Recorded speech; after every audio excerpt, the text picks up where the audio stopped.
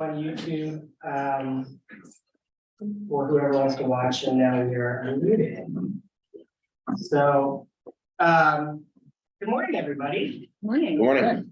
Thank you for joining us, and thank you, Town Council, for hosting us. I offer my condolences from our senators. Our senators both got roped into inauguration duties. Senator Guru was going to join on Zoom, but because of the weather, he's deciding to drive back today instead of trying to get stuck driving back tomorrow. So he has said that they will both reach out to all of the groups individually and hopefully talk to you about your each individual issues. And then we'll also pass on any conversations to them as well. So thank you for anyone who needs introduction. I'm Representative Mike Yin, and we have Representative Store, and Byron, both Representative Lex, who will be joining us and getting sworn in on Tuesday for the upcoming session. We're very excited, if excited is the right word, and very happy to chat with all of y'all before we go down there. So you guys want to say anything before we get started? Otherwise, we'll just jump right in. Okay, great. I'll start too. So thank you, as always, Mike, for hosting these and for making that a point each year. I know that we certainly appreciate it in all the groups that you line up do. And yeah, it's a nice opportunity just to get some face-to-face. We know all of you on our regular day-to-days, but to kind of go through some of the issues that we've been talking about. We appreciate the time. And congratulations to all of you for your elections. With that, I have a list of our items that we recently talked about. So I don't know if we want to go through those or if council members want to, if you all have ones. Have any? I can bring up the list. Okay. I'm just gonna, I'll list them for you. And so Mike, if you have, or anyone, if you have thoughts on any of them, you can just jump right in. These, we, in our most recent meeting in December, we basically, highlighted items that we want to follow or, just make sure that we're aware of what's happening. And so one is the HOV lanes bill, which we've been working with Teton County on past sessions. And then workforce housing as a general. I know that there's been some interim topics and whatnot. So wherever that's gonna go, we're always interested to see what's happening with the liquor licenses. And I know that those have been of topic. And then WyoLink funding. And then the last one that we have highlighted right now is the medical marijuana and just knowing anything about that. So I can go into detail, but if you want to just generally share, I think that would be helpful. Yeah, so The one that there's also workforce housing. Did you say I that? said that, I missed it. yeah. Okay, sorry. I wasn't paying attention. Sorry. So let me see if I can remember the list. I'll start from the back end. Medical marijuana, I don't know. I don't know if anyone's bringing a bill. As far as I know, no one has asked me about it or for co-sponsorship. So if it comes, it probably will come later in the session, if at all, but I'm not quite sure if there's anything in progress. I'm not intending to bring something myself, but we'll see what happens. And then, but I think even last year when we had the discussion a little bit, it's not something that even all of Teton County's legislative delegation agreed upon. So we will have to figure out what that means if it does come up. And WyoLink funding, I'm not sure. I kind of feel like I need to call audibles on Andy for like half of the things that have to do with the budget. I know it's because he has been on appropriations all this year. Workforce housing, I might bring a couple of bills. What came out of the corporations committee will probably not be a lot from this interim. Unfortunately, they tried to do one bill and that bill failed getting sponsored. I don't know, what that will be like, but I do know, especially with the property tax discussion that's been happening, that housing affordability is definitely a prime concern among a lot of representatives now. So I think we will definitely continue having that discussion. Can you remind me what else was on the list? HOV lane. HOV lands, so that was a bill that was sponsored in transportation. Mhm. So we will probably see that on the floor, assuming it gets through transportation, the new transportation committee. So for those that aren't aware, we have new committee assignments and we have new members. And so a lot of committees have been really mixed up from what they were previously. So we'll take renewed, effort to get things through committees if a lot of these new members haven't seen it. Mhm. So I will try to make sure that I have that on my radar. Hopefully, at least that's what we're doing. And then the other one with liquor licenses. Liquor licenses, I think there is a bill. There's a tavern and entertainment. Yeah, I don't quite know what the details are on it. Okay. But I'm happy to keep that in my radar. I think from what I've been told, it seems like, a good thing, but overall it would probably increase the number of liquor licenses Right. that local governments have access to. But it, I think there's going to be a balance depending on how many licenses people feel comfortable with having accessible. Mhm. And there's pushback always because, as you guys know, they're kind of a little bit of a government granted monopoly. And people who have the monopoly don't like standing a monopoly. So, we'll see how that goes. Yeah. Can I speak on that one a little bit? I did go to the corporation committee meeting when they were talking about that one, and it would be really helpful, given the way liquor licenses are structured in our community and statewide. It's based on permanent residents, which does not take into account clearly the market that we have here, which we look at our visitors. So we're constantly getting a lot of pressure there. So this to me would be one tool to open that up a little bit. It also would be a tool that would allow us to look at things like the movie theater or other things like that that are a little bit out of the norm, recognizing that that's a use that is difficult to maintain in smaller communities and is an important community asset.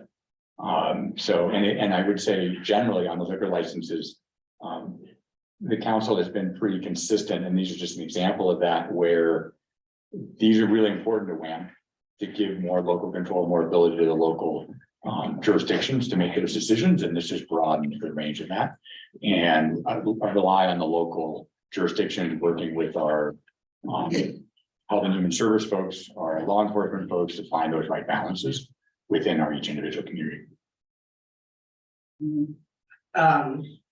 That's good to know, and I think I also appreciate WAM and you guys for giving public comment during our corporations committee meetings to make sure that those bills get the hearings that they need to represent communities like ours. Cool. Other things? Running on Jonathan, Please go ahead. either. First and foremost, with regards to advocacy, I'm going to be down there. I think we'll be very well represented this year, which I am. And so I'm going to be down there January 22nd through February 2nd. Like a good chunk of time. And as I said to the mayor and Tyler and Susan, folks who are kind of coordinating some of that kind of stuff, is put me in, coach. Like if you guys, I want to be as useful as possible. And although I worked and lived in Cheyenne for a few years, a couple of decades ago, I would benefit very, very much from some direction and where you think we could be most helpful. So let me know, and I have your, I think a couple of contacts. I'll make sure to get contacts so when I'm down there, I can reach out. There'll be several of us down there and whatnot. So, but I just know that you can be in Cheyenne and think you're doing some good, but some direction would be really good. Yeah. At points. So, Councilman, thank you. It's always unsure what will be currently in progress whenever we figure down there, the January 27th to February 2nd. Let me look at the schedule real quick, but I think the best thing that you can do is just give us a call when you're there and we can make introductions. We can help you figure out also what's happening. and what makes sense for you to plug your head in. Yeah, and just to follow up, a number of us will be down in that section too, for WAM, the 25th through 27th of January. Great. And then I just wanted to, obviously we have, with some of the topics that were put forth, several of them are WAM topics, which is great. And then, of course, as it came out during all of the campaigning and, several past years is any help on property tax relief. And I do mean like any, right? I'm not naive to think that certain ones will happen or not or whatever, but even funding current, we have a couple tools in place now that have and have not received funding over the past several years. And so any work like that for our constituents, as you guys well know, I think is critical. And then forgive me if I go back to decriminalization and medical marijuana use, is that so a couple things. And I've been very the last two legislative updates that we've had like this, I've put these issues forth during several different town council meetings. It's like really important to me, the medical one in particular, all right? And I won't go into my whole spiel, but I had two parents who died of cancer. And I think it's just utterly ridiculous that Wyoming is unwilling to allow people who have all kinds of different serious medical health issues, mental health issues included, benefit from what science has proven to be an effective treatment. And with the decriminalization, we're spending $23 million a year. We arrest 3,785 people a year in the state for marijuana related charges. Like 95% of those are what we call like really minor charges, right? And a single arrest costs $14,000, right, for a marijuana search. So I appreciate it. I get it. I've heard it, but just know I'm just one person, of course, but I'm growing impatient with regards to we now have 21 states in the country that have full legalization, let alone, and I've never advocated for that. I've always just advocated for medical and decriminalization. So I hope that we see some leverage, and I don't think it requires consensus on our local delegates for a bill to be introduced. And I would suggest that Teton County could be a leader on this one. I think it would be a long wait if we were waiting for all the rest of the counties and the jurisdictions to come forward on this one. It may end up just being going straight to the people with a ballot initiative, which is how it's happened in many other states. But I think each little chipping away at it, because I think when you look at the numbers on it, you just go, like what ideas do we have almost ever that have $23 million of ramifications associated with them? Very, very rarely do we, there's all kinds of different ideas. We could save $23 million a year, and that's not even thinking about the medical piece with regards to helping people who need that. When I've been told last time, and I'll shut up after this, is that the state pharmacists association kind of blocked it and said that they are uncomfortable, weighing in on this, so on and so forth. And we know enough now in this country and in the state with regards to what pharmacists are prescribing in the form of all kinds of different things. And I just couldn't believe that was the case, that somehow our state pharmacy association was saying that they were opposed to medical marijuana. And while we know what's happening with regards to the issuance of pain prescriptions and all kinds of different things, right? So anyways, I'll shut up, but you'll hear from me more about that. I'd be happy to help on that one. Of course, you have Zach Padilla, who's president of the Libertarian Party or some association, and he's been advocating for it as well. But I just think it's right in front of us. And the costs associated with criminalized marijuana in the state have gone way up because, of course, we have bordering states that are going full legalization recreational. So anyways, thank you for any work you will do on that, and I'll continue to speak with you on that one. Thanks, Jim. So I quickly looked up, we are one of 4 states that have that fully make marijuana legal. So that means there's no decriminalization, there's no legalization, no medical. And even there are a bunch of states that even allow CBD with THC, but just not weed. However, you know, I think my position has always been the same, which is I think full legalization makes sense, especially when most of the states surrounding us are fully legalized. And it's something that, you know, as a state that leads itself, or I thought it leads itself more libertarian, would let people take responsibility into their own hands with stuff like that. Being mindful of that, we still need to have some of those tax dollars go into things like prevention, et cetera, because I think that is super important to make sure that we don't just create a new class of drug users, but those drug users essentially already exist regardless of its legal status in life. So why not just be able to have those regulations in place now, which is why I generally lean towards any of those steps, declaring medical, or legalization. I'm gonna let these guys see if they want to say anything on the matter at all, but I think that's been my position. I doubt that I will be a prime sponsor of the bill, but I will definitely take your thoughts and inquire about what other people are doing. And if there is a prime sponsor, I'm more than willing to join on. Thank you. Thank you, Jim. I think that it's something that's come up a lot since the election, and just talking to constituents about around the holidays and different entities. I think it is certainly more on the forefront than I gave credit for. So thank you for your input, and I certainly look forward to your time down there and continuing the discussion about that, because you know the neighboring states thing is really starting to. I feel somewhat squeezed here.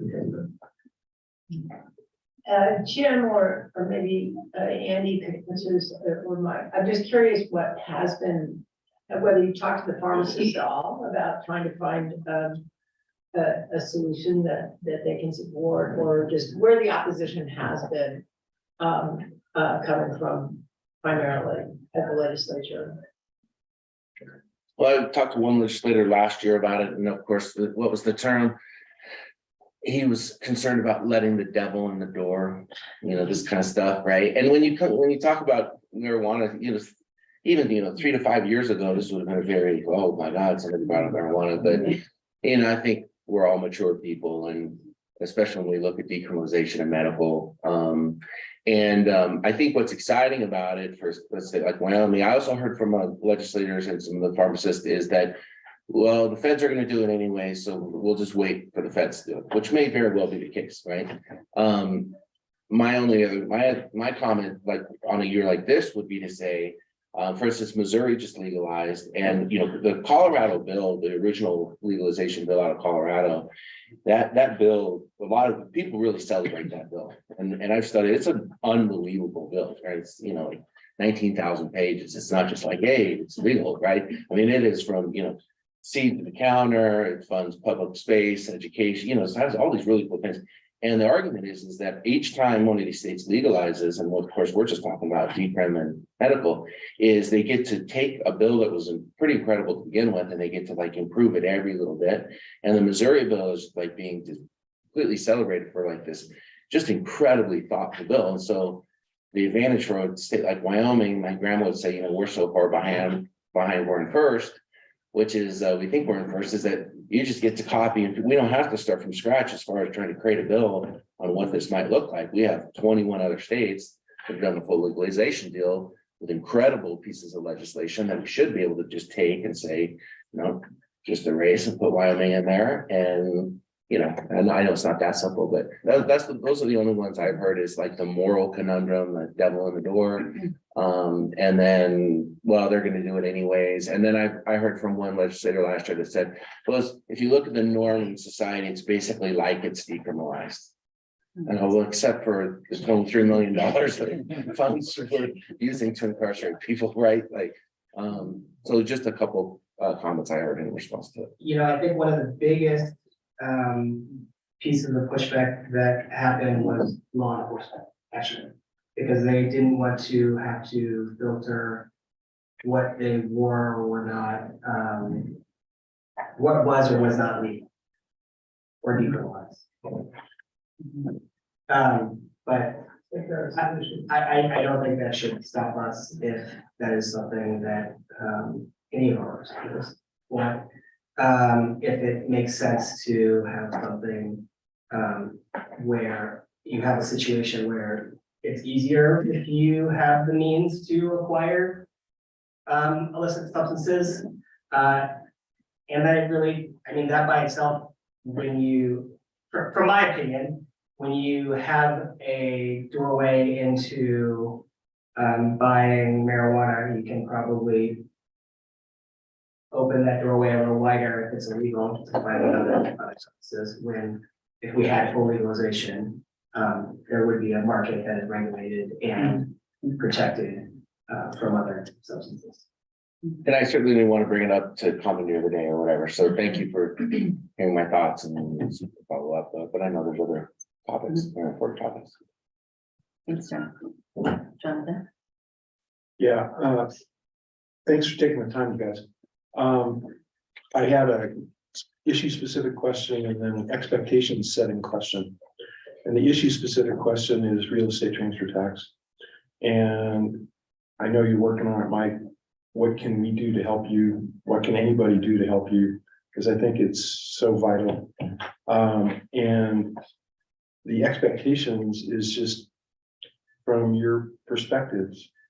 What does a successful session look like, given the issues, given the dynamics, given the threats, given the opportunities? And what does a disastrous session look like?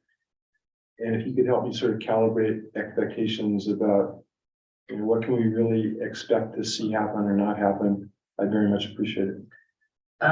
You know, I think what a successful or disastrous session looks like really is dependent on the perspective from each individual legislator. So I'll be happy to talk about my thoughts and then leave it to these two to chime in. Real estate transfer tax. We have a lot of new members that have signed a no tax pledge. And then we have the realtors group across the state who has given more money than probably any single political action committee overall. And so, you know, I mean, part of that I think brings to how many people voted for it last time and they saw that and they recognized it. But I also think that it is not as hopeful as I would like. So while I am going to continue bringing that forward, I think it will also be trying to figure out what are all the housing options that we have and what are all the possibilities. And I think it's just one option in a plate of options that we need to bring towards the state when it comes to affordable housing and having that conversation on affordable housing. You know, my hope in a successful session is that we have a budget that we can be proud of and that, you know, really reflects the state of what it takes to fund employees in the state of Wyoming now, which right now I don't think that our current pay is really at the level it needs to be. And part of that, you know, ends up being coming into competition with you guys, right, for the same employee workforce. But I think it's really important that we both fund our state government properly, especially in a really flush year that we're doing really well in, to make sure that our state employees can live a life that they can be proud of in Wyoming while working for the state, as well as funding our education system as well as it should be funding, and realizing the growth that has happened in our cities when it comes to education, because our capital construction for schools has not had the dedicated funding source that we used to have. And so figuring out what that looks like for the future, which will also be probably a discussion for the school district coming up, is going to be important. So all of those, you know, I think focusing on those discussions is what I would like to see in a successful session. And then what would be a disastrous session, in my opinion, would be trying to get into every national controversy that isn't relevant to Wyoming. Do you see a reasonable chance of that happening? I don't know. Yeah, I think it really depends on what our new class looks like and what they want to pursue anything could happen. If only there were a couple of new members here to pick their brains. But the two of you. So I would agree with everything Mike said. I obviously, some kind of garbage truck tax relief that's targeted would make sense, but also works for people in our community that really need it. That would be success, not eroding local control or zoning would also be a big success. And a disaster if we do see that coming. Coming to terms, better terms with the state, which may not happen on the floor of the session or through a bill, but talking through state trust lands management in Teton County is obviously something also that's pretty critical. There's also some really good bills at the Travel, Recreation and Wildlife Committee that Andrew and I both sit on. One is a active transportation bill, another is an outdoor recreation trust fund. Well, those likely are likely to help other communities do things that actually Teton County has already succeeded in doing. I think they're really important in that they will make the rest of the communities around the state attractive places that people want to live. And I think that's part of what the future of Wyoming looks like. And then we just need a tax policy that actually works for the economy that we're going to build. That's more of a long-term process that certainly kind of thinking through some of those issues and talking to people informally is part of what I plan to be doing while I'm down there. Great question. I think that if you've been watching the media, it's been a hot topic, the successes or their lack of potentially of this of the session. And what comforts me is knowing the relationships that people in this room, not only up at the front here, but historically have made with leadership that has been elected, especially specifically to the House. And I can't speak as much on the Senate side, obviously, but I have comfort knowing the relationships that specifically the three of us and representatives before us have made. And I think that is going to continue to help the town and county with some of their specific issues and agenda items. And I think the foundational work that began, at least for Liz and I, and certainly Representative Yin, who's been at it for a while, it's pretty impressive to see the relationship that we all have with the leadership that did make it into those positions down there. So I think that will really, affect the successes or their lack of in the session. I think that we'd be foolish not to talk about the elephant in the room and what might happen with some of the zero tax policy or the lack of any sort of progress that certainly some freshmen and current sitting legislators have committed to. And I think to knock those barriers down, we have to just continue to do our work.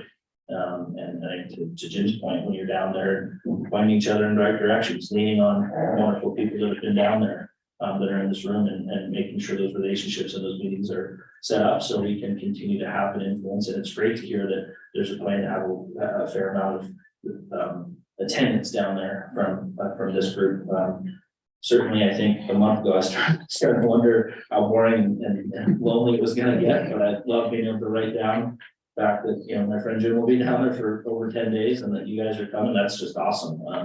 And I think that, and even talking to constituents and special interest groups and lobbyists in the last couple of weeks, as long as I age it, it sounds like there's going to be a good steady stream, which will really, really, I think, make our lives a bit better.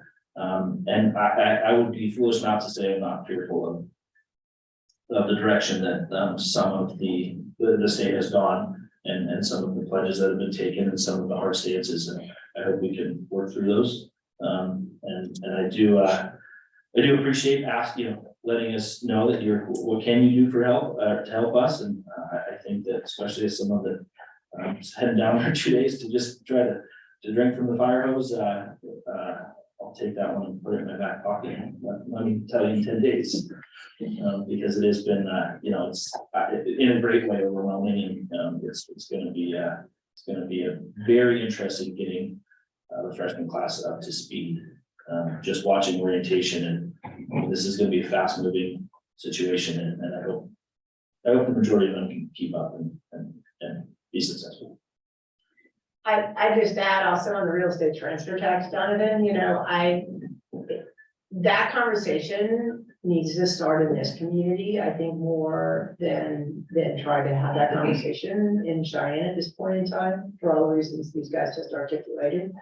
It's something I talked about on the campaign trail. If we really want to address housing issues through real estate transfer tax, we really need to come together as a community. And really have good discussions about what are the options we can consider, whether it's real estate transfer tax or something else, to help build housing. And that's not a conversation we've had a chance to have yet before this session, but it's something that I think is makes a lot of sense down the road. And it's important to know that, yeah, you've got a real estate PAC that has spent $215,000 to support people who don't want to support a real estate transfer tax. 27% of that funding comes from this community. So until we are willing to come together and have a hard and difficult conversation about what are our options for building housing in this community, I just think that's where that conversation needs to start. Thank you. So very briefly, I was looking at the session schedule. The 30th to the 1st will be, the 30th to the 3rd is when we will have the budget bill. So that will be budget bill week, which for those that will be there during those days, that'll be what we'll be working on. But we'll still be working on stuff in committee as well during that time. So and that's when we do a lot of the public comment as well. I was gonna say, to your point, in years past, when we've been there for WHAM, sometimes it's, we've gotten lucky and it's like all the bills that we've been talking about and we're right there and able to comment. Other times it's not those ones, but I know how it fluctuates. Yeah. A lot. A couple of things. I will also be down there a significant amount of time, and we're trying to coordinate so that we're broken up. We're not all down there at the same time. Just couldn't overemphasize enough the property transfer tax. And I would say that there has been discussion in our local community, particularly on the local elected officials, in terms of almost unanimity. And a significant number of our realtors locally are also supportive of it. And I think the key is getting their voice heard in the statewide organization. And I would agree with you on that, absolutely. But I just think that the transfer tax is the perfect example of allowing local communities to use the resources we have here to deal with the issues that we have here. It frankly it would allow us to stay out of applying to other statewide housing funds, because frankly, when we make an application to a statewide housing fund, we're the elephant in the room. We take all the options out of the room. We have the cost of construction, the cost of land, and other communities that are in dire need of housing. It's really hard to compete against that. And then it's hard for us to compete against their costs. So it really, giving us that tool would allow us to take care of our own. And you know that, and it's something I really appreciate the leadership. Representative Schwartz in the back here has shown over many years. I know Representative Yin, you've done a great job on that, picking that up. So thank you for that. I wanted to briefly touch on a couple of the property tax, which I also think is a housing related issue. There are two bills that are listed so far on the website. One is a homestead exemption. The other one is a cap, so to speak, as I understand it. And as Jim said, anything helps. Take whatever we can get, right? Absolutely. But both of those bills, I think, are structured in a way that potentially don't give property owners in communities like Lincoln and Teton County that have higher valuation, that have higher increases in valuation, The homestead exemption is structured as $100,000 cap. And clearly $100,000 cap on an average home in Teton County is a very different percentage impact than it might be in most places in the state. I suspect that has something to do with the constitutional language, but I would strongly encourage to try to find something that, whether it's based on the percentage, and I get that there's a really fine line here because many people in Teton County can't afford to pay more and should pay more. That would be paying their share. So if we do it as a percentage, then are you giving too much leeway to those that frankly could afford to pay more? There's some real discussion there to be had. And I will also reach out to Senator Dockstader, he was co-sponsor of the homestead one, and have that similar discussion.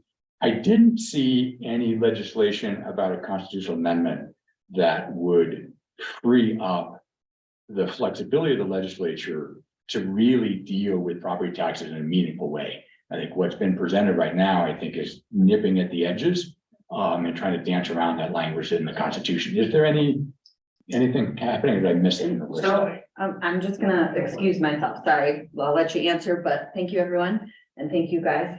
Thank you, Madam Mayor. We'll look forward to seeing you in Cheyenne or around here, so, and thank you for, again, letting us your chamber. oh, yeah, yeah.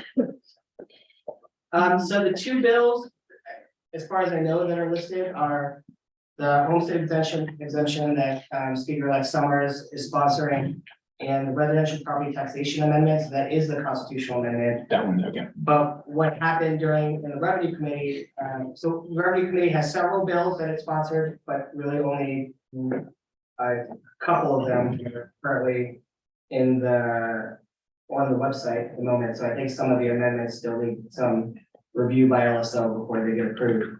But the HJ 001 is a constitutional amendment which would have to go on the general election ballot. The issue with what happened in committee with that bill was that Representative Gray, so the base bill itself was something that I helped write, which was splitting out the residential property value separate from the all other part of the Wyoming Constitution, which is where our residential property tax is lumped into. So it splits it out so it can be a separate separate percentage than the all other values, so that the legislature would be able to have flexibility there. And it also gives the ability to create subclasses as well as any other exemptions specific to residential property. So that is a constitutional amendment that grants the legislature a lot more leeway with what it has available to it.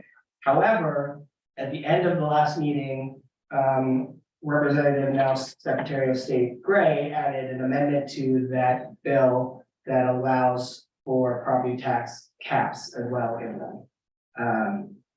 And so that, I mean, I think that alone probably did not make WHAM or WCC very happy, because a cap would essentially limit, not only would it limit the funds that the state gives, it would limit the funds that counties and towns as well. So that'll go to revenue, which is where these two fine folks will be in. So I think if you want to follow that constitutional amendment before it gets to the floor, definitely speak to that. And then, yeah, I think we do have property tax refund program amendments that we also put in place. They are very broad. So it increases basically into lower middle class, people who have the refund available to them. And it has matching changes in the county optional program as well, that would allow broader qualifications. What I would like to see in there is some tiering, just so we prioritize the most vulnerable among us from getting the refund first, if we do pass those amendments, and then have make sure that we still have funds available for others. Mr. Schwartz, Representative Schwartz. Thank you, Representative Yin. I was hesitating to comment, just so you know, in the proposed budget, there's an additional $5 million for the property tax refund program. Is that more or less than what the governor recommended? more. more. The governor recommended 1 million. So we put 5. And with the cautionary note that the Senate committee will be dramatically changed in January from what the group that approved the supplemental budget, but I think that particular item will be okay. And so we had set the original budget at 3 million total, right? So it's the 5 million in addition to that 3 million. And that essentially is just a supplementary budget for 1 year, or is that intending to be in the next budget as well? It's one time. Okay, thank you very much. Well, you know, I think that is in response to how many people did take advantage of the property tax refund program as was seen this year, which was way more than people expected. Well, then Department of Revenue had recommended when I originally put the amendment in the budget bill. So it's good to hear that the legislature is starting to be more proactive about doing it, but I think there will be some sort of property tax. It doesn't happen. So the issue with the cap is, one, you have to pass the constitutional amendment. Two, it's very broad and it's only retroactive to the level we already have in place, which are problematic for some people. And it gives more, if it's a reduction to, you know, a 5% increase, it helps people on the wealthier end more than it does on the lower economic end. So I think it makes more sense to look at what we can do to help support people on the lower economic end. And to the degree we can kind of bring some middle class into that without risking the question of constitutionality for a bill, I think there's some opportunities to do that. So the refund program amendments that the Revenue Committee is looking at attempt to do that, and we'll bring some more people in. I think Senator Drew is also looking at a somewhat different bill with Senator Kensky. The other thing I've been looking at is something just called a circuit breaker that maybe we could amend. You can put in as an amendment, which is, the idea is very simple. It's if you look at your income, if you look at your property tax as a percentage of your income, and there are certainly people I know in this community where this would be helpful. And if it's over X amount, then you would get some reduction in your property tax, probably not 100%, but obviously, you know, you could scale it up. And for folks who suddenly, you know, they have $1.5 million property, and they're paying $9,000 in property tax, but their income is, you know, 60,000, something like that. So you're looking at, 15% or something like that, where the average amount of property tax that people pay, I think nationally is more like in the 4% of income. So that could be something that we could possibly get passed. That would actually help people in Teton County. So it's there are a lot of cooks in the kitchen, as Andy has mentioned to me, and so trying to figure out and get everybody on board with some really good ideas that actually can pass the equitability issues as well that the Constitution requires. John, please. Thanks. Yeah, just, I know we're running out of time. I just wanted to plant one more seed now that I'm thinking about it. And that is, it's not for this session, but as you guys go forward in your careers, can we build some flexibility into SPET? So that whether it's a bigger chunk for operating and or a bigger or some flexibility on dealing with costs that get out of hand, as we're seeing now with so many of our projects. A few tools that's available, and I think from my perspective, the fact that all of the SPET measures passed was sort of a collective cry for help from the community. Like there are all these really serious issues, and and we don't have very many tools with which to address them. But SPED obviously has some flaws that we're seeing with whether it's the rec center or some of the others in terms of building costs that are escalating well beyond anything we could have anticipated. And so as you think about things for future legislative agendas, if we could try to build some flexibility into that mechanism, I think that would be really useful to help make it a richer tool for addressing some of the needs of the community.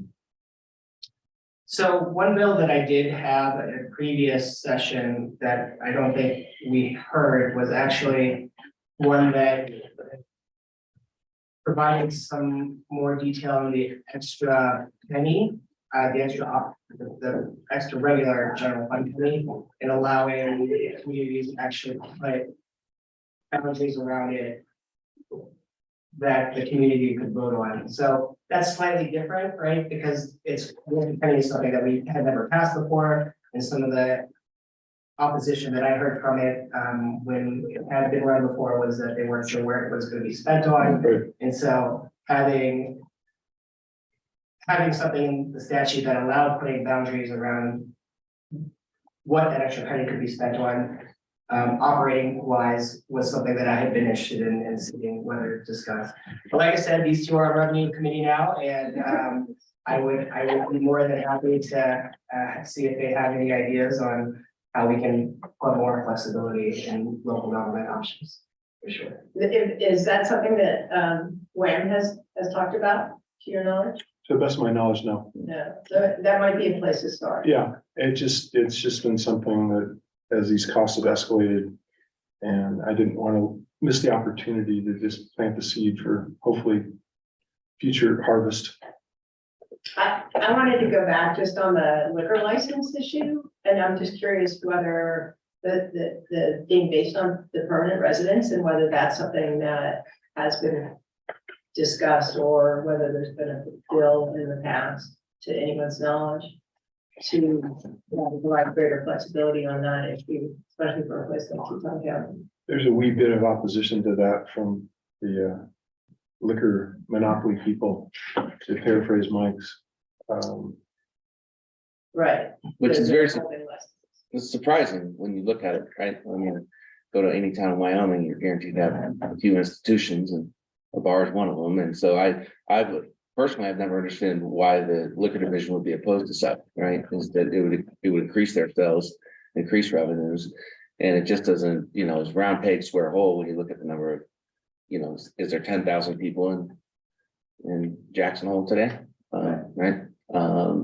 During the Christmas break, I think we see it, especially during summertime, right? So we just feel like, but it's not only the number of licenses, as I really appreciate Arn talking about, like differentiated licenses, right? The movie theater is probably the best example, right? Where it's just, there's not a license for that type of an entity, right? It doesn't fit retail, doesn't make sense or whatever, but at the same time, it's not a bar and grill. And so just a little more flexibility, and that'd be good. I know we're wrapping up, but you guys know me, I love the Constitution, including Wyoming's Constitution. I think you should get some sweet little Amendment 1 home rule name badges for Teton County Coalition, because this no tax pledge that we saw the pretty significant number of new electeds make, saying nobody's asking you to tax yourself. Like, I know everyone knows this home rule deal, but it's so frustrating. We're saying, we're not telling you to do anything with your community. We're asking for our community to have the ability to do what we want to do, be our constituents. And it's just, I can't figure out if that's an amendment or not. When I look in the Constitution, it's Amendment 1, but I don't see a lot of evidence of it as far as being upheld. So look forward to us holding strong on what is an existing constitutional amendment as it relates to liquor licenses, as it relates to property tax. Comes up every single time, right? We don't all have to be on the same page. So well, thank you all again for letting me be your chamber and for being here. thank you. so much. Thanks for your time.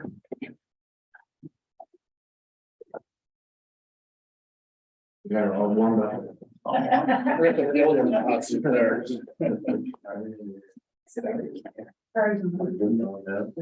Thank you all.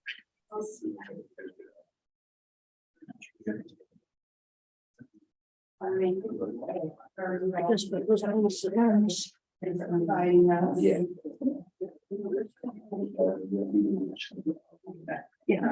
I'll be back in.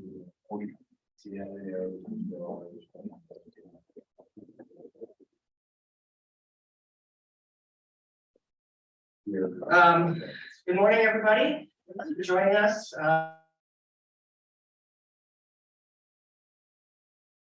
The store is taking a quick break for a second, but if you guys want to take a moment, introduce yourself, and then we can move forward.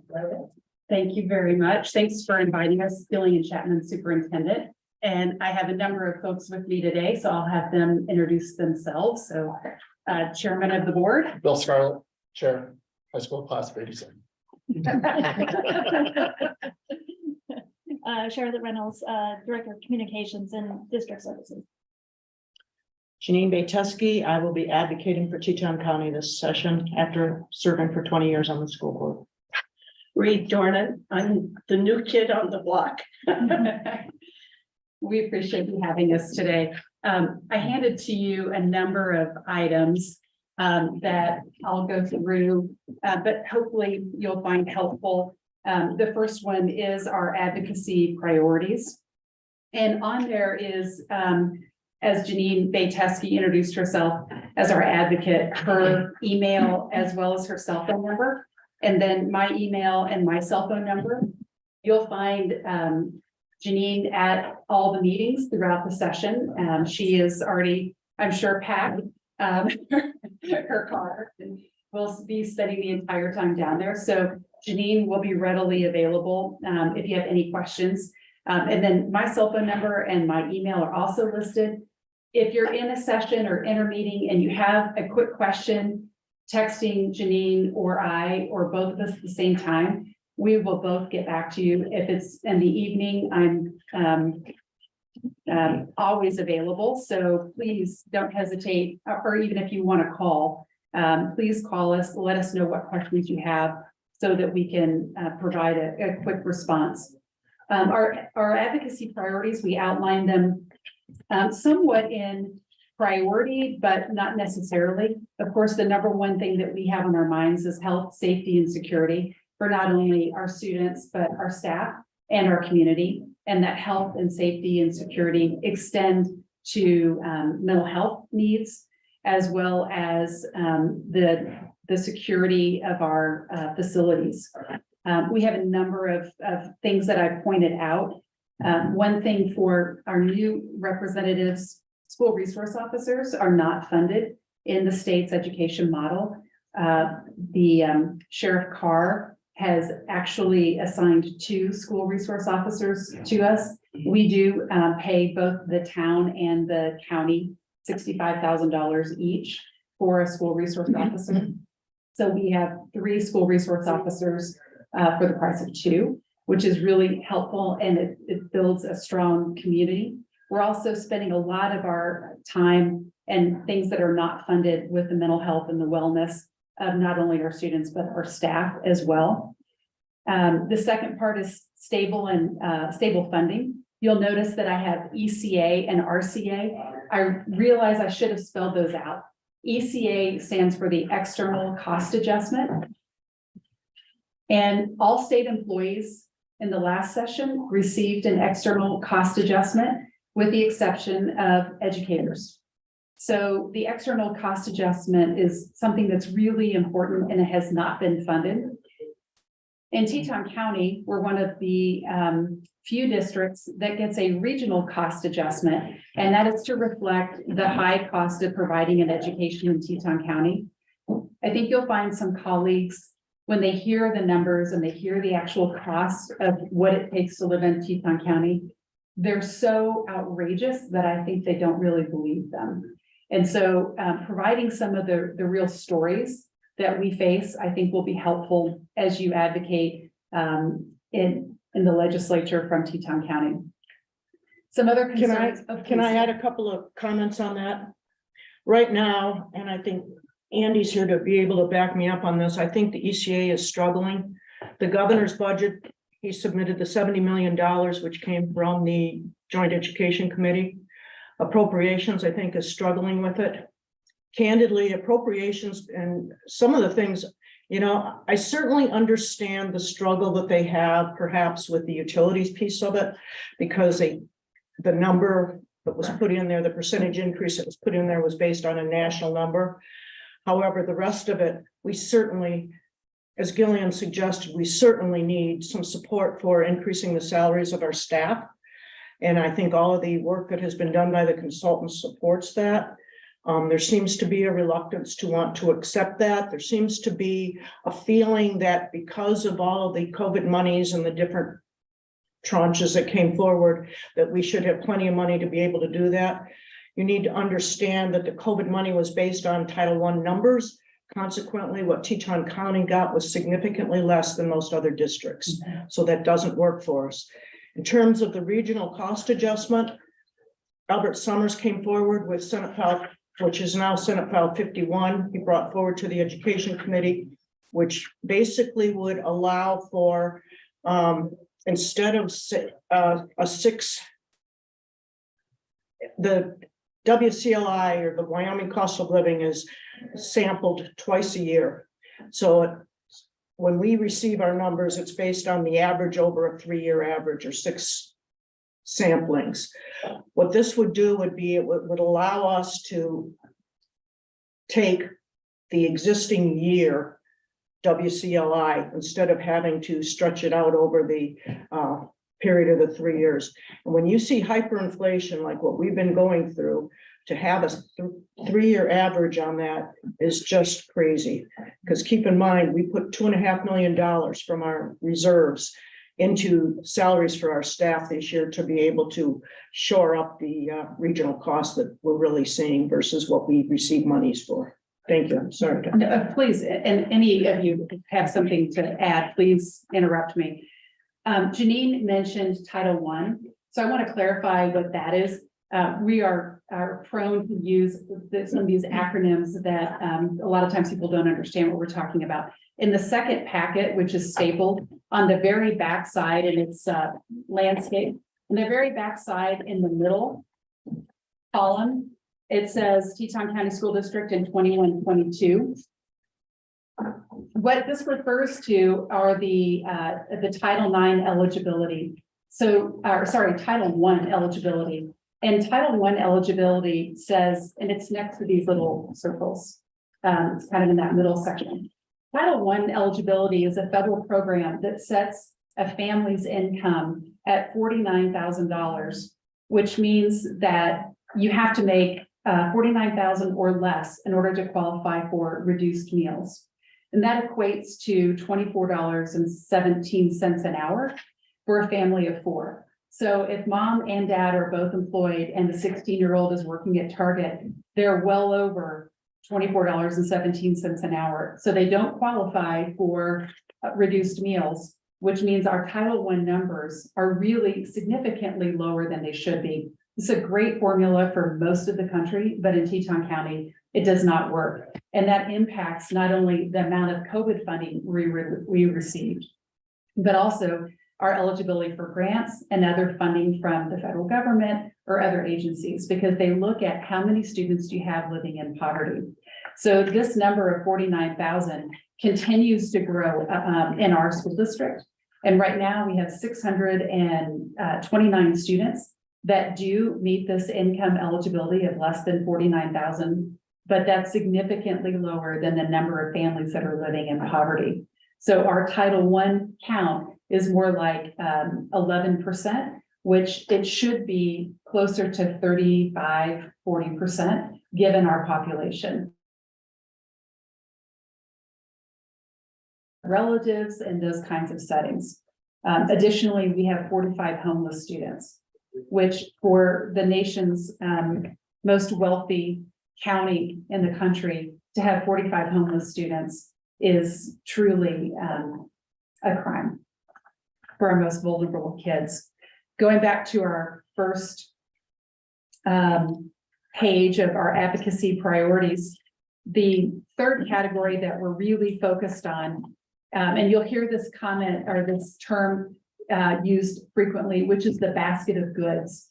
And the legislature is heavily involved in the basket of goods or the things that the legislature believes are necessary for a Wyoming school student to have access to. And those basket of goods, there are so many things included, and they're great things included. However, they are not fully funded. So for example, computer science, we think this is a great program to have in our school districts. However, it was not funded, and it was not fully funded by the legislature. There's also hundreds, literally hundreds of standards that a student would have to master in order to meet the requirements of the state. So we would hope, and we're advocating to, and our school district does this already, we look at all the state standards and our staff, knowing our students and where they are, they prioritize those standards because we recognize there's no way we can actually meet all of those standards. So reducing the quantity and expanding the quality of those standards would be helpful. And I hope that's something that the Wyoming Department of Education and the State Board of Education take on as some of their responsibilities. We also are highly supportive of high quality and consistent early childhood care and education. That is not funded in Wyoming. We're one of the few states that provides no funding for that in public schools. And we believe it's an essential foundation for our students, both academically, socially, and emotionally. One interesting point that we've noticed coming out of COVID, so many students did not have access to high quality early education during COVID because of the closures and a number of other issues. Without that high quality, our kindergarten class has come in at a significantly lower level than they have in the past. We have really had to go back and teach some of the basics about how you do school, like crisscross applesauce, sharing toys, lining up, just some of the little things that are learned in pre-education and early childhood education. And frankly, the stamina to go all day long in a very rich academic setting, it's exhausting for small children, especially small children that are learning English. I'm sure you could imagine what it would be like if you're learning a second language in a new setting, how emotionally and physically draining it is. So without that consistent early childhood care and education, we have seen a significant decrease in the what our kindergarten students can handle. Can I add one more thing? Please. The other thing, and I think Gillian, perhaps you should send them the list, is that, and this happens every session, is we get these little dribbles that come in of trainings that are necessary. You know, there was concussion training, there's been suicide awareness training, and they're all great things. They really are, but it just adds to the plate. And if you could see the list, you would be shocked at how many trainings have been added, you know, one at a time over the course of the last few years that really put additional burdens that don't even get included in the discussion about the basket of goods. And are equally unfunded because our staff, it takes our staff time to do them. And I will send you that list so you can see how robust it is. The last item. You know, when the education committee looked at that list? Never, After that's never. never, Okay. that I'm aware of. The last item on the list is capital construction. And there is plenty of funding in the capital construction account. We can absolutely move forward with our capital construction projects.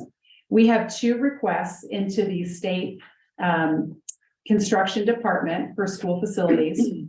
And you will hear some colleagues and perhaps some rhetoric that Teton County School District did not follow the state's process.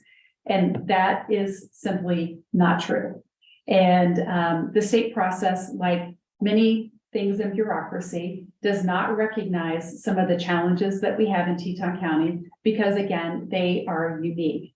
The rapid growth in Teton County in housing that have been approved has put a strain on our high school.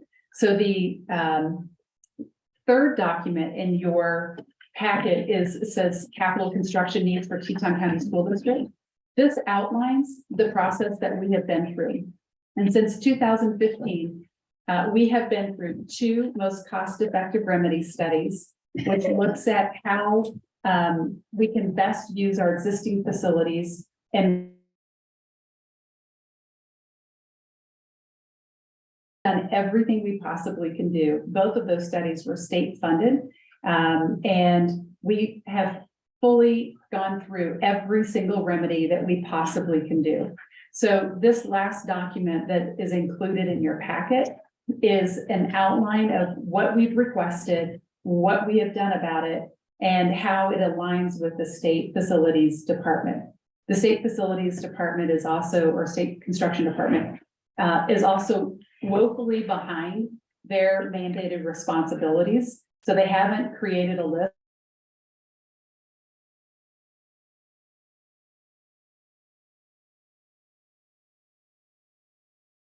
compared to 96 other schools. That's really an outdated, it's a now 7-year-old report. And some of those buildings that are ranked from 1 to 96 for capacity have already been torn down and rebuilt. And yet those are the data that they're using. So it's so out of date. If I were to look at data from 2016 and present that as fact or a methodology for funding something in our school district, my trustees would probably suggest that I move on. That's really inappropriate data to be using, and it is so completely out of date. So this document outlines our processes and what our asks are. This group is fully aware of all the housing developments that have been approved. The high school is already at 86% capacity, and we do not lose students, we gain them. So not even considering the number of students that will come in because of the new housing, we will be at 100% or higher capacity in the fall. So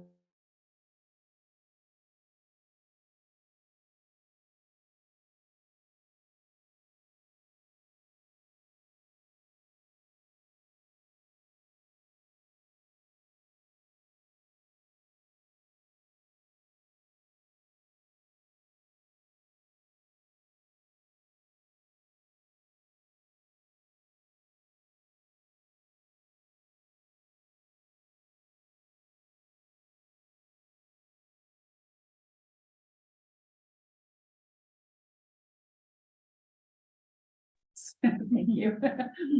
I always get those numbers confused. 1976. So it is woefully undersized for our current fleet. And we do have some of the most highly ridden school buses in the state and about 90% ridership in our community. So having the school buses with 48 buses that we have now, we really can't service them in a 2-bay facility. We travel 3,500 miles per day. So you can imagine the number of cars and vehicular traffic and emissions that are reduced because of our bus transportation and how it's so highly used. So we really need this facility rebuilt so that we can maintain safety and also keep our buses on the road so families aren't having to drop their students off. That is the middle section is basically school district information that I thought might be helpful for our newest representatives to get to know the school district a little bit better. So, do I have to be as politically correct as she is?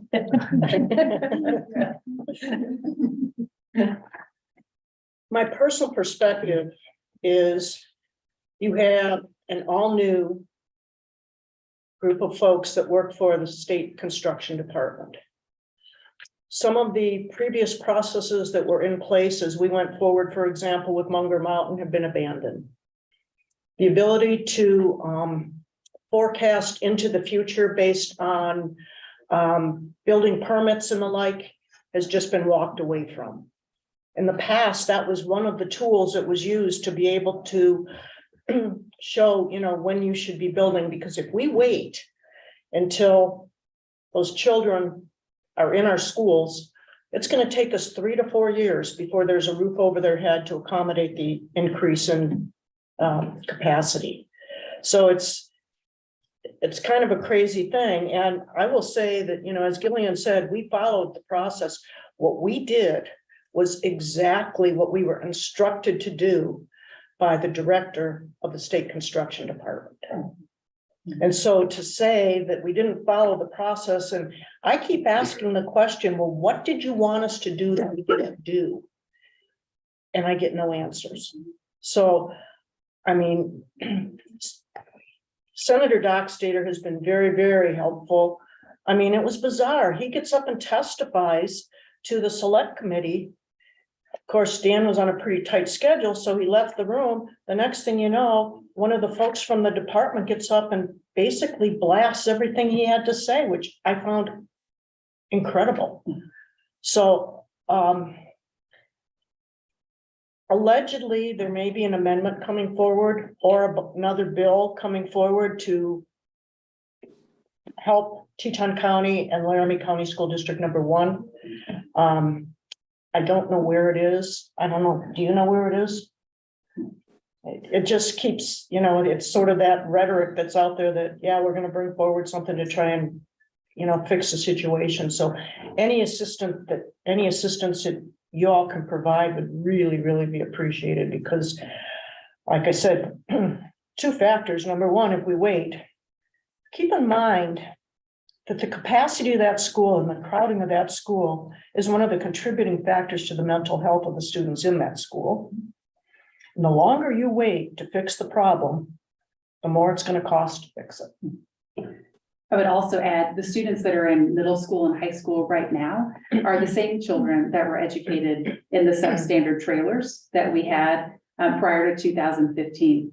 So they have grown up in Teton County in overcrowded conditions and in substandard facilities compared to what's happening in the rest of the state. And we've done a tremendous job. Our high school is number 1 in the state.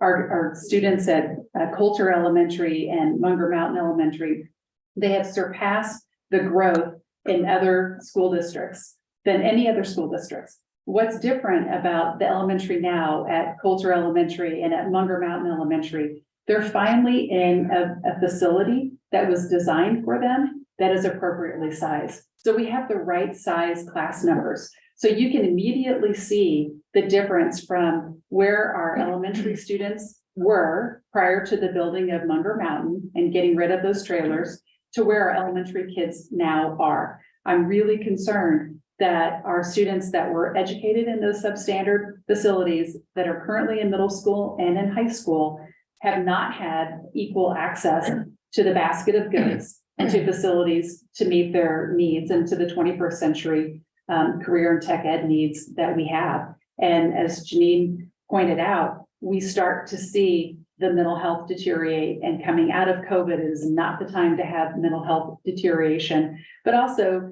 just struggles with their well-being and working with peers and appropriate responses to, you know, being in crowded settings.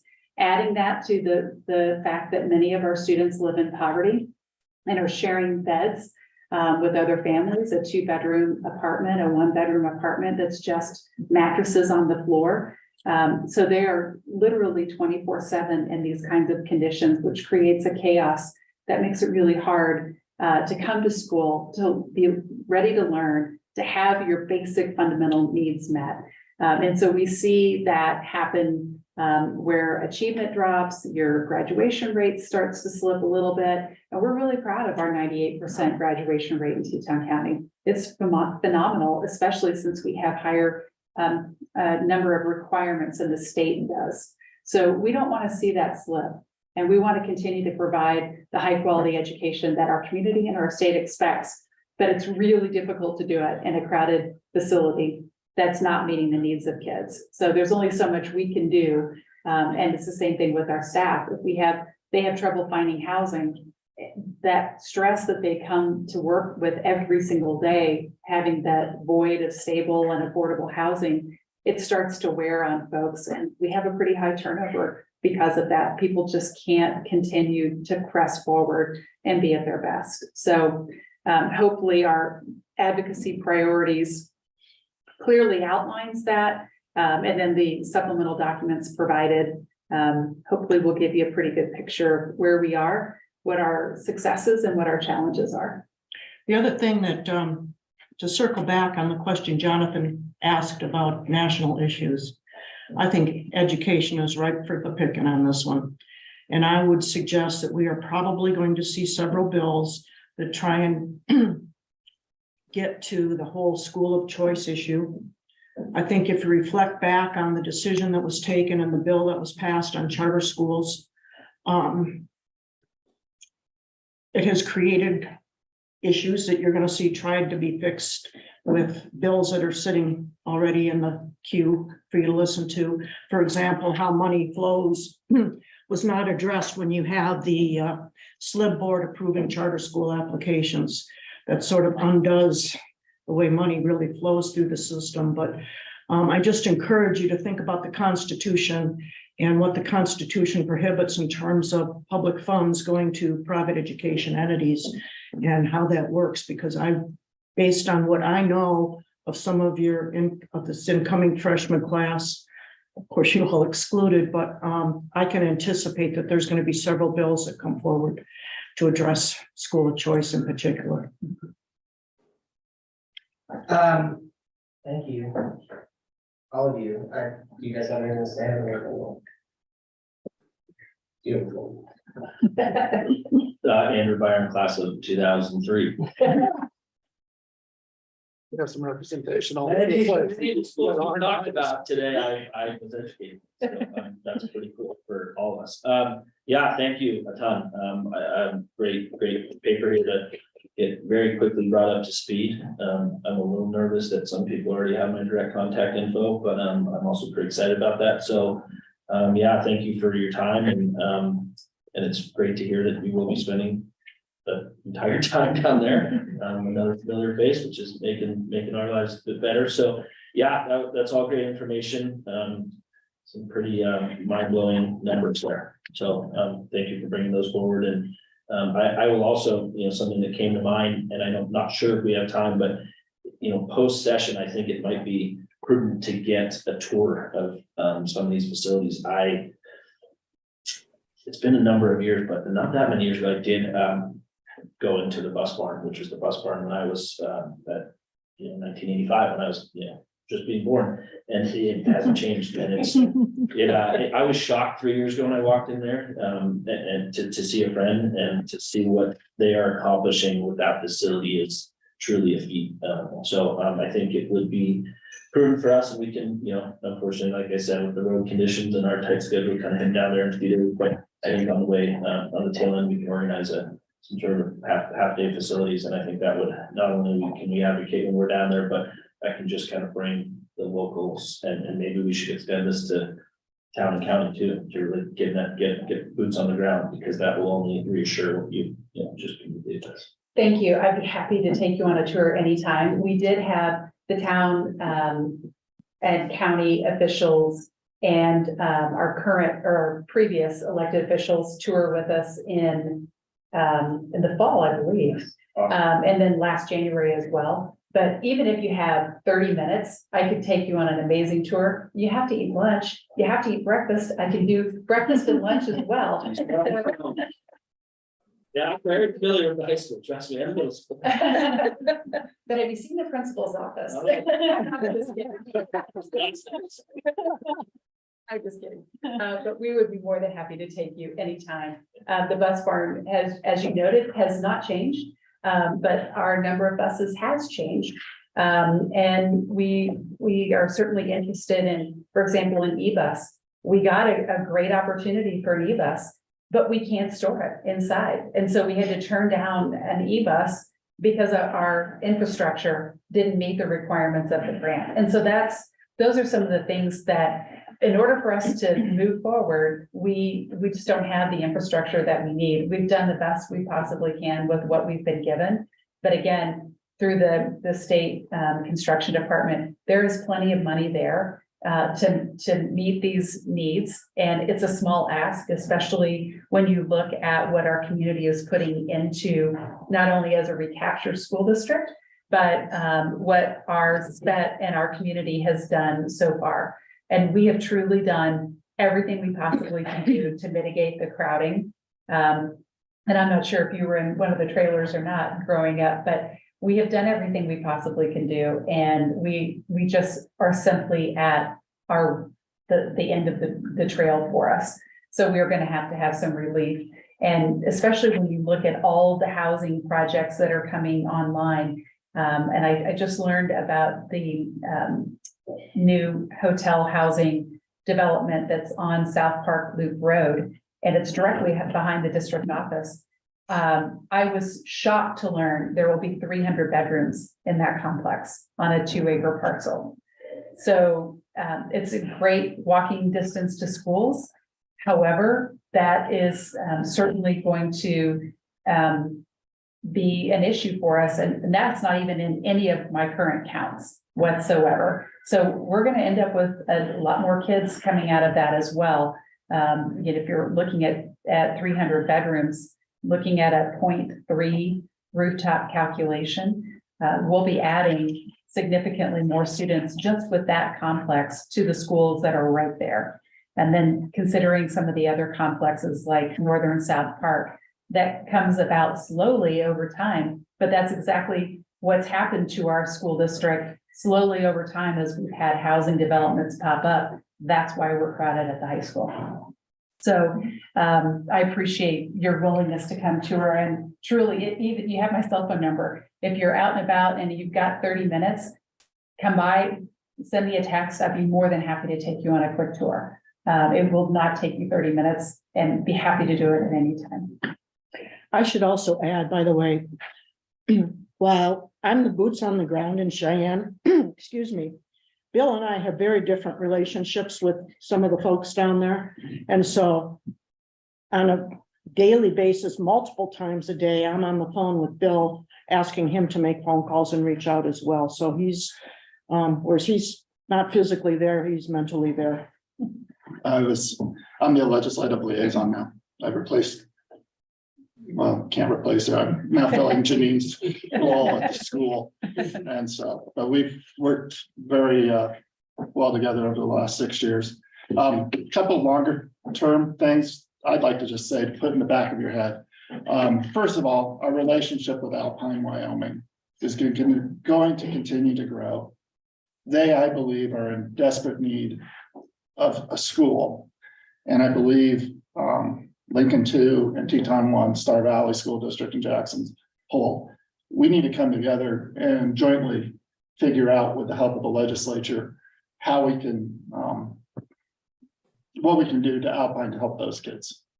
Because those kids, their parents that are working in here are going to Star Valley to high school. So we've got a lot of, it doesn't work well, in my opinion. The other thing is we have seen an increase of new arrivals that don't speak English in our schools this year. I think the number 58 since the first of the school year. Tremendous resources. I saw an article in the paper. We're kind of blowing the model there because of the way it works. It takes 2 full-time certified teachers to teach 8 or 10 kids at a time. And it's a real challenge for us. And there's got to be some resources to help us provide for this. It's not their choice to be here. These kids are, and I mean, we have kids that don't even speak, they're speaking tribal languages of Central American countries. They don't speak Spanish. Try to toss that into a school district, but try and figure that one out. So it's a complex issue we're in right now. And we seem to have a lot, I don't know how it is in the rest of the state, but it seems that we're getting quite a steady flow in from the border. So just something to keep parked in the back of your mind as you look at funding issues. I want to go back to and I've spoken with both Janine and Jillian about this, but I want to try to understand where the real challenge is with the construction department. And when you say that the process has been abandoned, and exactly what that means and that there's new people there, I'm just looking for like, where can we navigate? How can we best navigate? So specifically, I wouldn't say the total process has been abandoned, but the process that allowed us to. Birds? I don't know, what do the ears need?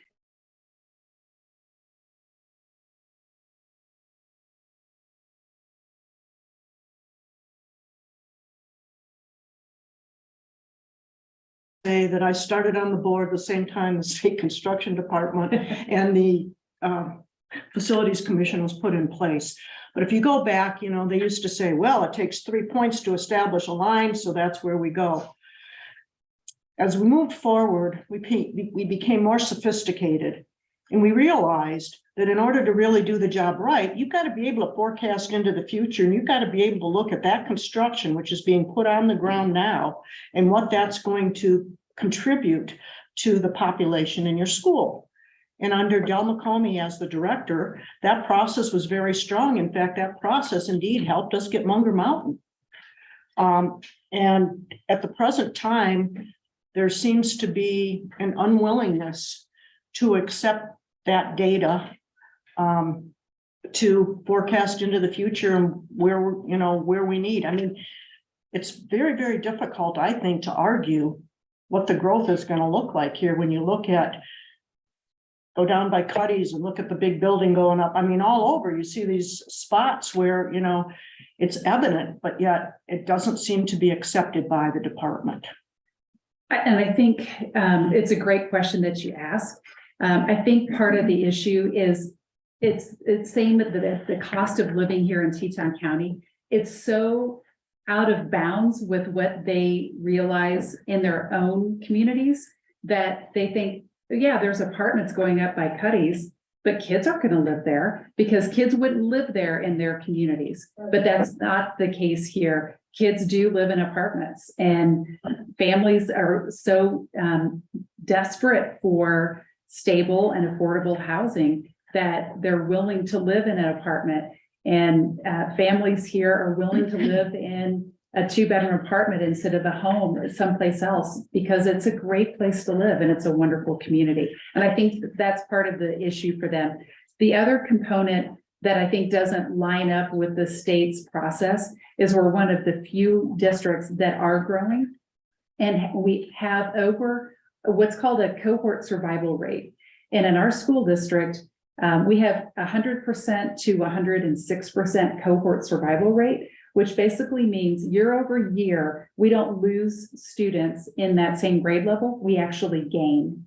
And normal school districts are about an 80% cohort survival rate, so they lose kids every year. So when you look at the Teton County birth rates, you look at the cohort survival rate that where we're not losing students, you look at the number of students that are in private schools currently in Teton County, and if any of those close, we are going to certainly have a problem. And then you look at the number of new homes and apartments coming in and online. That's the part that they can't really wrap their head around, because I think in some communities, they say, oh, well, a new company is coming, it's going to have more kids, or we're getting this new housing development on the south side of the community. And it's almost like it's coming, but there's really no solid evidence. For us, we have solid evidence. It is coming, it's underground, it's in ground, and we're already at a capacity issue. So I think that's where the disconnect is for them. The other part that I would add is their process is so slow, and they're looking at in the rearview mirror. So in 2015, when we had our most cost-effective remedy study, our elementary schools were at 136% capacity. We were the #1 capacity school district on that list. And so we were like, it was a no-brainer. So we looked at the most cost-effective remedy study at that time, And our consultants that the state hired and paid for said, you're going to have a problem in the middle school and in the high school in just a year or two. But it didn't matter. It didn't matter because it didn't fit their process. So in 2018, we had another most cost-effective remedy study to look at the middle school and high school. So when they say, you know, we didn't follow the process, we surely did, but their process does not account for the kind of growth that we see in Teton County. Other school districts tend to decline in enrollment, and we're one of the few school districts that has increased and will continue to do so because of the housing development. And we're finally getting the housing that our community desperately needs. But the state process is so far in arrears. And Janine reflected that a little bit earlier in her comments, where it really takes them 3 years to catch up. So it's just not nimble enough for communities like Teton County and Laramie County in Cheyenne. Those are the two counties that have rapid growth, and we really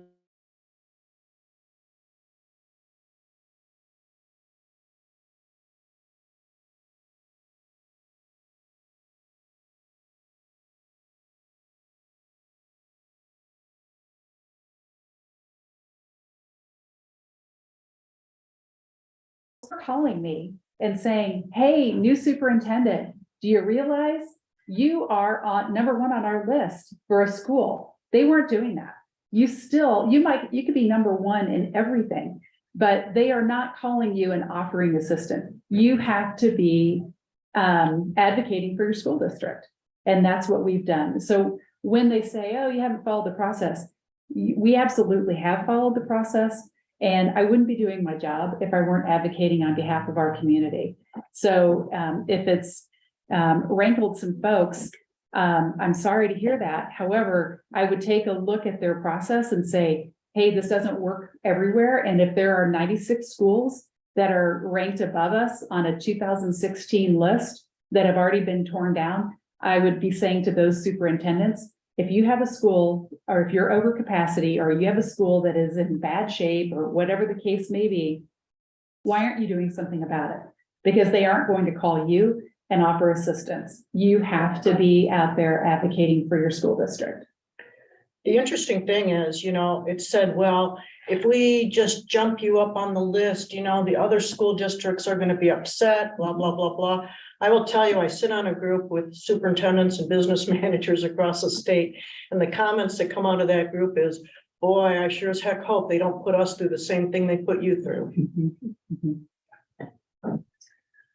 Well, thank you all. What I would say is, if you need this information, can you email us these flyers? I think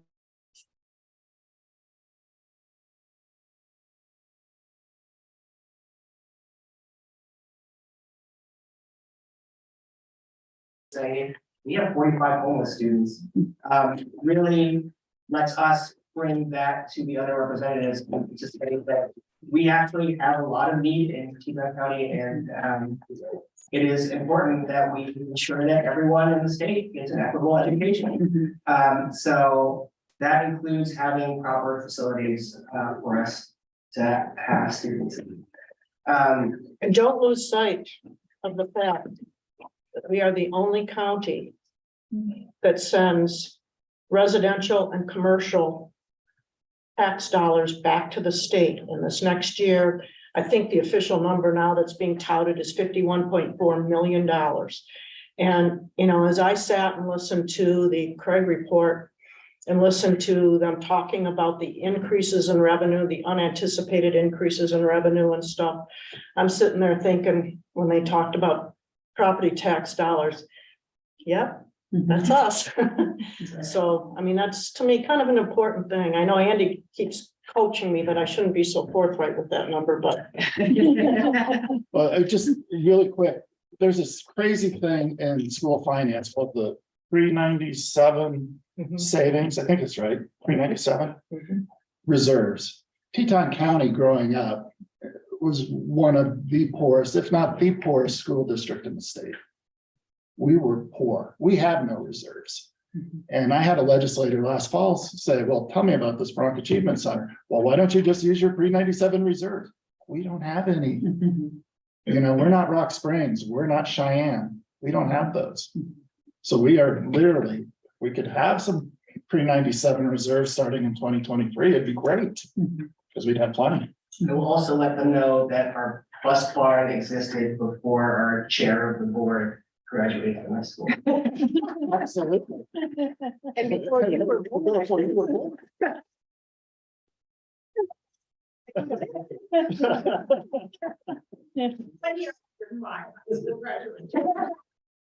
Bicentennial building. Thank Thanks, you. guys. Safe travels.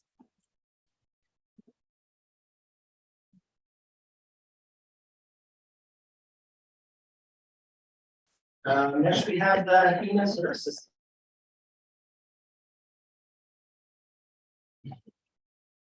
We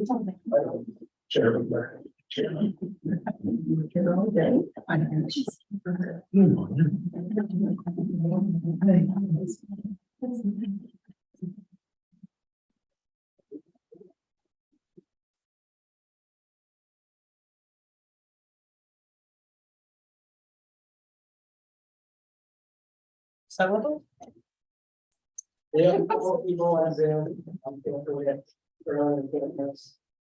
for joining us for this, and we'll start with Sarah.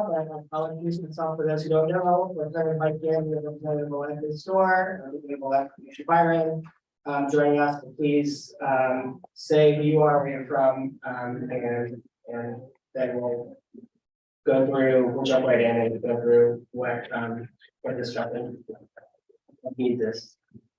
Thank you, Representative Yin. I'm Sarah Cavallero. I'm the Executive Director of Teton Youth and Family Services.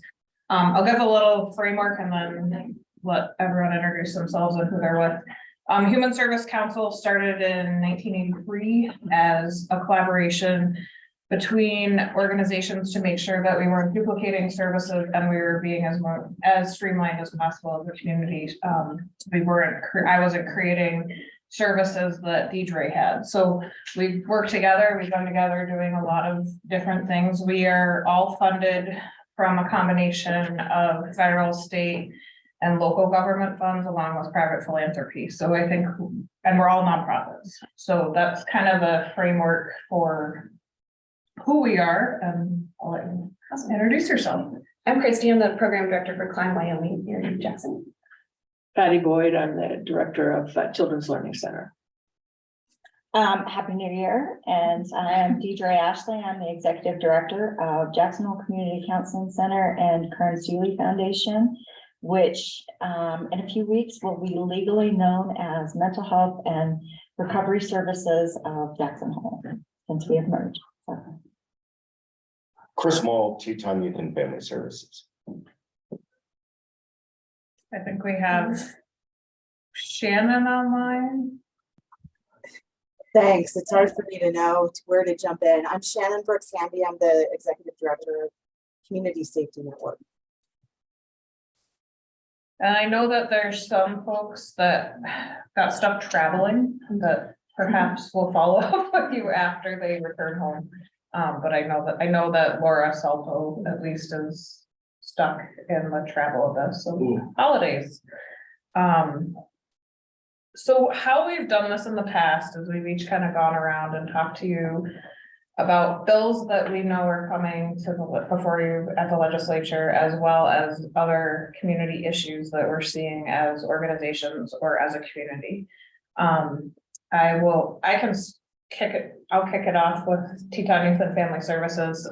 Chris Moll and I we'll be in Cheyenne January 23rd to the 25th, I think, we are part of an association called the Wyoming Youth Services Association, which is all the residential treatment centers, group homes, crisis shelters, and psychiatric residential treatment centers.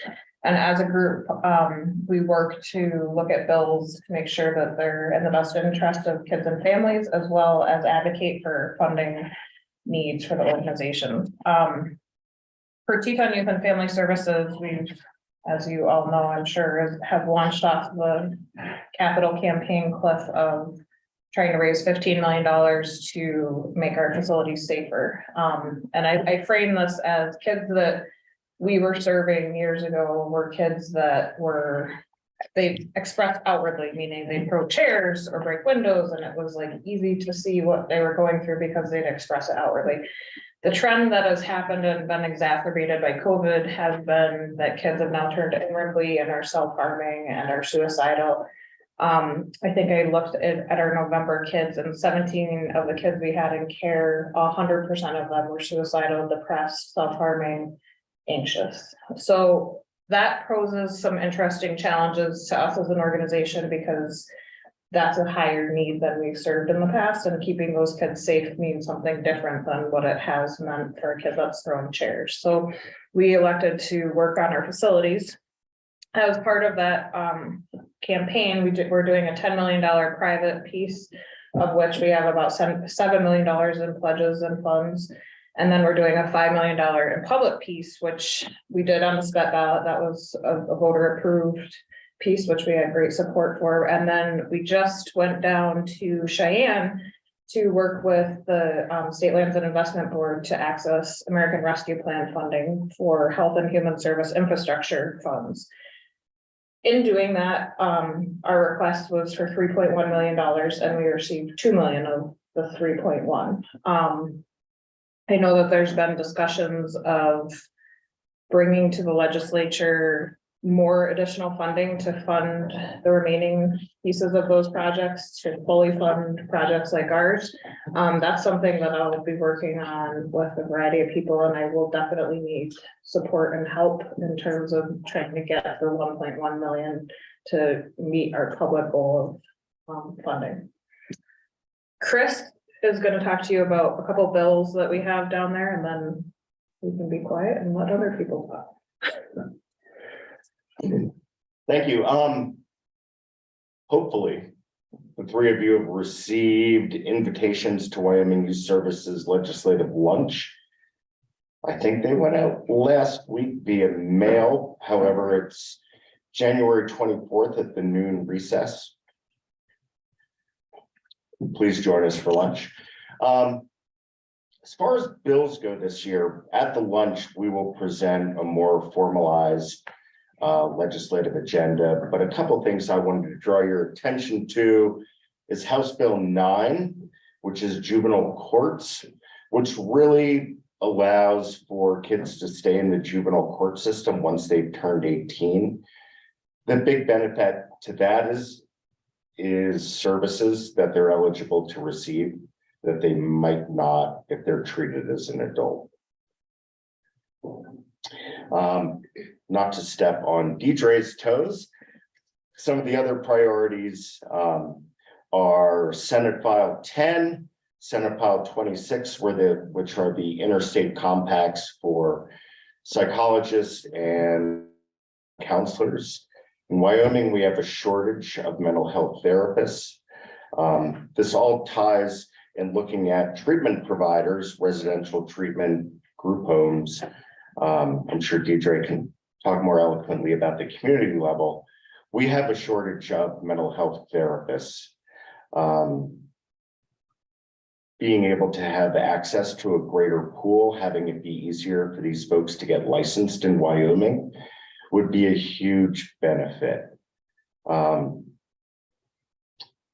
Which also ties into House Bill 34, which is the school providing grants to school districts to provide mental health care.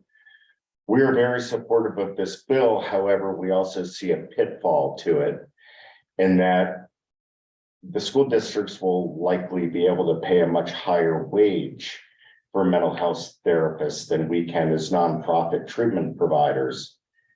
And we fear that they're going to steal our staff.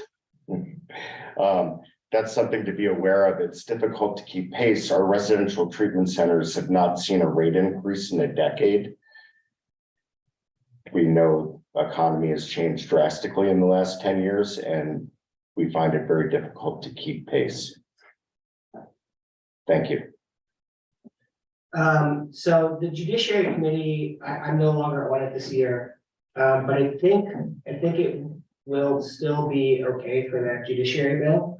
And then compacts, I mean, unless there's gonna be an organization that comes out against the compacts, probably will be okay as well. I haven't seen the mental health grants bill, so. Noted. We think it's a good bill. I think we just want you to be aware that there are potential pitfalls to other treatment providers as well. I mean, I think the reality is we should be raising the rates that we reimburse. But then I think that's. I would agree with you. Well, thank you. Do you want to go, DJ? Because it kind of ties, I feel like we might tie in more together. Sure. Yeah, so I gave you all a copy of our flyer. We also have a state association, WAMSAC, Wyoming Association for Mental Health and Substance Abuse Centers. And we do collaborate, especially this year with WISA. There are a lot of overlapping bills, but also a lot of the services that tend to happen. There's a lot of overlap. And one of the biggest ones, I won't go into a lot of details with this. What I will do is I will send you updated. This is my priority list prior to the bills being introduced, so I don't have them attached to, but I'll send you an updated one so you know exactly what to look for. But probably the biggest two things on our agenda is going to be behavioral health reform. As you may or may not be aware, the state is in a redesign of the behavioral health system across Wyoming, which is going to be drastically different than what we currently have. Right now, we have an general access system, meaning any Wyoming resident can walk into any community mental health center, and there is one in every county, and receive services based on their ability to pay. With the prioritization, basically that limits state funding to 3 buckets, 3 tiers. The top tier being those who are already involved in the prison system or the Title 25 or involuntary hospitalization system. The second tier are those who are in local jails and also at risk for involuntary hospitalization. And then I think there are some high-risk youth that are in that second tier.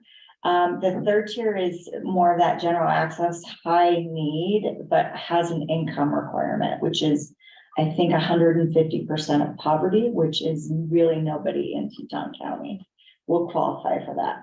So in order to use those state funds for the state contracts that we currently have, it's going to really limit who we can provide services to at a rate that is affordable. And that is the number one reason that 60% of people who need treatment for mental health and substance use do not receive treatment is affordability.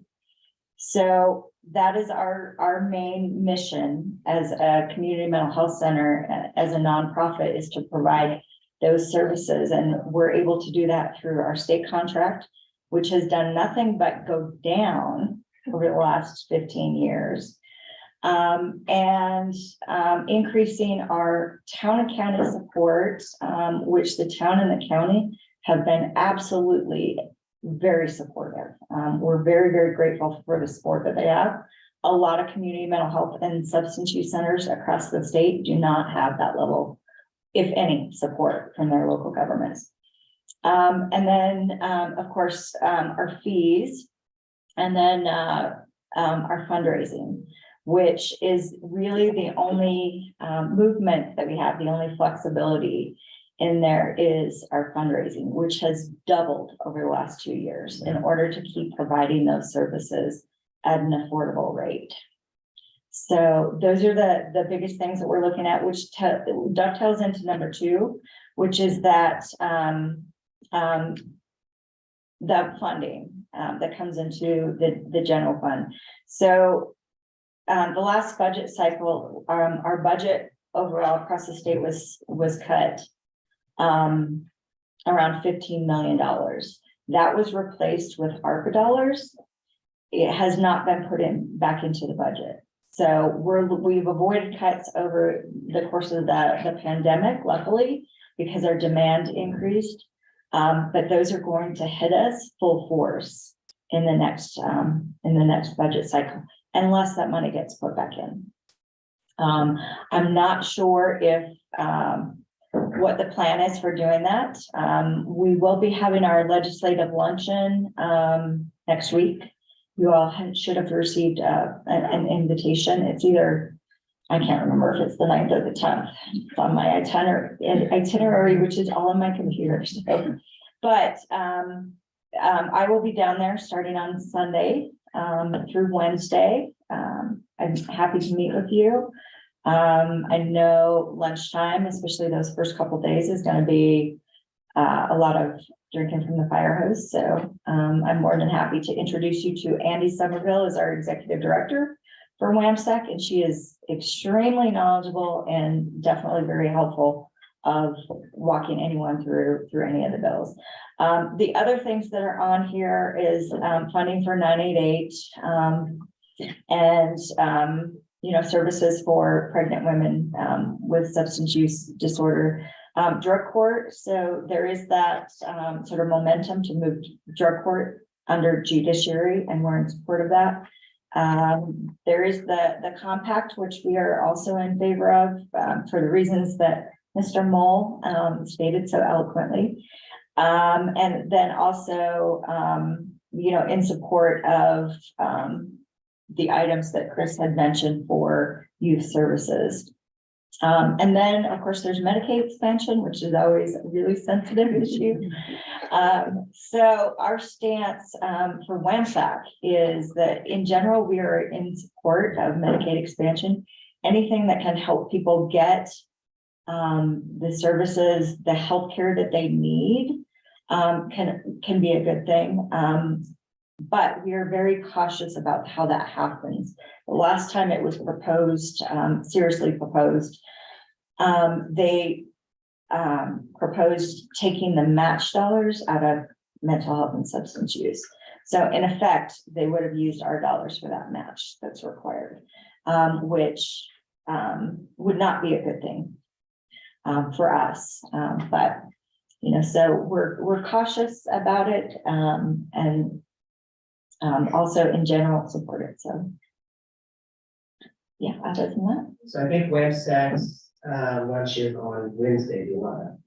Oh, okay. I was hoping that. You're close. That was within the same week. Great, thank you.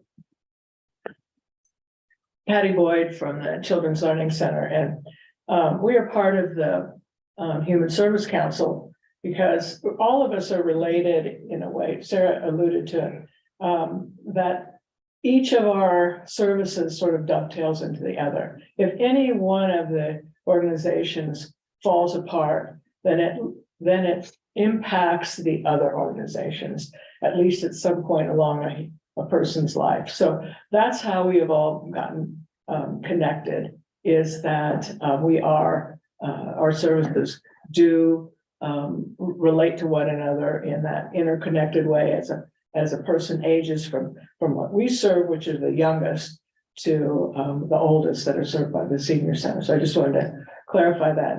And a Children's Learning Center has sort of 3 tiers, as most of you know. We are the Head Start program in Teton County, and to speak to I think it was Mike's comment about homelessness. We have 88 kids in our early Head Start program. All of them qualify as homeless. All of them meet that standard. And as a matter of fact, they make too much money, so they don't meet the federal requirement for poverty level, but they meet the requirements for homelessness, and that's how we're able to qualify them. We are the largest childcare in town, and statewide, nationwide, childcare is a huge challenge. Any of you who are working families and need childcare know that it is the funding model for childcare is not working. And many childcares had to close during the course of the pandemic. And that pointed out how precarious the funding is. And that is true here. Several of the childcares folded during the pandemic. Our organization alone has 200 on the wait list. And there are a lack of facilities, a lack of affordability, and now more than ever, a lack of our ability to staff.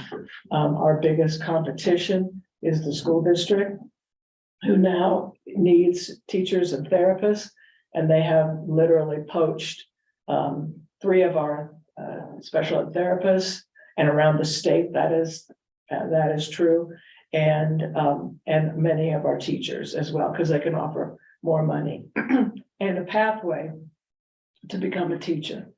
And then the last place that we serve is special ed. We are the special ed program for children birth through 5. We don't have, as you know, any public preschools, so we're the one that serves it. All right, excuse me, I had a tickle. And that funding is primarily state funding with a little bit of federal funding. The 3 to 5 year old program for preschool is a federal mandate. The funding hasn't changed in 10 years. It is just about half of what the public school gets for the same level of services and the same requirements. It is not sustainable. And many of us in the 14 regions will go out of business. And for us, that is a shorter time than for others. And so we are all in danger of that without additional funding in the state. I know that Joint Appropriations has proposed an increase of $4 million to the statewide pot to make up for the fact that the cost of living hasn't changed in 10 years. That is great. It is a drop in the bucket for what's needed. Excuse me. The issue chokes me up, but usually not this.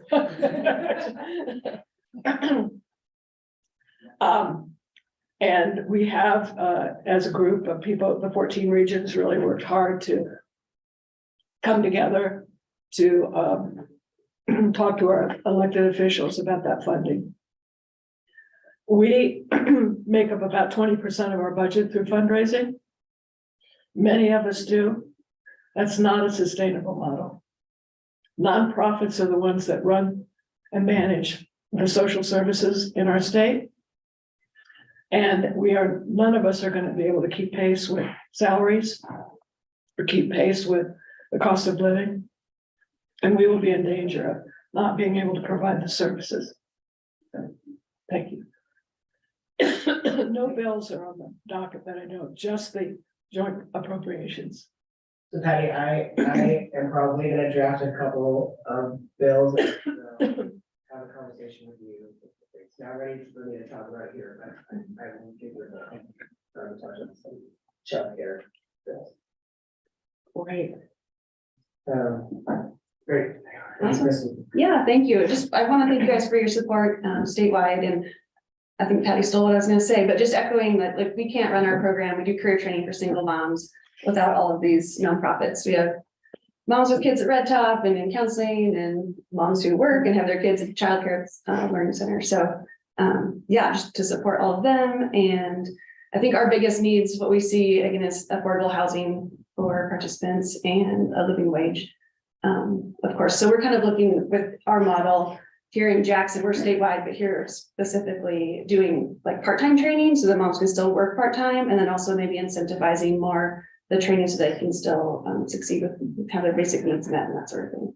So that's all I got. Thank you. Thanks. Yeah. Thanks, Shannon. Shannon, please. Thanks, Representative Yin. I'm sorry I can't be there in person today. I wanted to start with a quick support of all of my fellow Human Service Council members and the items they're bringing to the table. It's critical for the work we do at Community Safety Network that they are successful. So I wholeheartedly support their needs. I'm coming to you to talk about the abortion ban trigger bill, which is, it's in a bit of limbo right now because of lawsuits, but, well, ideally, because we work with those that have experienced domestic violence, sexual assault, and stalking, I'm here to speak specifically through that lens as it relates to that bill. We know that the clients we work with, certainly with rape and sexual assault, and also with sexual coercion as part of domestic violence situations, the right to abortion is often instrumental in allowing them to lead independent and safe lives. And so ideally, that bill would go away altogether, but we also accept the realities of where we live and the thoughts on that bill here in the state of Wyoming. And so the request is specifically around language, if that bill moves forward, around self-attestation, which is basically it's based in the belief of the individual who is seeking support and abortion when the pregnancy is the result of an act of rape. So there is language that exists in the U.S. Veterans Administration regulations that speaks to this already. So there's a precedent for this sort of language as it relates to sexual assault or rape in among veterans. And the language basically states that they are believed, that there's no evidence required within a medical examination to identify or name something as rape, that it is simply enough for the individual to reveal that they have been raped and that they'd like to move forward with the abortion. I believe you've been in contact with our Wyoming coalition. That's the Wyoming Coalition Against Domestic Violence and Sexual Assault.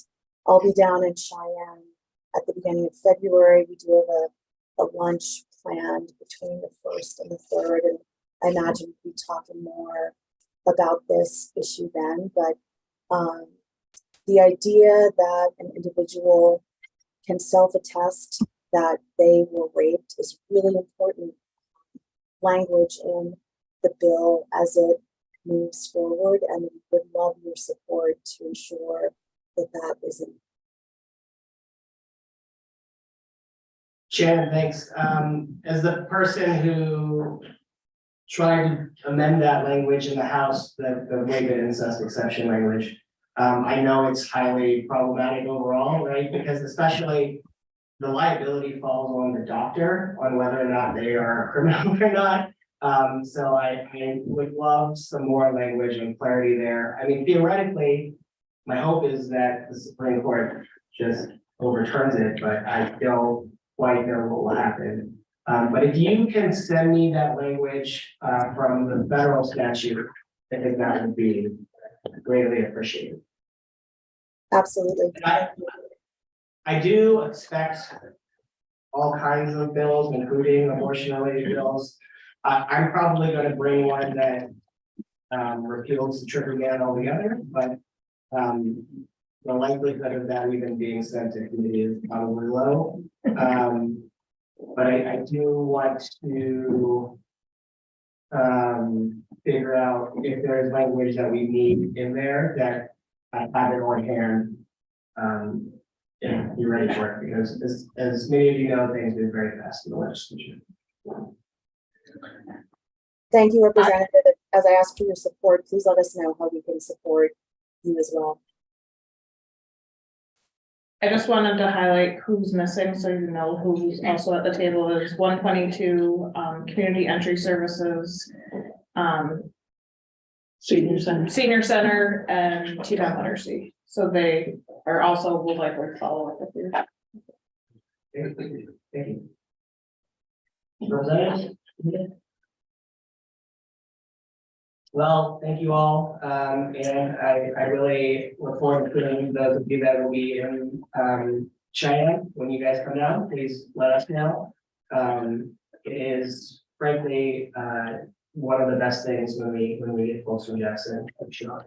They are in a great spot. Thank you, and please definitely, remind us when we're down there of all the things that are in progress, so we know. Mike, I am scheduled to come back before you at 12:15. It is really to talk about special ed and the funding, and I kind of stated what the issue is. Would you like further comment about it, or do you now know enough that I don't have to waste your time at 12:15? It is up to you. I mean, if you feel like you, describe, or if you would like to go any further, we have time until 11:15, I believe. So if you want to expound on it a little more. Right now? Sure. Great. Yeah, I will. I think the biggest thing that I want to expound on it is the urgency of it. And I know everybody, you know, we all say that, oh my gosh, funding is really, but this is there is not enough money. Most of the 14 regions are using a reserve fund. And most of the regions have established a reserve fund just because of the funding model. The whole model for special ed is really odd. We have a finite period of time to identify children birth through 5 who have special needs. And that time is between August and December 1st. And the children that we identify and then we evaluate and their parents agree, and then we put them on an IEP. Those are the children that we are paid for by the state for the following year. So this year, we are working on funds that were from the count the year before. So you can see, we all established a reserve fund to kind of go with that flexible up and downness of the way this is managed. Any child that comes to us after December 1st is not funded. And last year, I think the number for just us in Teton County was 20 children. So 20 children were not funded at all last year. And yet we are on the hook to provide all of the special ed services that they need. And if we do not employ that kind of special ed person, then we have to hire that as a consultant. Right now, we have to hire a special ed or a speech pathologist in Pinedale to the tune of about $120,000 a year because it's a consultant. And that's the only way we are able to deliver those services. So it is now, we get per child $8,600 for what's called Part B. Those are the children 3 to 5 years old. That's the federal mandate. Part C, which is not a federal mandate, is infants through toddlers, and we get $6,900 for that. Those funds are just about half of what it actually takes to run that kind of a program. That the public school gets, so when a child gets to be in kindergarten, the public school gets $18,000 a child just for the education portion, and then they bill 100% for the special ed services. We are under the same requirements. We have the same assessment tools, we have the same evaluations, we have the same contractual obligations to provide the services for kids.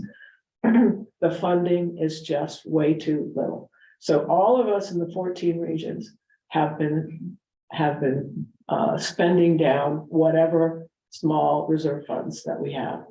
And in Teton County, or in Region 4, which is Teton and Sublette County, that reserve fund is dwindling quickly. And last year we lost $200,000. So every year is a loss, but last year was $200,000. This year is $200,000. Next year is projected to be $200,000 to $300,000. We're not going to be able to run the program.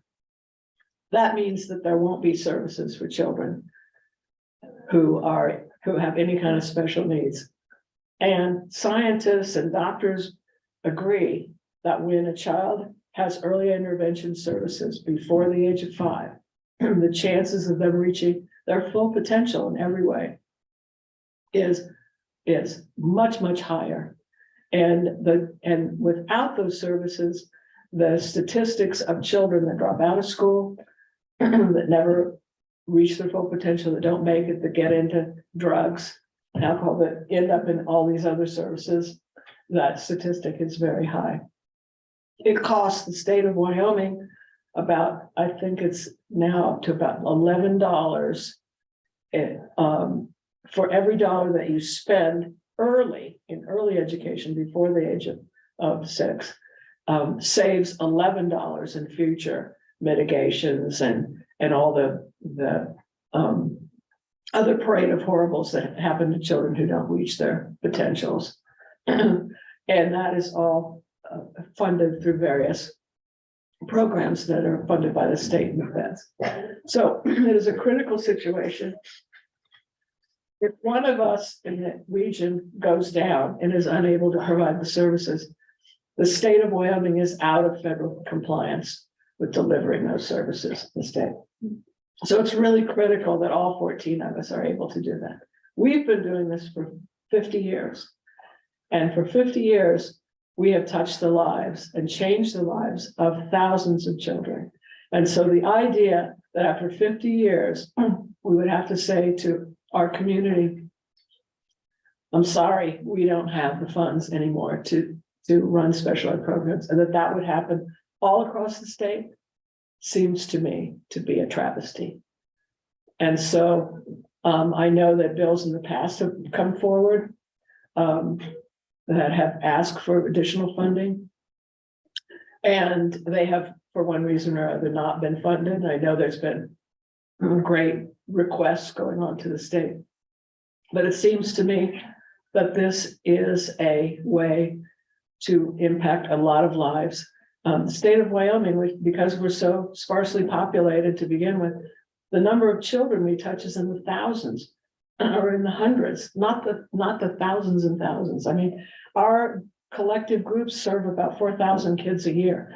I mean, I imagine there's neighborhoods in Chicago that have far more children than that. We are able as a state to make such an incredible difference to young children if we fund it now. And the idea that we would not is absolutely unconscionable to me. And that we would wait until their issues compound and cost way much more money to society and to the state.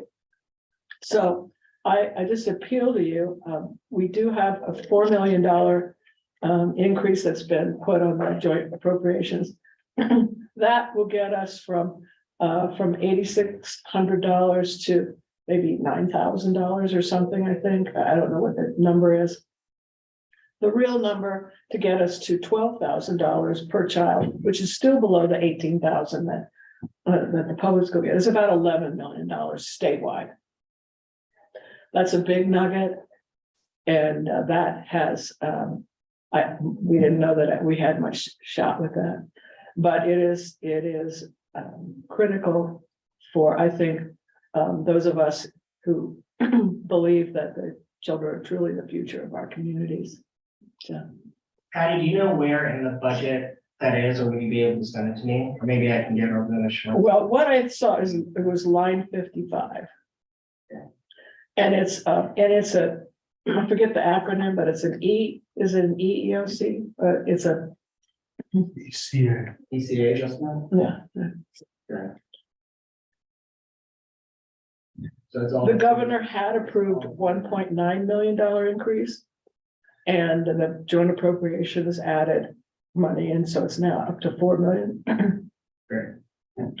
That will be helpful. That will probably not keep us from going out of business. Yeah, but not next year, but maybe the following. Okay. Patty, do you know what are the ramifications for the state being out of compliance? I don't. That's a very good question. I do not know. I don't know if they would. My presumption is either a fine or you lose all the funding. There's just a little bit of federal funding that comes in, not a lot.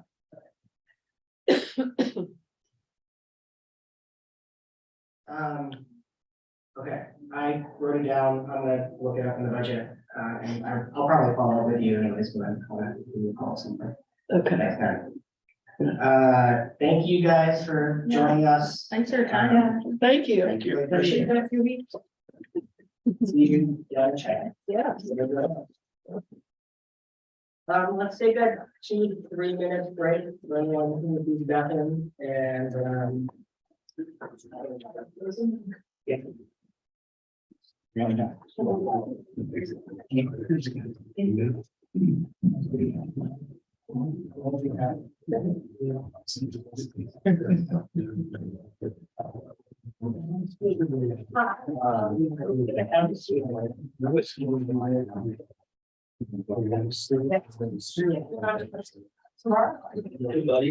Sorry, man.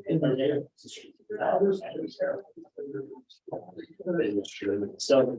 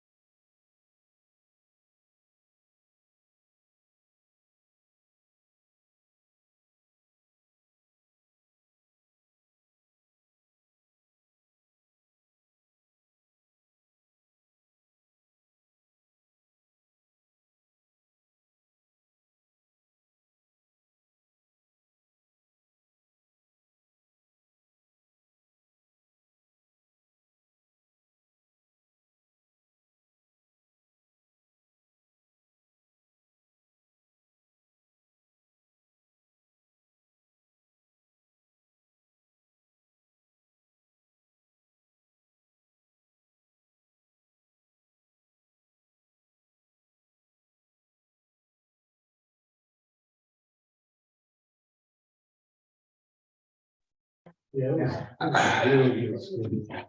Close to it.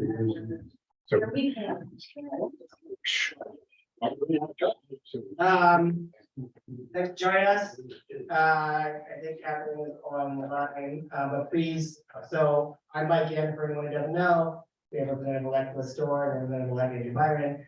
And please just introduce yourself, and then let us know what you're doing, or you have any concerns, or all of the things.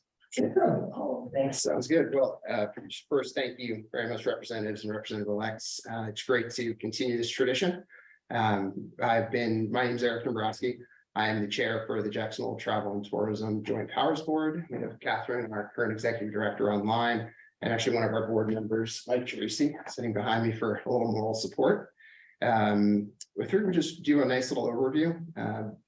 We do have two new representative-elects, so I'll go over some information that you might be familiar with, but just so you know how we kind of all work here with the Travel and Tourism Board, give you a little overview of 2022, some of the revenue collections, some of the items that were important for Teton County this year, a little brief update of the SDMP and the actually plans for our tradition, as our executive director will actually be transitioning out, and we'll be working towards an interim executive director as we move forward. So please just stop me if you have any questions. We are a 7-person joint powers board. All of our members are appointed by the GIM between the town and the county. At this moment, we'll take a brief say thank you to 3 of our board members that have been on the board for 5.5 years, a little over 5.5 years, that will be terming off with Miss Krista Valentino, Corey Carlson, and Willie Brooks. They've been very integral to the success over the last 5 years, so I just wanted a chance to say thank you to them. We're set up with a all-volunteer board. We have currently a contract for an executive director. We are not able to hire staff, so we work with contractor roles and partnership roles. We have 3 committees in place right now. We have an events committee that's chaired by Mr. Brooks. We have a sustainability committee that is chaired by Ms. Valentino. And then we also have our marketing committee that's currently chaired by Mr. Carlson. We divide and conquer and use those committees to focus on our other partners. Over the last 3+ years, we've found ourselves moving into a working board. Traditionally speaking, we've been more of an opportunistic board, allocating funds, but with different things that popped up over the pandemic. And coming out of there, we found ourselves very entrenched in the work that we're doing. It is challenging for an all-volunteer board to continue to work in that direction. So our goal for this year, which we'll be discussing at a retreat, is to focus on getting us back up to that 50,000 foot level, providing oversight and guiding the direction, and working with our partners that we have in place to be successful with all the tasks that are at hand for us. For this year, calendar year, January 22nd through October 22, these are actual collections, then the forecast for the next 2 months. Lodging tax revenue coming to Teton County was $8.746 million. 60% of that comes to us, to the lodging tax, at roughly $5.25 million. And the remaining amounts get split between the town and county, and a little bit of an admin fee per the guidance of the docs, which is about 3.5 that goes in that direction. So a pretty successful year. We're about 5% down from where we thought we would be this year when we put together our budget, our fiscal budget, and we are about 10% down from the actuals from last year. Couple really quick reasons behind that. We estimated a drop for the April to June closure of the airport, which we all could have planned for. No one could have planned for what happened with Yellowstone with the flooding. That definitely had a fairly significant impact on the destination as well. As you all know, Teton County goes as far north into the park. That was very much more affected than the Jackson and Teton Village area. So that would be what I would say accounts for the additional 5%. But overall, still in a very good fiscal spot. As far as the state level goes, you're well aware of the impact that tourism makes on our county and on the state. We don't have our 2022 numbers in yet, as it's only the 3rd of January. But if we go back to 2021, with the amount of tax that we collected in Teton County from the lodging tax, the average household would have had to pay about $10,000 more in taxes to cover some of the offsetting costs that the lodging tax does. We have about 7,740 jobs for 2021, which is 22% of our employment in Teton County. The unemployment rate that was currently at 3.2 would have been all the way up at 25.4 if we would have lost the industry here. So, definitely a big industry. Wyoming collects about $1 billion. Sorry. What was the total employees? Total employees, this is 2021 with 7,740 jobs supported by the travel industry. That's hotels and the industries related to them.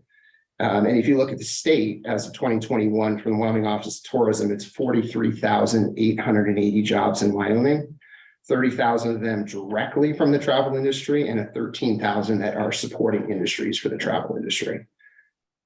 Total gross spending is about $1 billion in direct payroll and about 675 from the other industries. So it is a pretty significant industry. It's the second largest industry in the state. Myself, I'm also sit on the Wyoming Hospitality Travel Coalition. I'm very connected with the Wyoming Office of Tourism. So we play on a statewide level as well to ensure we all know what we're doing and to support Wyoming's second largest industry. So we appreciate all your efforts in Cheyenne on our behalf. And I do look forward to seeing all of you in January when we're down for the Governor's Conference and Hospitality Conference, which is always a fun event. But we are not just looking at what happens in Teton County, we are also looking for the state. As far as marketing goes, we target our marketing to our direct flight markets and a eco-conscious adventure seeker and our regional travels. We spend a lot of our money with paid rich media, ad buys, and social, which allows us to change our approach and be very quick to be able to react to any trends that we see regarding tourism or the economy into Teton County. We're in the process of building a new website, about 177-page website to support Teton County and all of its members, organizations to enhance the experience for our travelers and our potential travelers looking to come to this area. We allocated $400,000 to community events this year with our sole funding of a large event, rendezvous event, which will be at the end of the season, which we have already seen having direct impact on all of the occupancies and ADRs for the end of the season, which is always great for us. And we just opened the window at the end of this month, we'll open the window for the application process for the next level of events coming through with increased education and accessibility with webinars and local ads to encourage people to apply for the funding that we have. And really the last topic was the SDMP, the Sustainable Destination Management Plan. This is a year-long process. It's been several years for us getting things planned out and starting to work, but it's been about a year-long process that integrated feedback from community members, businesses, tourism stakeholders, government officials, Teton County through surveys, research data, community forums, workshops, online forums, and a steering committee that was in place. We produced a resident sentiment survey, situational analysis reports, and a final destination management plan that the community has been invited to provide feedback through the entire stages. They're all public documents that will be available for download and review. We're working on getting them onto our website. Bear with us, it's a bit of a challenge to host documents through the government site, but we will be sharing a more digestible report and the documents in the next week or two. But the SDMP is a framework, and I just want to really emphasize that it helps guide us as the Jacksonville Travel and Tourism Board and the greater community towards becoming a more sustainable destination that values our community, enhances our tourism economy, and preserves our natural and cultural heritage. There are goals, indicators, and action steps with the SDMP, but how they are delivered and implemented is largely dependent on the community partners to help us. This is not our plan to execute. This plan was created for Teton County and the community members, and we're going to need everyone to help us along this process. We are going to be looking to develop a destination stakeholder council, which will be comprised of a diverse group of local stakeholders that will drive the implementation of the SDMP and identify the first year priority goals and actions that will be put in place by the end of January is the goal. And we are committed to continue to provide ongoing updates to our elected officials in the process, share any opportunities and how we can gather support and work together and develop strategies that will allow us to have greater communication and transparency as we work through the process. And then lastly, I know I said last on the SDMP, I just wanted to thank our current executive director, Catherine Brackenridge. Unfortunately, she will be stepping down at the end of the month and with some family issues that have come up. And we are going through the process now of bringing in an interim executive director that has an amazing background on the Travel and Tourism Board that's going to allow us to keep our business working forward and ensure that we are successful for this next year as we work through our funding for finding our permanent solution for our executive director. So thank you. That's my update. I'm happy to entertain any questions. Thanks, Eric. It would be great if you could help share those facts and figures with us. Absolutely. And send those along to so we have it. We're often asked, you know, what does Teton County do for the rest of the state?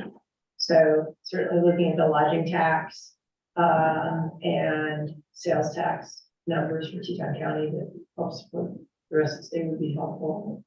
I'm curious if there's like 3 things that come to mind based on what the SDMP has done. You know, what do you think are the top 3 to-do items that the community has articulated?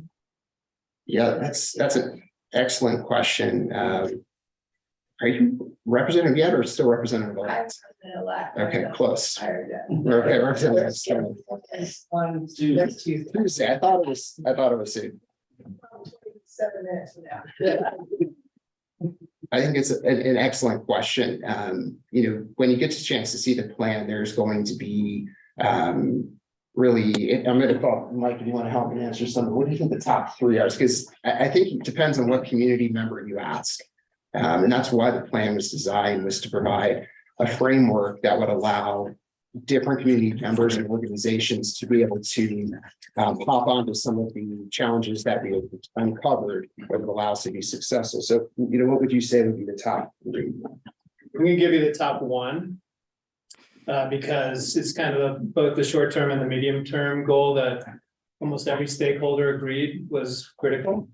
And that's the evolution of what we currently have in place as a management volunteer board and independent contractors and stakeholder partners like the chamber, and it's taking steps to developing a more formal destination marketing or management organization or a DMO, which is what most destinations have. And we've kind of been pasting together through all this work the board does and our partners do. And there's already been conversations with this going back years among most of the major stakeholders that this was a need. And the top thing that came out of this exercise with the SDMP was, yeah, we need to formalize this. And so this interim committee that we're going to be pulling from in the next 2 to 3 months, again, of community stakeholders, is going to be a working group that's going to sit down and figure out what that DMO looks like and who's going to run it and all the legal obligations that we're going to have to address. And then that group is also going to identify 2 or 3 other top level recommendations to address on the short term, and kind of in parallel with developing the DMO. So we're bringing in the stakeholders, as Eric said. This isn't our plan, this is the community's plan. And so we'll be bringing in the stakeholders again. We had a stakeholder group that was the advisory group for developing this of 18 individuals representing tourism, lodging, hospitality, diversity, conservation, like 18 people that you all know from around the community built this plan. And we're bringing them back together to kind of figure out what that interim committee is going to look like to build the DMO. And they're also going to kind of figure out what are the other top 2 or 3 to-do list items that we can start activating on. Eric, you mentioned that you're not allowed to hire staff as a joint powers board. Is that, you know, I understand that correctly? So would the DMO be, yeah, have you guys thought about what kind of structure? TBD.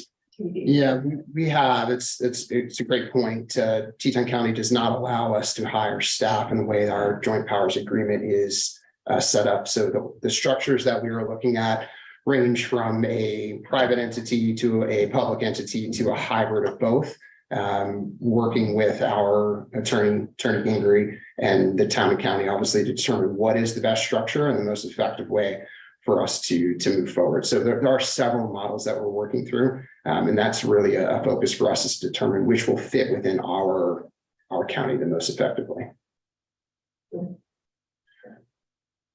Yeah, Eric, Mike, and Catherine online. Hello. Thank you for your time. It would be super beneficial. I know Representative Yin mentions this a lot too. When that website does go live and you're confident that the documents are accessible, Another tool in our tool chest, just maybe send us a reminder, a link to our state emails, because as Representative Stover mentioned, we have to have ammunition as we go down there and discuss these facts. So I thank you for the information that you did give us, but I've always found the TTVs information that you provide and the graphs and all the interactions and all the statistics to be very helpful when having those discussions. So when you're comfortable, or the board's comfortable, that it is live, please just let us know.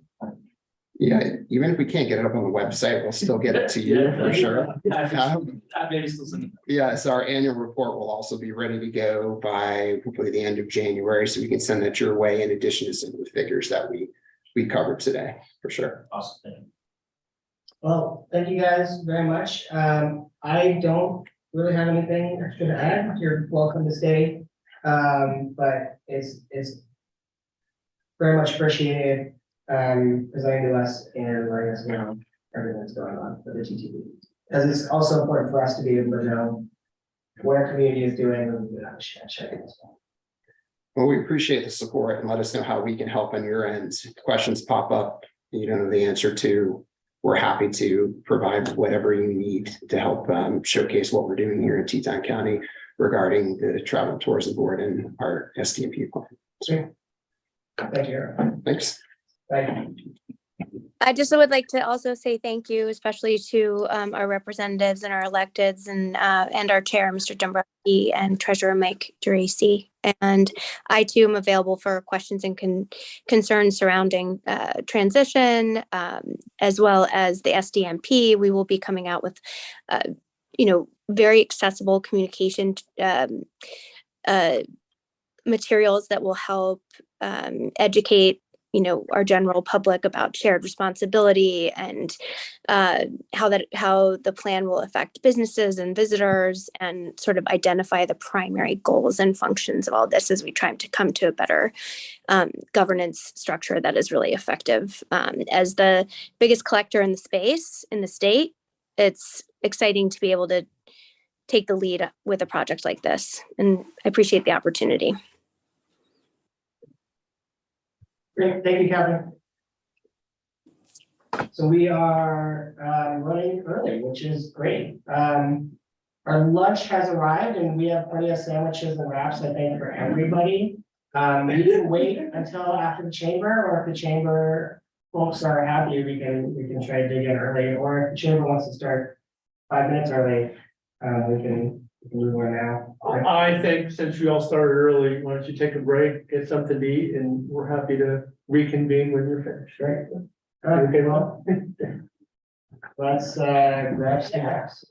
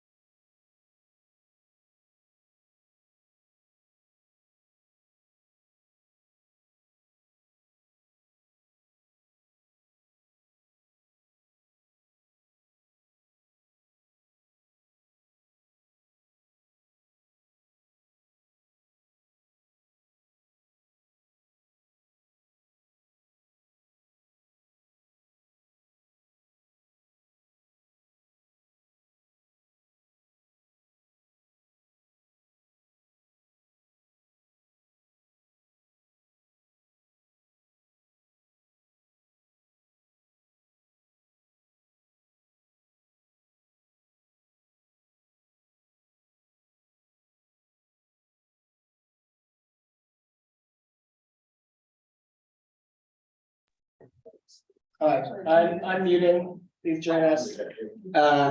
Or do you want to wait till we? I don't very much you guys.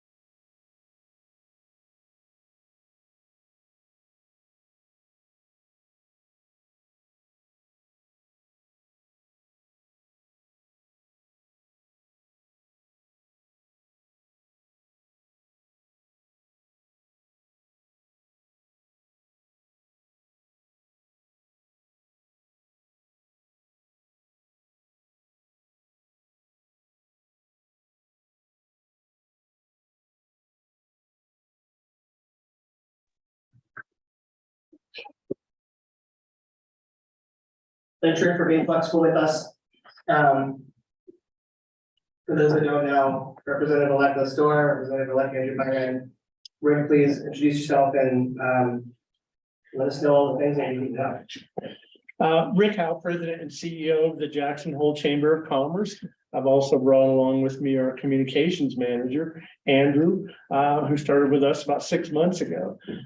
Anytime you see a communication come out on our behalf, I brought him along. He's probably one of the people responsible for it. And one of the goals we've set for him is to get him more involved with the election process locally, statewide, so that he has his finger a little bit more on the pulse of what's happening as well. So he can communicate that as one of his individual interests. So we want to certainly match that expectation. So thank you for your time today, and thank you for your representation of our community in Wyoming. I am just coming off of my term as the Wyoming State Chamber Association president as well.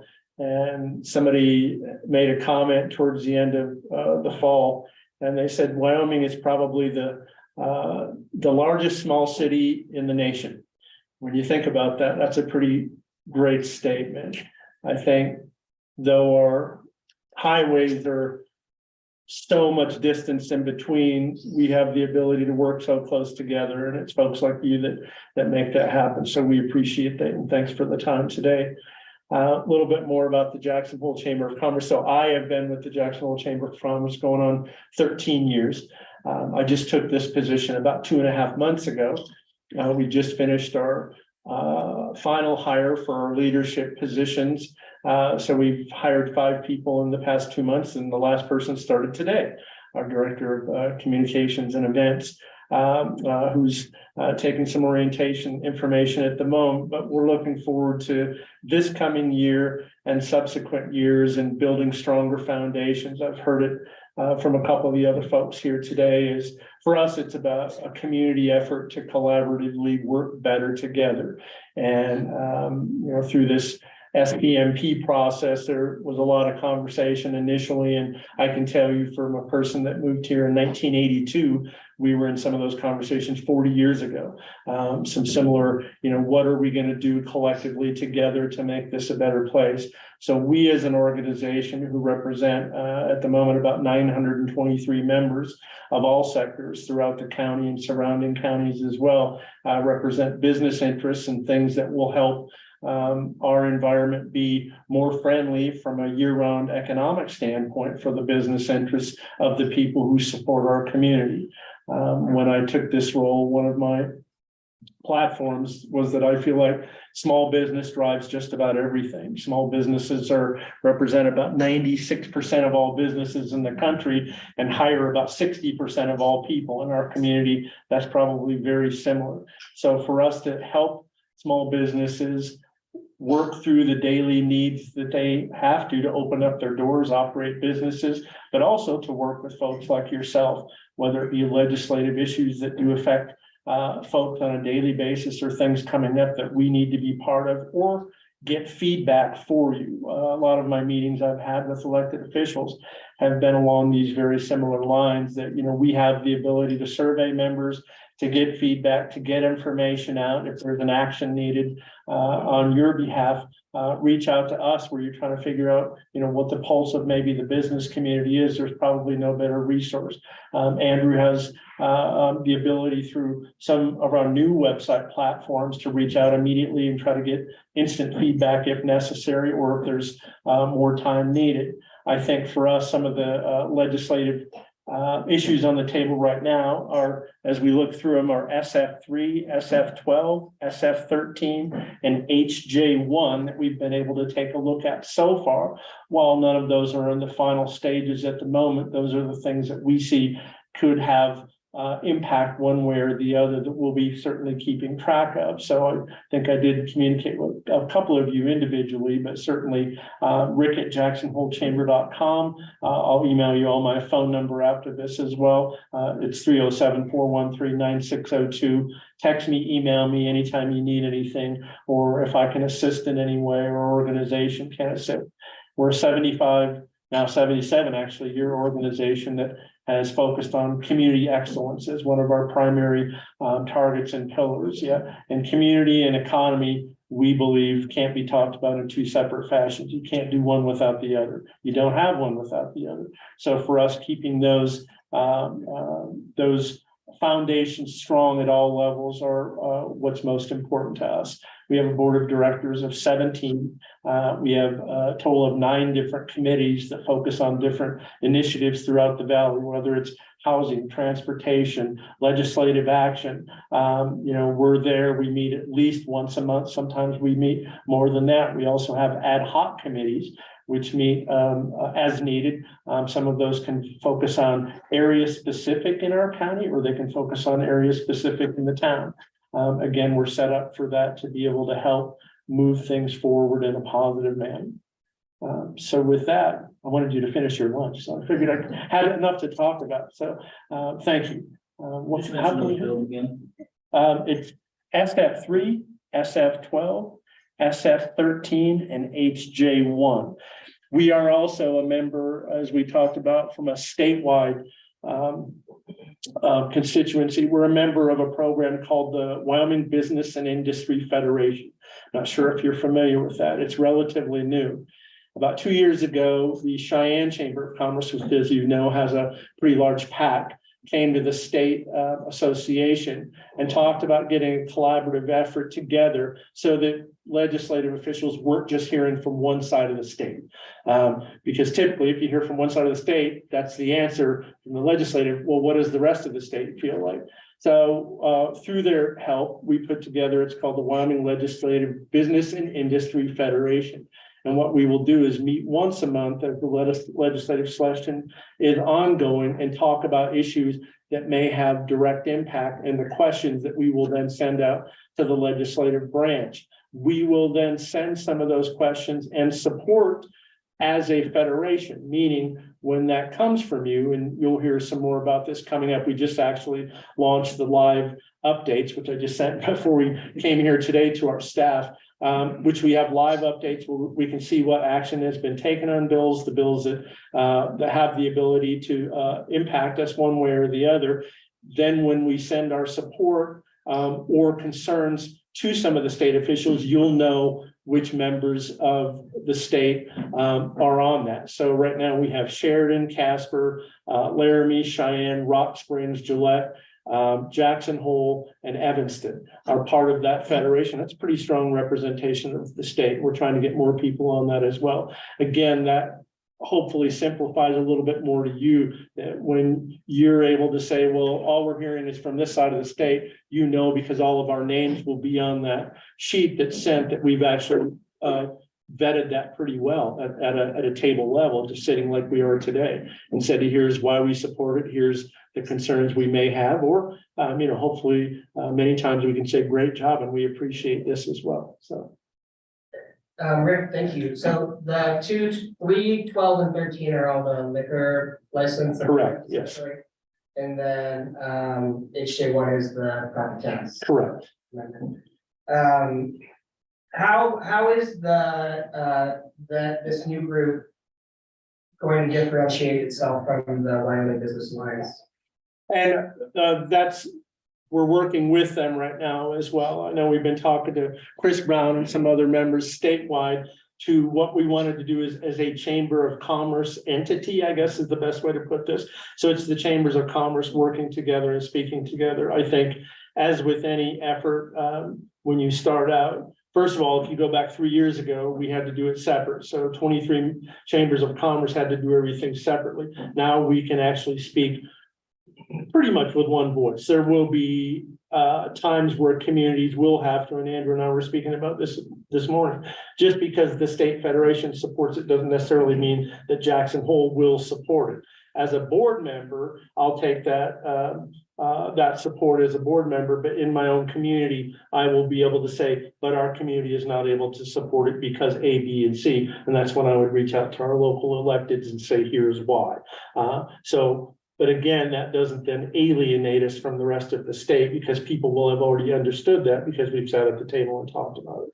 So it's a better way to work together and try to speak in a more unified fashion as a 23-member association of the state chamber.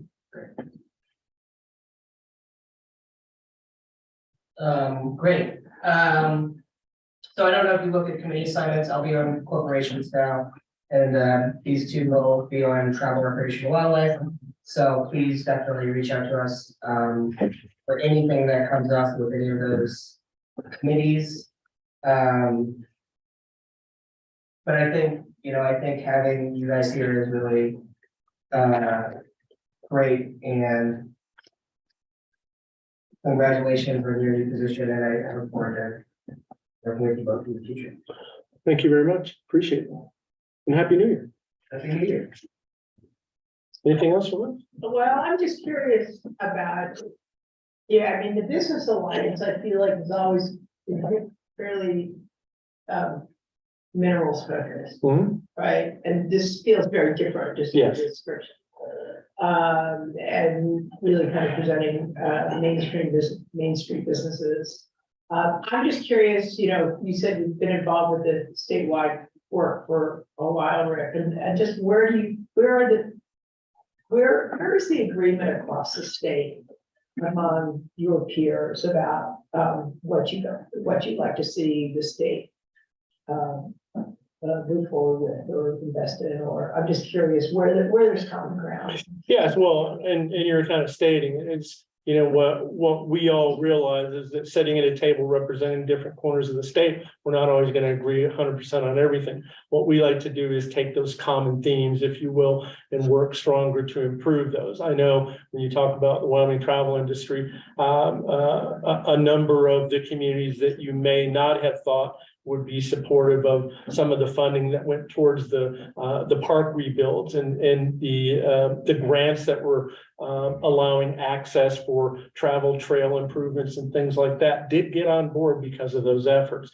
Communities that you wouldn't normally hear from, that may have been, as you said, directed more towards the fossil and fuel or an industry related legislative session. The same with Cheyenne. I think Cheyenne also, everybody understands that, the single growth industry that's been consistent throughout the state over the past many years has certainly been the travel industry. So getting people on, I think that's where this business and industry coalition came from, as it said, when people hear from us, again, they're just hearing from a spot here, here, and here. Now, when they hear from us, it'll be, wow, this industry group of coalition members has said we support this. So that's a pretty strong support. You don't then, or your assistants don't then have to reach out or even individually to find out separately. You'll still coordinate obviously with your constituents individually, but I think it's a stronger effort, and you're saying this to show a statewide support and what that means. If the business and industry coalition supports it, you can bet that at least 10 of some of the larger communities in Wyoming are on board with it. So yeah, the active transportation bill is a good example in Rock Springs, of something that I would expect. That there were I forget how many applications there were. It was like over $70 million worth of projects, and there's just $14 million. Correct. So and a lot of that mostly going to working to really create pathways in communities that people can access. And I'm just curious whether the chambers around the state understand the value that kind of amenity brings. Yes, absolutely. The Rebecca from Powell actually was one of the people who we talked to. She reached out to the Business and Industry Federation, which we then did as a group send support for that. I know were able to access some of those funds. I know Cody was able to access some of those funds as well. So yes, I know they are certainly grateful for the support and the work that went towards that, and they're using those grants. And again, you wouldn't think of just from a resident standpoint, think of Powell, they've got some great assets, but would they really be able to use that type of funding? Not only did they, but they're seeing huge benefits from the funding that they've been able to use. So yes. So having people like that come and speak to the legislature as we debate this new bill would be extremely helpful in convincing our fellow legislators that spending this money is a good investment. Great. Well, at our next Industry and Federation meeting, I will certainly let them know that. And again, as you see opportunities, connect. I'll send that out to the group as well, and we'll certainly get folks there to be able to speak on behalf of it. Great. Thank you very much. Thank you very much. All right, so I think we have a lot of time. 12:15 was scheduled for our lunch until 12:45. The county commission comes back. So I might run over to my office and grab some things, but just be here. Is it okay since we helped me earlier if we grab a? Jedediah, which I hope is a member of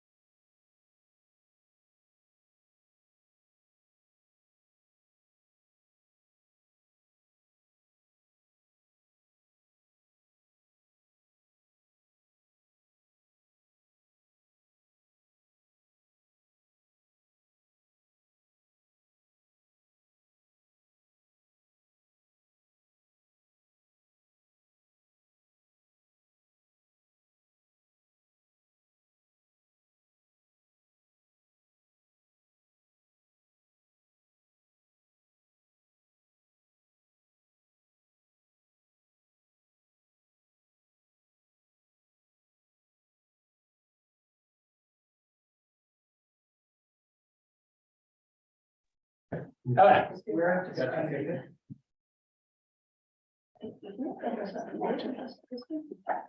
No. No. Well, there might be people in the audience watch, I don't know. For those that are listening, we were talking about the legislative training and whether dress code looks like. So, hi, everybody. County Commission, welcome. We're back from lunch and we have plenty of food, so people still want to eat. Especially come if you're hungry, there's lots of sandwiches. Jedediah is good more than gracious to help us out. And but I'll introduce myself and then have you guys introduce each other. I'm Representative Mike Yin, your Representative-elect Representative-elect Andy Byron. We're here to just have a discussion with you guys on what's important. So please take it away. Maybe I will start with Commissioner Macker because she was previously the chair, but I heard you might have a new chair today, so please. With new chair, Go with round of introduction. Commissioner Macker, now vice chair, and then vice president of the County Commissioners Association. Hi, I'm with the Probst, member of the county commission. Just elected this morning to be the chair. Thank you all for joining us.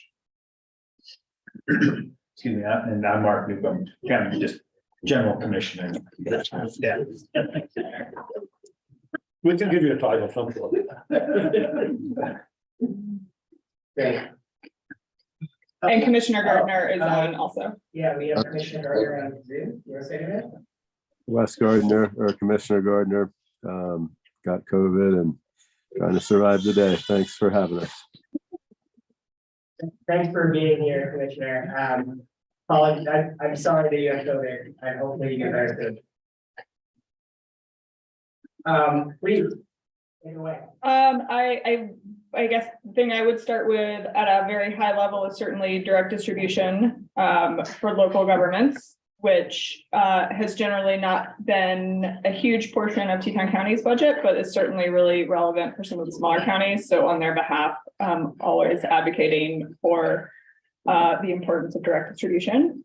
I think the bills that we have talked about to date that we're aware of are moving the HOV lane, enabling legislation for the HOV lane, so that YDOT feels it has the authority to implement that.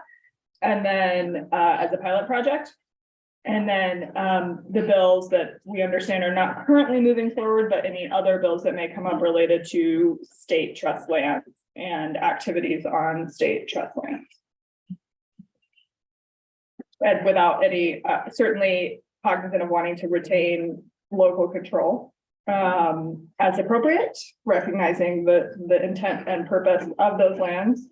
And in particular, we're certainly happy to provide more information over time as needed on if the state does choose to assume responsibility for all permitting, what that actually looks like, and the type of permits, particularly around life safety and the efforts that need to happen there. We can certainly provide more information if needed if those bills resurface. Do you know the bill number for the HOV lane? I don't, I haven't had a status. I didn't ask. Senator Guru had, I think, no, I haven't seen what the current status is. It's not one that there seemed like there was going to be an issue with, but you never know. Yeah, it looks like it's a Senate file. So for us House members, we'll keep track of it. So if it gets to that Senate, to make sure that we know about it. And I know Senator Guru knows about it, so. And I don't think we have anything yet, but I guess something that we have talked about as a commission and together with council is that as we move forward on our goals for the regional transportation and planning organization that is expected to be intergovernmental and possibly cross state lines. We don't know yet where we're headed or what the questions are, but down the line, there may be a need to look at some statutory changes to allow the creation of at least multi-county in Wyoming, just we have approved today a facilitator who's going to help kind of bring together the folks to start looking at that, thinking about it. We don't have a proposed structure yet, but our transportation administrator did flag for us that there may at some point be statutory changes. So we'll certainly keep you updated as we start to have ideas, just to make sure that we're roping in the right people at the legislative level and potentially at the state agency level to understand how we want to go about doing that when we know what we want to do. Do you think it's important for us to have that in the interim topic list with the session? Just so they have it on the list Might let you know then. I don't know that we'll be far enough along to know. And I would hesitate only to put something without us knowing exactly what it is, that it might raise red flags because we don't have all the information, that someone might imagine it to be something that it's not. And so until we have a clearer picture, I don't anticipate that we would need it. I think what we're going to want to do is going to be slow moving anyway, just to get that different governments on board. And there may be other I don't know if only federal legislative, we don't really know yet. So I think until we have more information, it's possible that it could, but when that comes around, we'll think about it. Yeah, I think we also want to make sure that the municipality of Alpine and Lincoln County are fully briefed and informed, so I think it's better to go slow on that. Yeah. The HOV legislation is SF 21. Got it. Thank you. Direct distribution is in the budget bill, so I need to figure out more on what the formula of corporations. The WCCA will let you know what would be best. When do you? So I know that you guys come up with legislative recommendations. Do you know when? We'll have those for you on January 19th. Great. Thank you. The WCCA. Yeah, so you guys have a legislative subcommittee or whatever goes through all of that. Yeah, so to help just in the WCCA process for county, for something for the WCCA is a body which all county commissioners across the state, if they attend the meeting, get to vote on the positions. We take positions only on bills that have a county nexus. And in order for the WCCA to take a position, 70% of the members have to agree. So it's a pretty high threshold to get there. And you will get our list of bills that we support, oppose, or are taking no position on, but are tracking. And when we have that breakdown, we can certainly talk about any that are specific, very specific to us or specific to any of your committee assignments that maybe a deeper understanding. The WCCA operates with a committee structure internally also. And so different commissioners will be more or less well-versed, but even commissioners from other counties maybe would certainly be able to help explain county positions on certain bills. And we are anticipating having commissioners present almost every day during the session. So if on one of those bills you're not sure why the counties have taken a position, that's why. We'll also certainly let you know, and it's our association policy, that if the association is taking a position on a bill, but an individual county has a different position, we can share that with you also if Teton County is in particular in a different place than maybe the rest of the counties, just to understand what that is.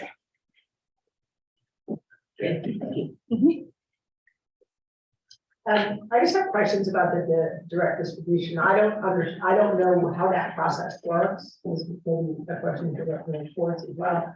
But just, is there a range is there a formula? There is a formula. There's a formula that's a combination of population and tax revenue and one other thing. Property tax sales. Yes, of both. Oh yeah, both tax revenues, and then it goes into a number cruncher and spits out a number.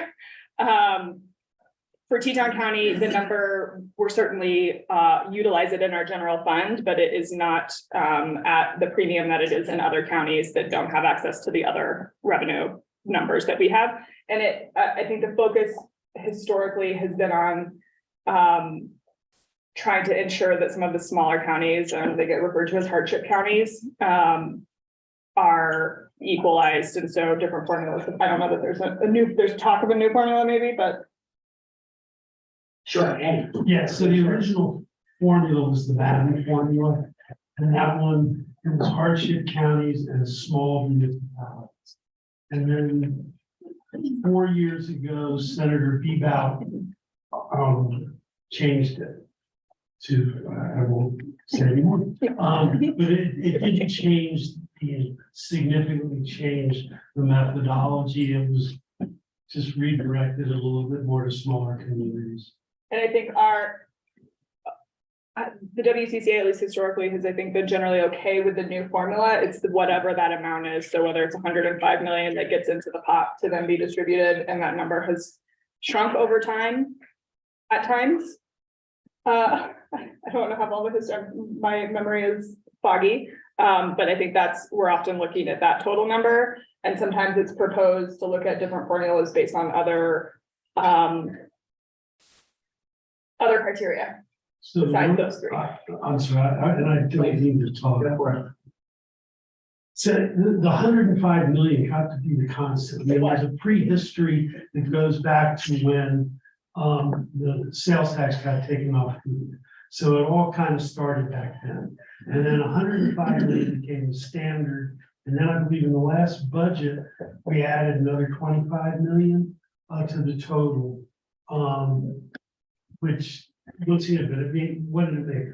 $50,000 difference to Teton County, something like that. So it's more of a statewide county commissioners association big deal, and WHAM as well, as opposed to here. yeah, so from my understanding, and please correct me if I'm wrong, is that essentially the intent was when the sales tax was removed from food, that was a loss of revenue for municipalities and towns, and so for the state to make those towns and municipalities whole, it created the direct distribution formula to help do that. And basically a lot of the outcome is that, some of these municipalities depend on that to run their governmental services, and without them, those small towns just wouldn't have any services at all. Right. And so that's my understanding, and the more we put into the formula, the more that can change how much goes to small towns versus bigger towns and counties. And there's always threats of just cutting the direct distribution altogether, which ends up going back on the promise that was made when we removed the food tax. Is this general fund, or is it tied to any other? Comes from general fund, it have to be re-upped every budget. It's just a line item. Actually, it's most. Is it? Okay, thank you. It's what, Andy? Legislative stabilization reserve account. Rainy day account. But all of that is just one bucket where money comes in and money comes out. Eventually.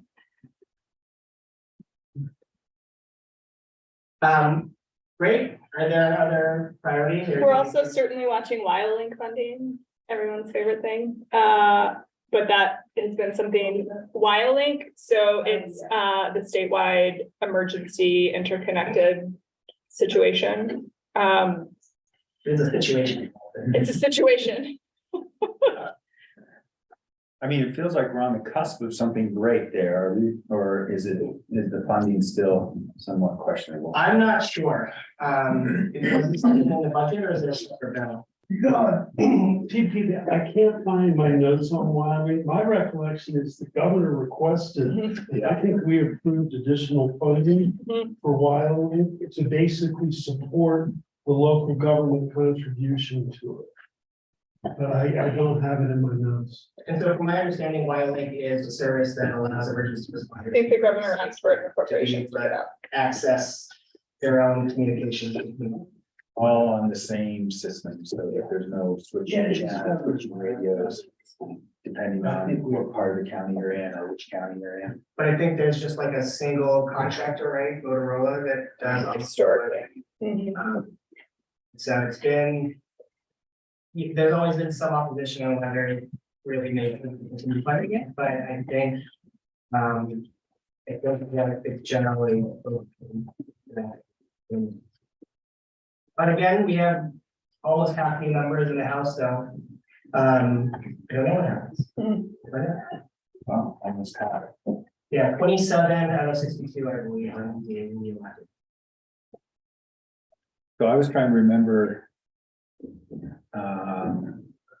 Which bills that address property tax are kind of front and center now and how, if they implicate counties at all in terms of managing them, like the county optional. So the answer is yes. The Revenue Committee has a few bills. One of them is a constitutional amendment that pulls out, so we have a three-class system in the Constitution of types of property. Residential falls under all other with commercial.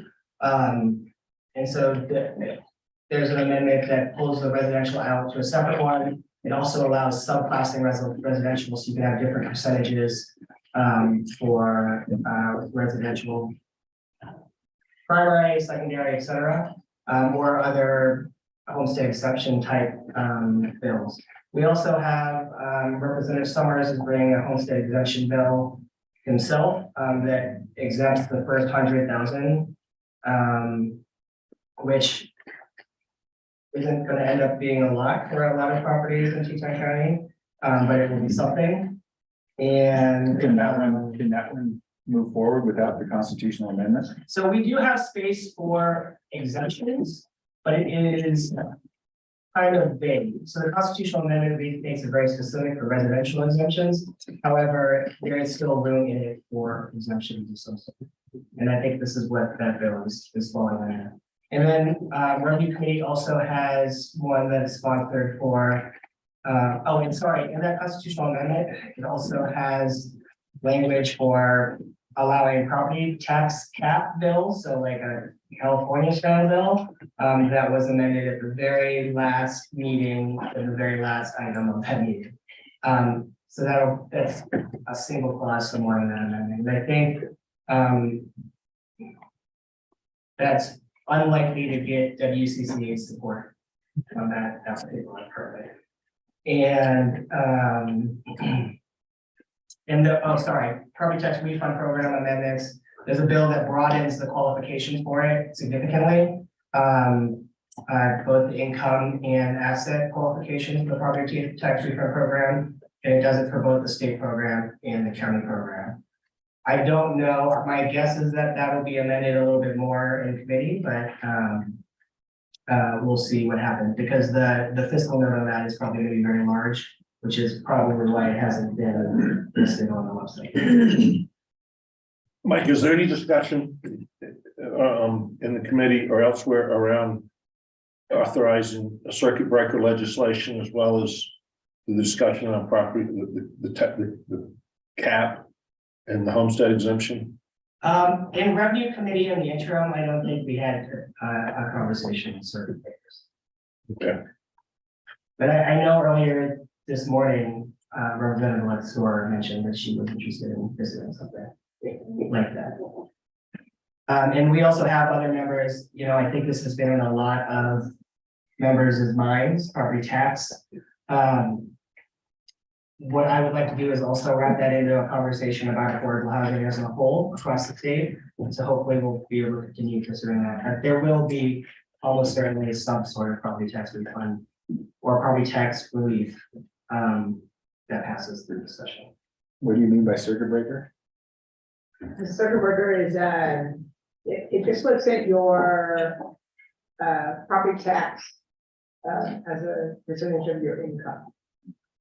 And about 18 states have them. So it can be targeted, and you can use different formulas to figure out like how much relief you can create. So I think it's something that could help people in Teton County who are on fixed incomes but suddenly have high values for their homes, and be able to help out in a way. And ideally, skirt the constitutional through. There was something else. If it comes back to me. I wanted to ask about the HOV lane and whether this has been a conversation with the rest of the counties and whether there's support for this. So the legislation is to not require anything, but to enable it. I'm not sure that the counties are necessarily going to end up taking a position because it doesn't fully have a county nexus. I think we have been interested in it because it would allow for solutions on 22 and possibly other places in the county that would make the construction less expensive and support our transit goals. We'll see if we choose to, but I don't know that it's one that it would be in favor or against, just not because they're not for county roads. The way it's written, I believe right now is just for it to be highways, and that YDOT, it's adding that tool to YDOT's toolbox, and that they feel right now they cannot do it unless they have enabling legislation. Did I get that right from your understanding? The issue is really enforcement, that if we don't have legislation, then the highway patrol or the sheriff's department can't write a ticket for somebody violating it. The other thought is that there's a strong public safety nexus, particularly on 390 in the winter, where if we had an HOV lane, make it much more efficient for emergency service vehicles to make it up to the village and back, depending on the time of day. And so it's a great tool that, optional, that could be helpful in this county, probably not relevant in the other counties. Yeah, so the transportation committee at the WCCA will look at it, and I think our executive director makes suggestions about which bills we take on. And I don't know that that one will rise to one that gets asked for our members to vote on or not. YDOT has expressed support for it, which is critical. Great. I guess that would stay precedent.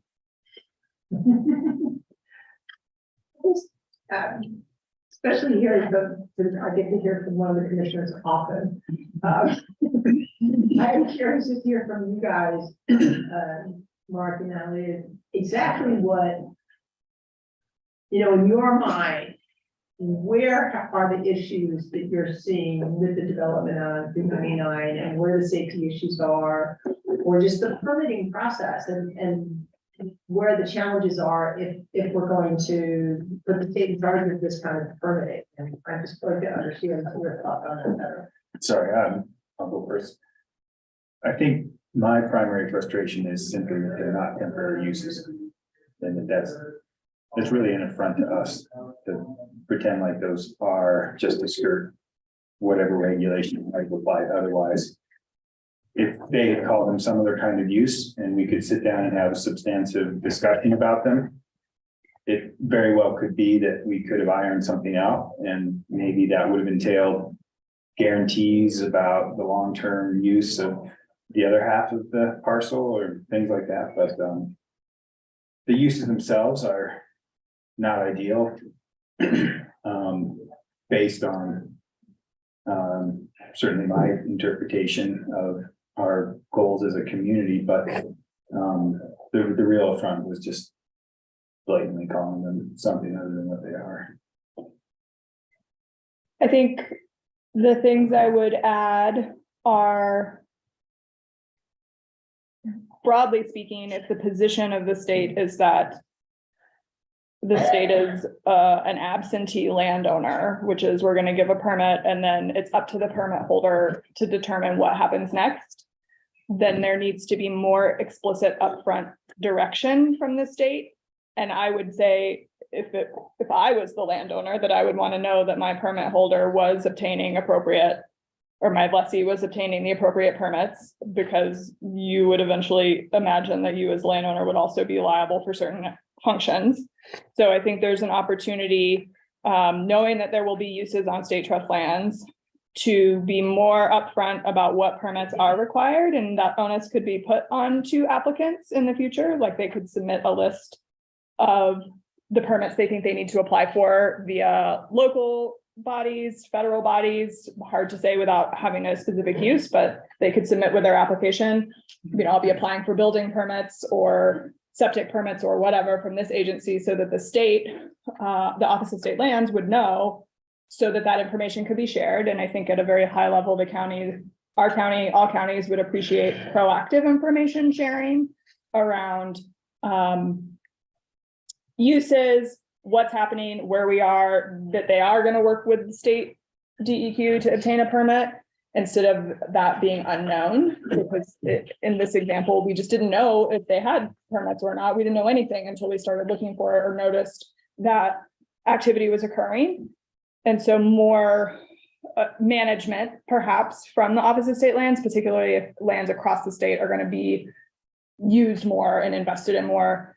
And then the other kind of concern that I have out there that is a little bit from the legislation that's not moving forward now, but may come back in a different form, is if it's an incremental change to ultimately privatize the land in the long run, and we've now allowed residential units that haven't had to participate in the local zoning requirements or the zoning that neighboring properties would expect.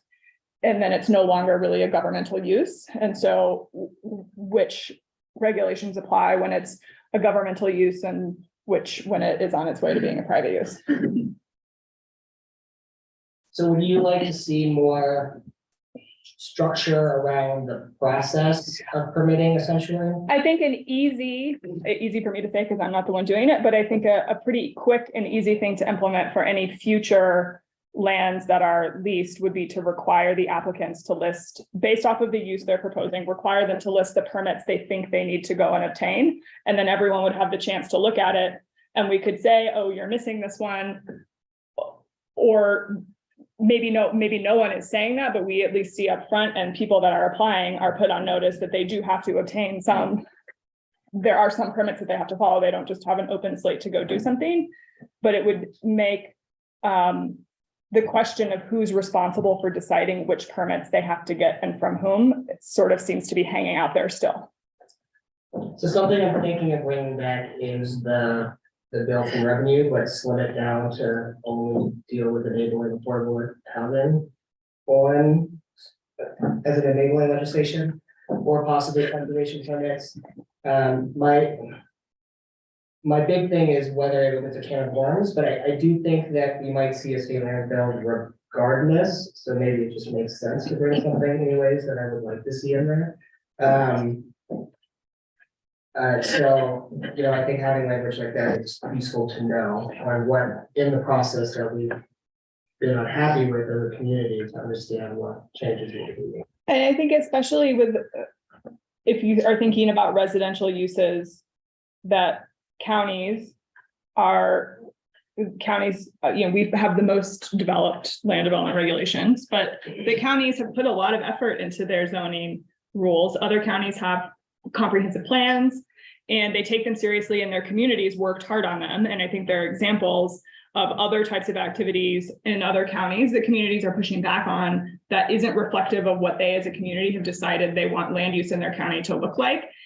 And so I think there's a benefit to working with counties on what residential development on state lands would look like, and assurances around pools or the needed water source for fire suppression and things like that counties have spent a lot of time and effort on. And it just doesn't make sense for the state to duplicate regulatory frameworks in that regard. Okay. I would just add a couple thoughts to it. Probably the most basic issue that we've dealt with on the property up there near the village is electrical inspections. And it's, one of the companies apparently, allegedly, perhaps used an electrician that's not certified. There was no inspection. And I think when counties are responsible for suppressing fires, that we owe it to have some electrical inspection. And so that's kind of basic, is just fire safety. Same can be said for septic system.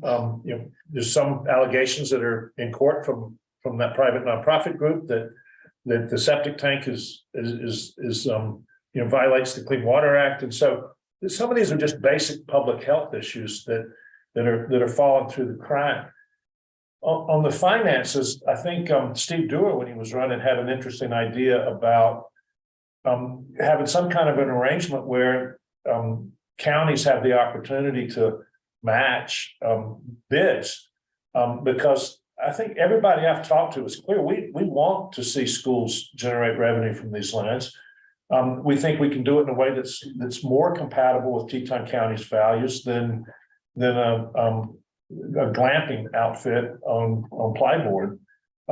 And so, some opportunity for us to work with the state to generate revenue. We're not trying to shortchange the state, but we can generate revenue in a way that's compatible with the conditions that allow this county to generate $52 million to send to other school districts, rather than following what seems to be kind of a model based on suburban Phoenix of a lot of curb and gutter and large parking lots and things of that sort. So I think that the goals that I'm hearing and the goals that I have are not that incompatible with what the state's trying to do in terms of generating revenue. The other factor that's close to firefighting, fire suppression, and or fire prevention with electrical wiring and septic systems is just the transportation demand management program that the village has worked hard on. And we need to think of development that's not going to blow that out of the water. So those are the ones that are kind of at the top of my list. And if you are, I think, thinking about more uses, more intense uses on state lands, that has to be paired with appropriate management plans at the opposite state lands. And I would say that I don't think from a staffing level that they are perhaps prepared on a larger scale to really amplify that, because the more intense the uses are, the more monitoring needs to happen when a use ends. There were some issues with the parcel on 390 with the prior leaseholder and activities that they undertook. And so all of it doesn't mean any of those activities aren't possible. It just means that the expectation to protect the public asset will increase with the more opportunities for it to be exploited. Are there any MOUs or precedent that with our federal partners or anyone else in our county that is already, in my understanding, skirting Dog Creek, Nelson Drive? I don't know. Maybe you guys know, Dog Creek, they put a fair amount of Forest Service employee housing. And I'm not sure that falls, it's my understanding it doesn't fall under, they're not getting electrically inspected either. They're not having. That I don't know. I don't know if anyone's driven by Dog Creek, but yeah, in the last year, they've thrown up quite a lot of housing. I don't know if they are exempt from building permits or building codes. I would imagine they are not. I think it's a question of what entity is overseeing that. But we can certainly ask within our planning department and get back, interesting to see. Get back to you. I think as an example, YDOT is building housing near their property. They are not required to go through our development plan process, but they chose to, which we greatly appreciated. So they are not necessarily bound by a number of unit restriction or things like that, but they wanted to go through the process to get the best possible layout. They don't build housing, they don't develop property, they are YDOT. And so by working with our planning department, opportunities were identified to best utilize the development plan to come up with not all of the neighbors supported it, but they kind of came up with a number that matched similar density, even though the zoning doesn't have a density number attached to it. And then are going through just other things that are contained in our regs that fit in to the best extent that they can, knowing that they didn't have to do any of that, but they still would have had to get a building permit. Whether they would have gotten it from us or somewhere else, I can't say, but I think that we have examples of it's possible to go through some local planning processes and not just have the answer be no. That the point of it is to get the best possible development to fit in with the neighboring properties, to have good ingress and egress with neighboring properties, and to not try to exist in a vacuum.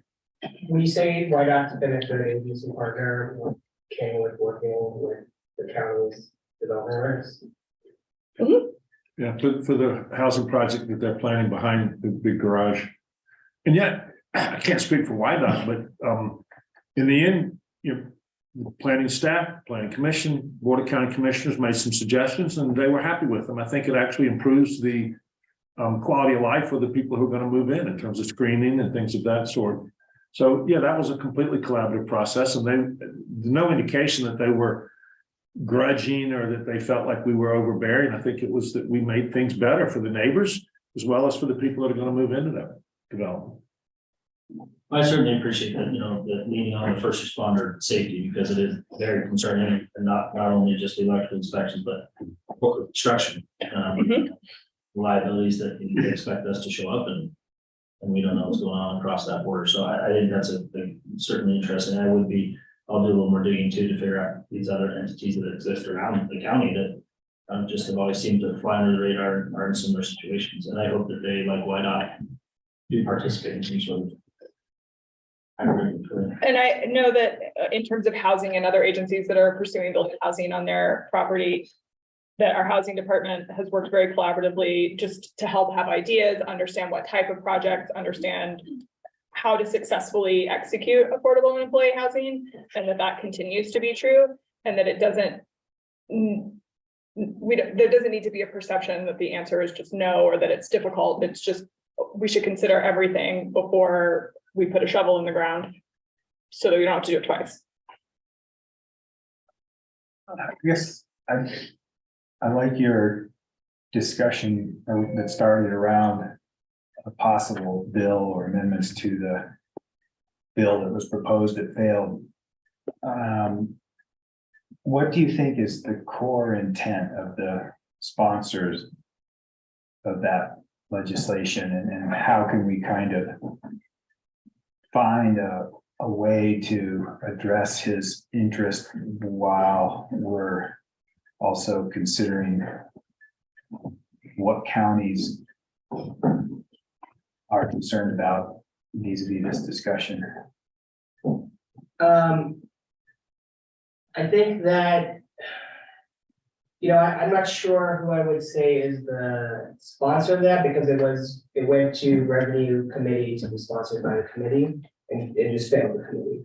I would say the chairman on the House side was really interested in making that happen, because he wants to find more funding for the school system that is a stable funding source overall. So he was looking at any option, and Teton County is already a big funder of the schools that has, and so it seemed to be a way to be able to fund the school system without having to quote unquote raise taxes. But we all know that there are negative externalities for doing stuff like development. And we want to make sure that we just handle it in a reasonable manner and not just try to throw whatever on the piece of property that pays development.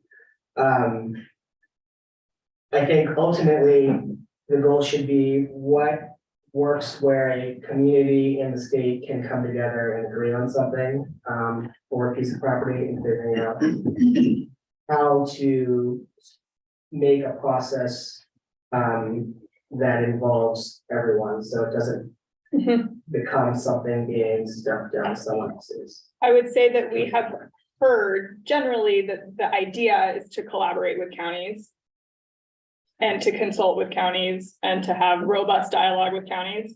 And I would say that Teton County has not felt like that's necessarily what's happened with the Office of State Lands. And so to your point about how do we engage and collaborate on it, it's not a no, nothing can happen. It's if we are actually collaborated with, not just advised what has happened after the fact, or heard and dismissed.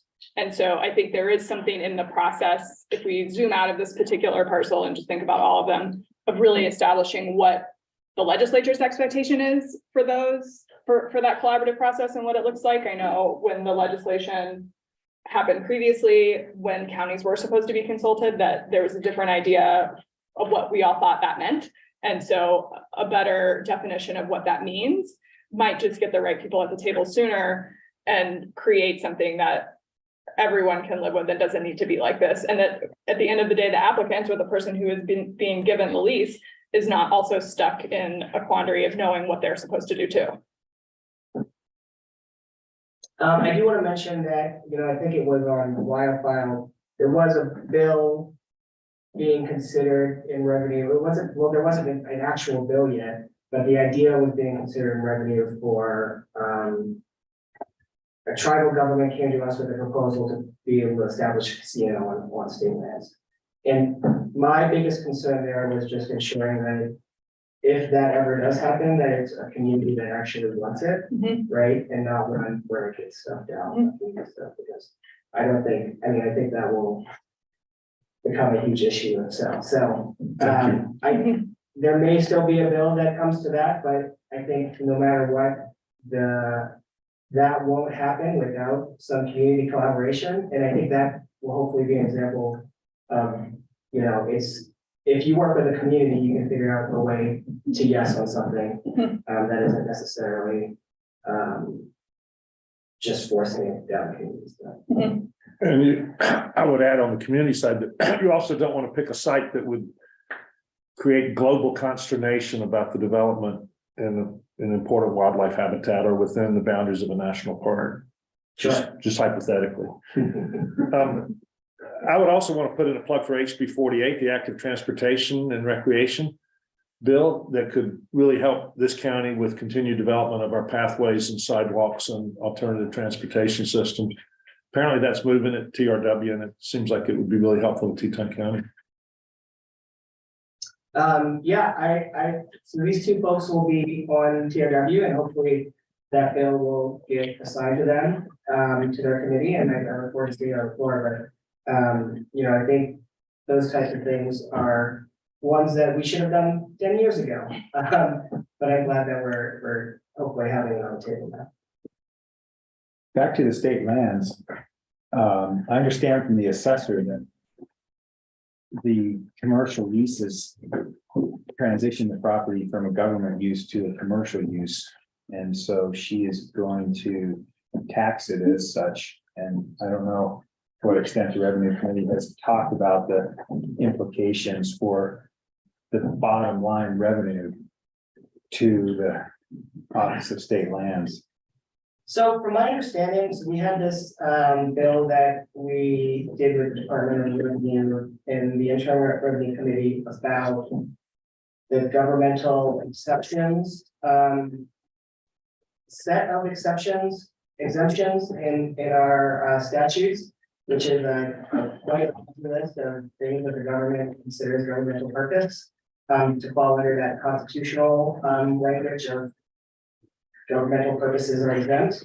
And it turns out that if we had passed that bill, it would for sure make every single lease on a state lands parcel fall under non-governmental purpose, right? So like you get a grazing permit means you're having non-governmental use on that, right? So I think we're still gonna be kind of in this hazy area of what is or isn't governmental purpose with the state lands. I think it'd be interesting to see what happens and if it goes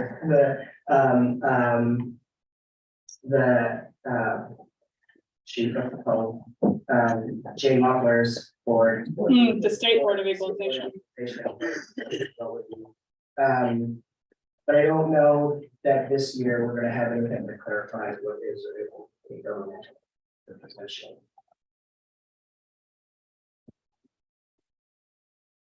We want to keep you on schedule. Well, thank you guys for being here. Thank you. You guys have anything else, any parting shots? Otherwise we will let you go. Thanks for your service. We know you'll reach out if you need us, but we'll certainly be in touch. Oh, will you be joining us in Cheyenne? Yes, you're gonna get an invitation also From me. that Mo will send for our Teton County dinner also on the 19th. Yeah, on the same night as the link. We understand if we don't see you at that one, we will see you. We'll want to see you. We will see you. Senator Doster did sometimes jump there. Yes. Yeah, Ian. It's harder now that we're more spread out. And they So, had 3. Well, Roscoe had 3. or come dessert with us. Yeah, you only have 2 counties there. Yeah. Decide on the restaurant. Figure out which one is better. So we originally thought it was at 1:45. I didn't pay attention to the time change. No. Would you like us to take a break for 5 minutes then? Sure. Who wants to talk about it? Sure. Yeah, you want to think about this? We've got, well, with 3 of us here. So we can start. I think Aaron was gonna come and so was Mel, so. So let's wait 5 minutes. We'll have Tim just talk about HB 28 and then unless you want to wait until we continue. Tim, would you rather chat about HB 48 now rather than late? Is that wrong? That's all right, as long as it's not gonna take. Okay, yeah, thanks.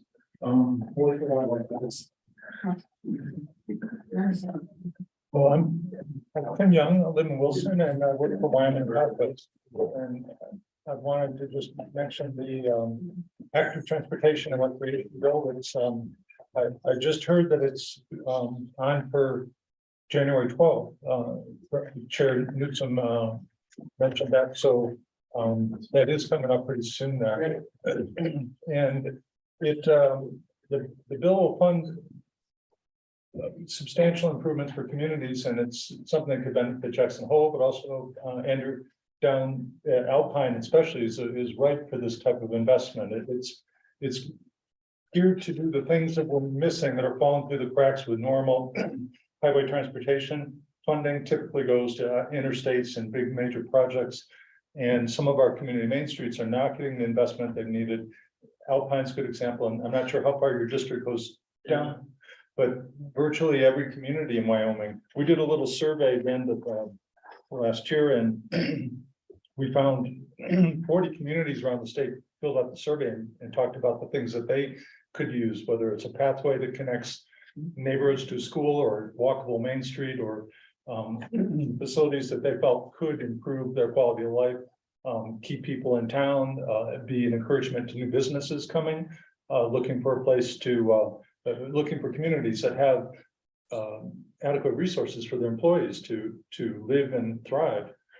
So it does propose money out of $40 million out of the general fund. So it's a large bill. 90% would go to the transportation side of things, which is typically the most expensive. It requires engineers for designs. What typically Wyoming contractors end up getting most of these local jobs like this. So it would not just be money going out, but it's rather an investment in communities that also supports our construction industries and would be greatly beneficial for really towns as small as, in the survey, as small as Torrington way out in the east.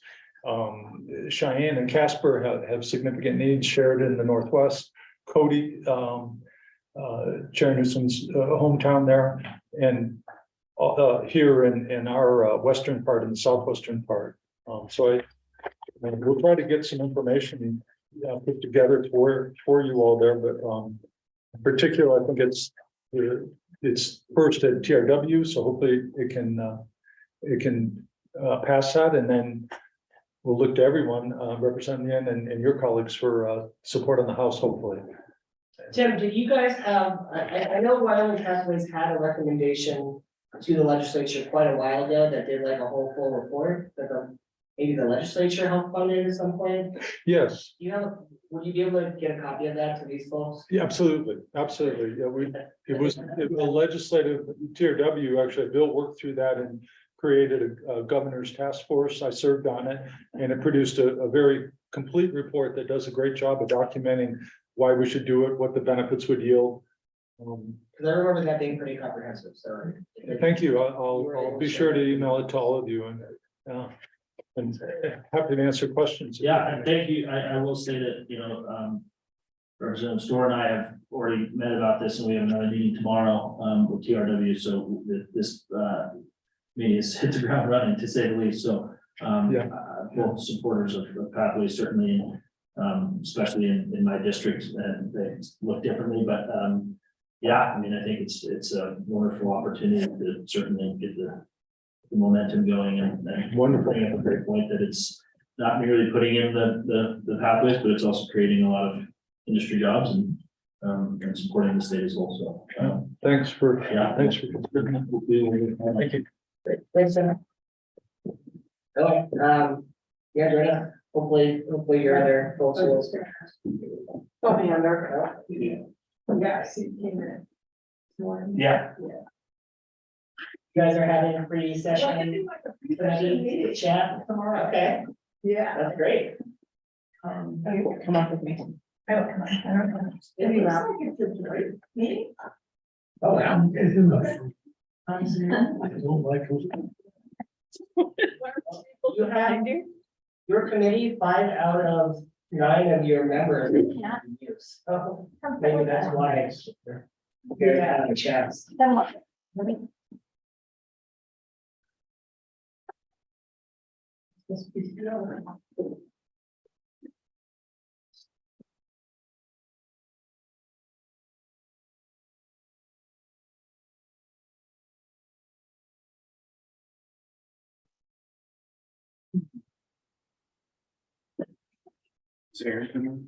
think so. No. No, the bells. No. This is not the one. No. That's today. I started writing memorials.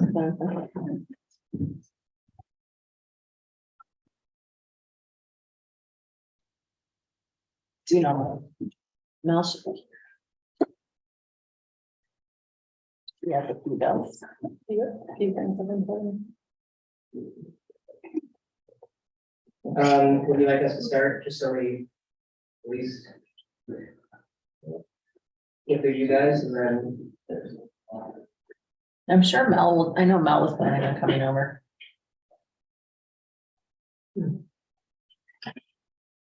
Okay, that was my bad. I didn't notice that the time was updated. Did I change the time? Well, originally it was 1:45. My apologies. No, I wasn't paying attention, sorry. Well, I thought it was at 1:30, so there. Oh, well, you did. Then maybe I did have the right. Can you see that? Oh, it's saying, yeah. Okay, because I'm like, Yeah, I was trying. I have too many different accounts, so. Smell. Yeah, he sent us an update. I'm sure it is, if you don't have it on there. 11:56. It's a Don't have it. Zoom meeting request, but it has the package. Mel got stuck on the phone, so she's on her way.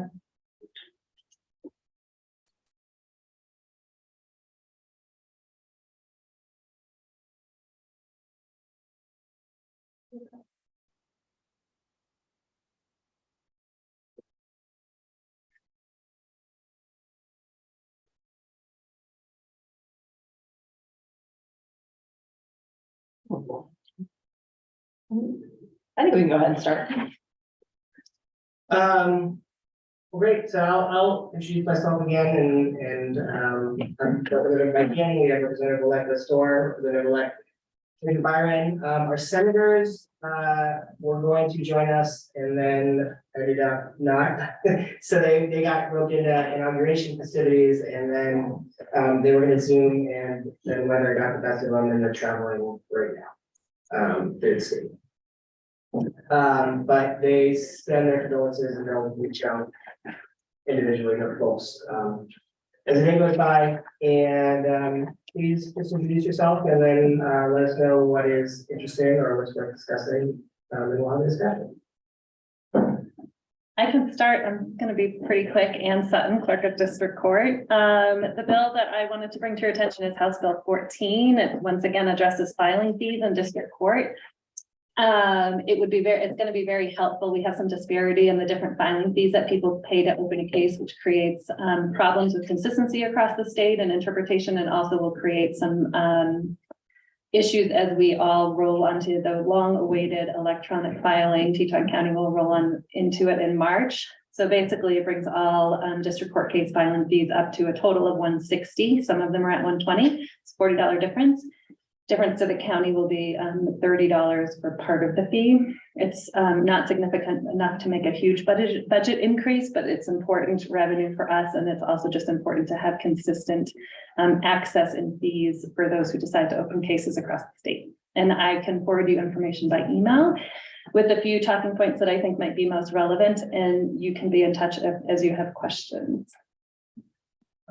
Yeah, so that's a judiciary and pretty bill. I think it passed pretty easily in judiciary, in the interim. Correct. There was some good discussion. A lot of it, sorry to interrupt you, a lot of it went back through some of the history of filing fees in Wyoming and kind of how it came to be. What happened was a few years back, there was an update to some of the fees, but it kind of, it didn't take them as a whole. And so it created these kind of piecemeal fee charts, which made it pretty tricky for both litigants and also clerks, and also as we use more technology, setting up the technology. So it was a robust discussion, everything from the role of the clerk to the history of fees, but it seems that there was some good consensus after they vetted it all, that this was the way to go. There are some changes to the judiciary committee. They are different chairmen. But I think most of the bills that we pass in the interim will probably be okay. Just for talking points, what are, if any, resistance you know of on that? Sometimes there's resistance anytime you increase a fee, right, as you might expect. This isn't a tax. We always want to be clear, this isn't a tax. This is a one-time fee for those who initiate a case in district court. Our fees are at the bottom or near the bottom of all surrounding states and across the country. And the other thing to note for Wyoming is there's a one-time opening fee. In many states, such as Colorado, you have a fee every time you file a document. So all of those, I think every time we have that initial question about increasing a fee, they look at first how modest it is, how it compares to other states, and what the whole picture of filing costs is. Yeah, I think generally, it's more questions of how it compares when we assess what kind of fee that we want, whether it's raising, lowering, or whatever. And then you have some people who will be opposed to all. Any increase. Correct. Wherever they are. Great. Good afternoon, Teton County Sheriff Matt Carr. It's good to see you all. Thanks for carving out the time for us. We really appreciate it. I don't have anything to jump on right now, just other than the Sheriff's Association and our Wyoming Association of Chiefs of Police and Sheriffs. We're constantly tracking what's popping up. I don't think there's anything that's major on our radar right now from a law enforcement standpoint. But we'll just see as we go, unless there's anything that you all wanted to discuss.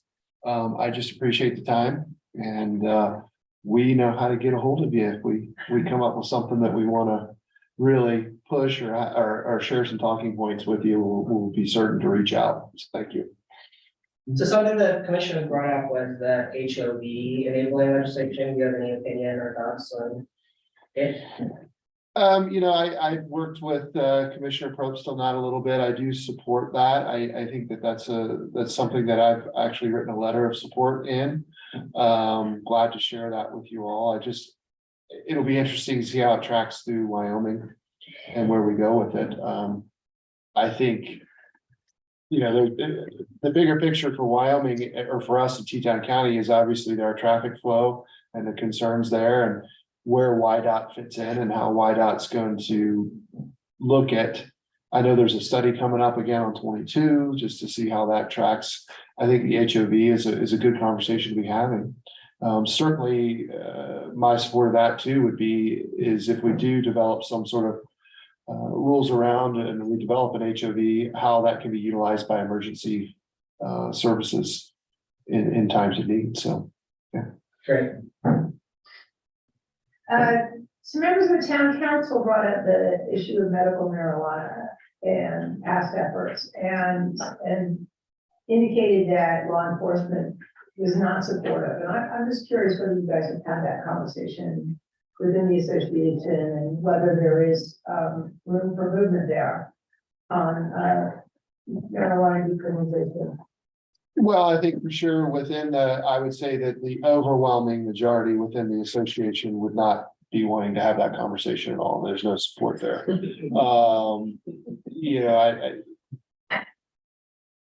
Where we go with that, and if this is something that Teton County wants to move and tout, great. I don't think you're going to get anywhere in Cheyenne. We have it come up here every now and again. We have a very robust between us and the police department, we have a robust canine operation and really, they do great work. It comes up every now and again. Well, what are you gonna do with these dogs once marijuana is legalized? I'm not even thinking about that right now for the state of Wyoming, so I just think we're a long ways from there and that conversation. My personal opinion is it's probably something the feds would have to force on the state of Wyoming by looking at it from a federal standpoint, so. Safe to say that there is absolutely no support for that within the Association of Sheriffs and Chiefs at this point. And what's the best way to characterize the reason behind that? Because we're in Wyoming.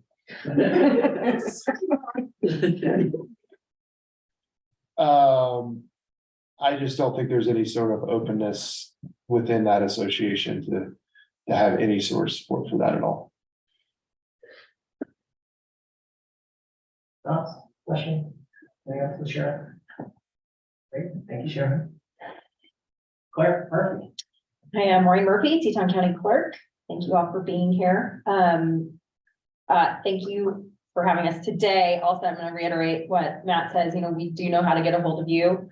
I probably am one that will text you a lot and say, we vote yes on this, vote no. Clerks want you to vote yes on this. Clerks want you to vote no on this. I want you to vote yes on this. I want you to.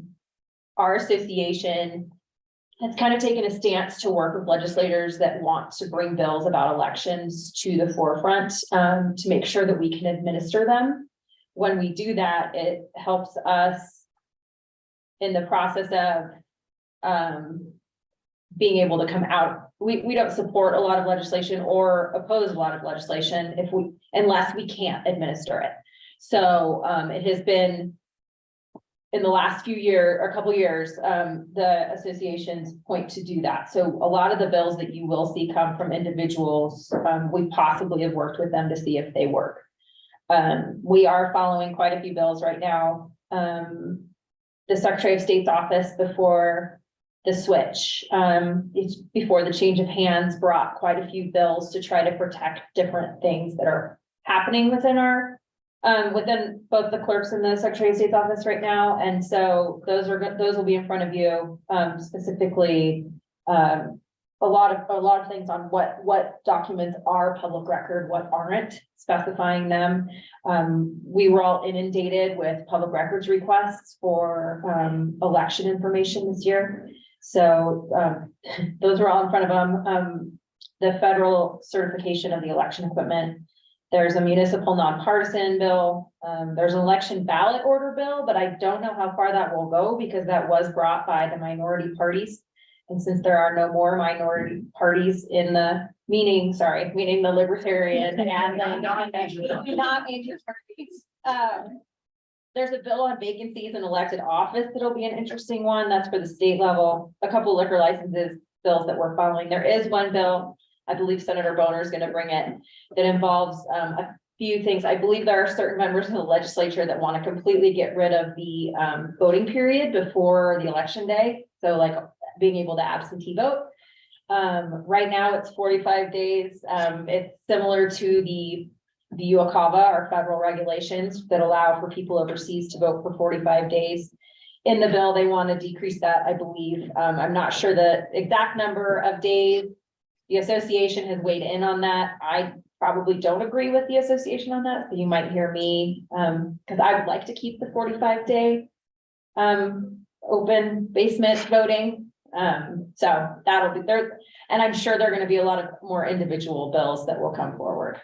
So What's the division of the association on the 45 days? So I was gone for 3 weeks when they were having these discussions with the senator bringing the bill. And so I'm not 100% sure what their stance was. I think they negotiated a day. So I'm not sure exactly what that number is, but I think the bill was like, I don't know exactly what number it was around. I think 21 days, which would be hard to do. It's going to be hard to find 4 people that want to work in an election room for 21 days. So for me. I think I remember asking you this question, but do you know the intent behind the senator's I think yes, I think it's a very good intent. I think he wants to work kind of with both sides in trying to find happy mediums. There's a couple other different parts to that bill.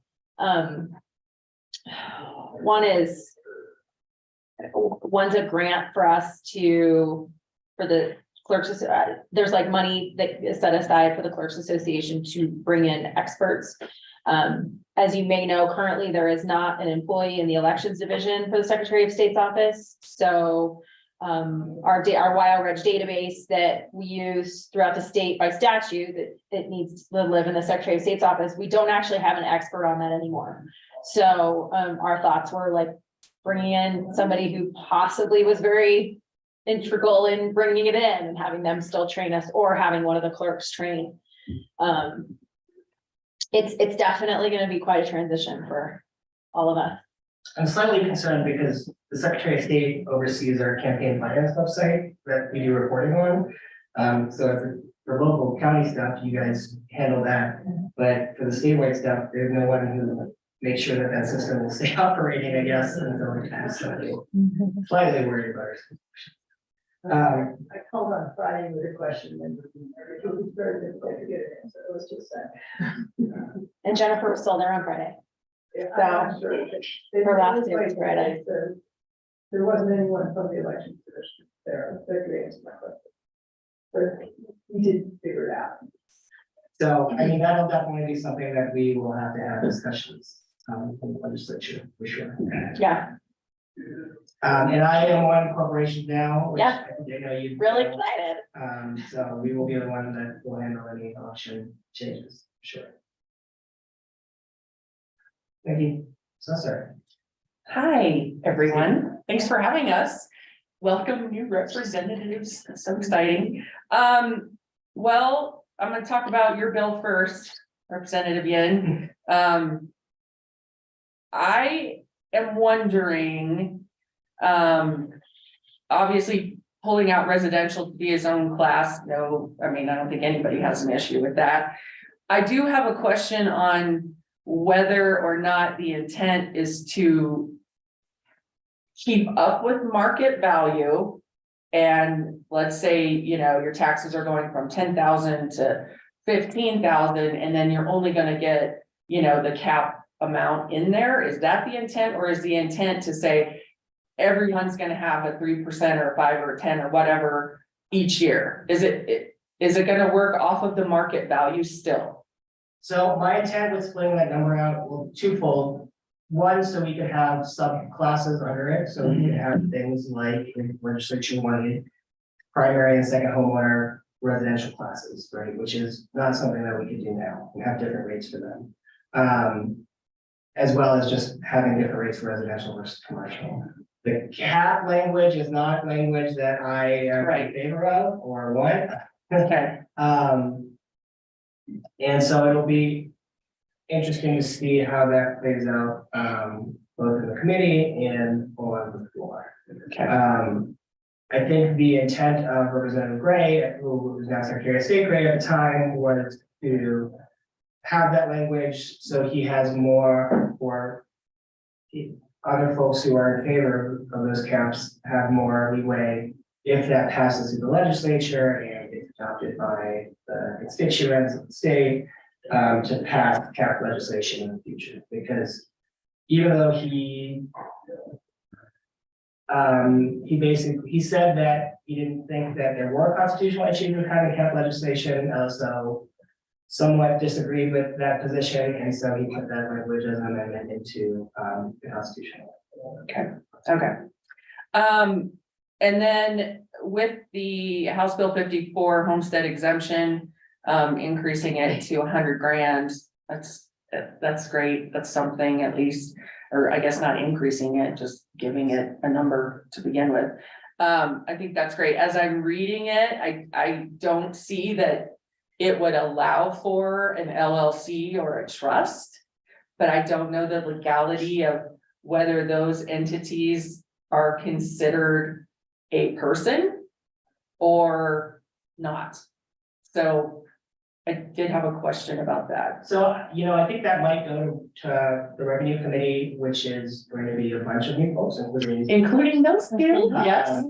My preference, and they're more than welcome to chime in on whatever they think is appropriate, is that we don't consider LLCs and companies to be people when it comes to homestead exemptions, because LLCs don't live in a house. Right. And the intent is to protect people who live in a house, and if we want to make it specifically for homeowners, then they need to own that home. Okay.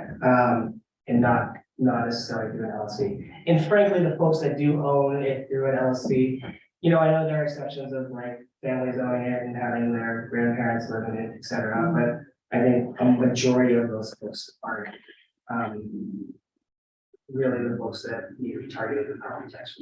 Yeah, okay, and then kind of same for trust. I mean, a trust obviously has trustees and it's generally occupied by those trustees, so I just didn't know if we needed to focus on that as well, or because of course, this county has millions of both, it seems like. Yeah, So maybe it would make sense for like single owner or ensuring that all members of the LLCs or trustees can be proven to live in the house, that might make sense. But if it's people who don't actually live in the house, I'm not sure why we would do that. yeah, okay.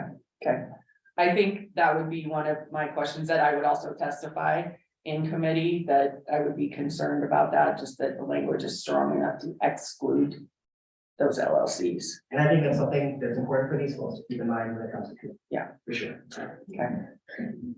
My sense is, at least in the rest of the state, there's a lot of agricultural land that's owned in the trust.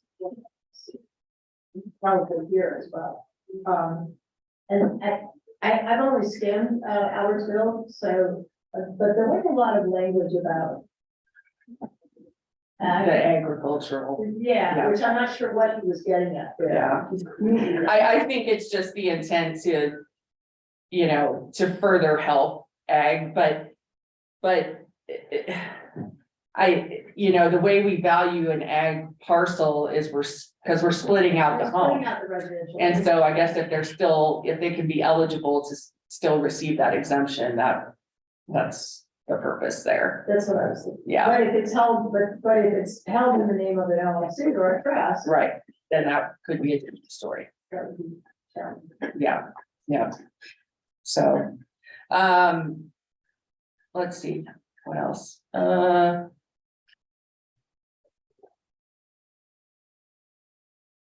Apiculture, I don't know if any of you guys are on ag right now, but, bees, our dear friend Mike Halpin, he'll love me for mentioning him, is very, gung ho about bees being allowed as an agricultural product.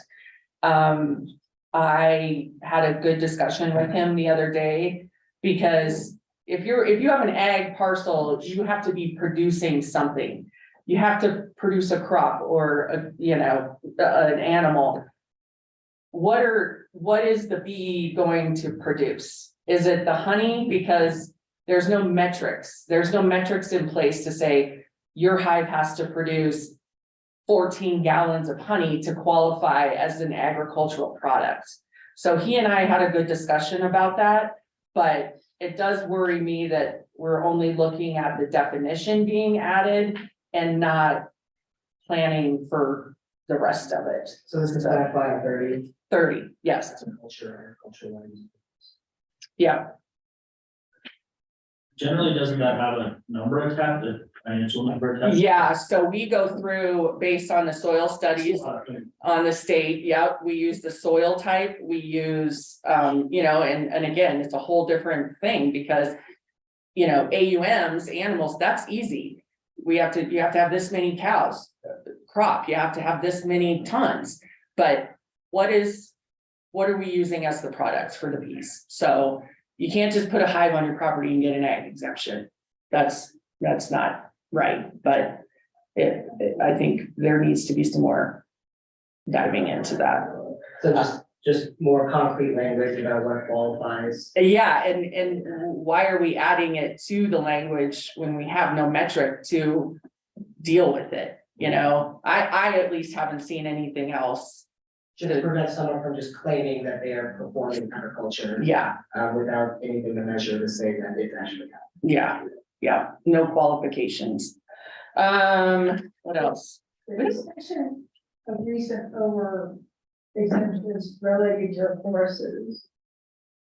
Grazing of horses, and that is the same as it was, nothing has changed there. So Representative Store, horses are a tough deal for assessors because a hobby horse from, you know, a 4-H product to your own personal horse that you're riding around are technically not considered agricultural, even though they're defined, just like the bees would be, they're defined as livestock, but it's difficult to equate that to sales because is it just your hobby horse that you're selling off because you need a new horse and that, whatever the case is.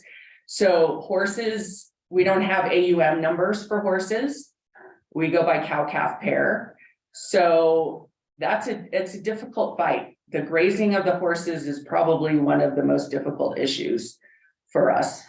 Because, you know, you get into outfitters who are grazing their horses on the property. Well, that's not ag, you know, but then I have attorneys coming back saying, well, horses are livestock.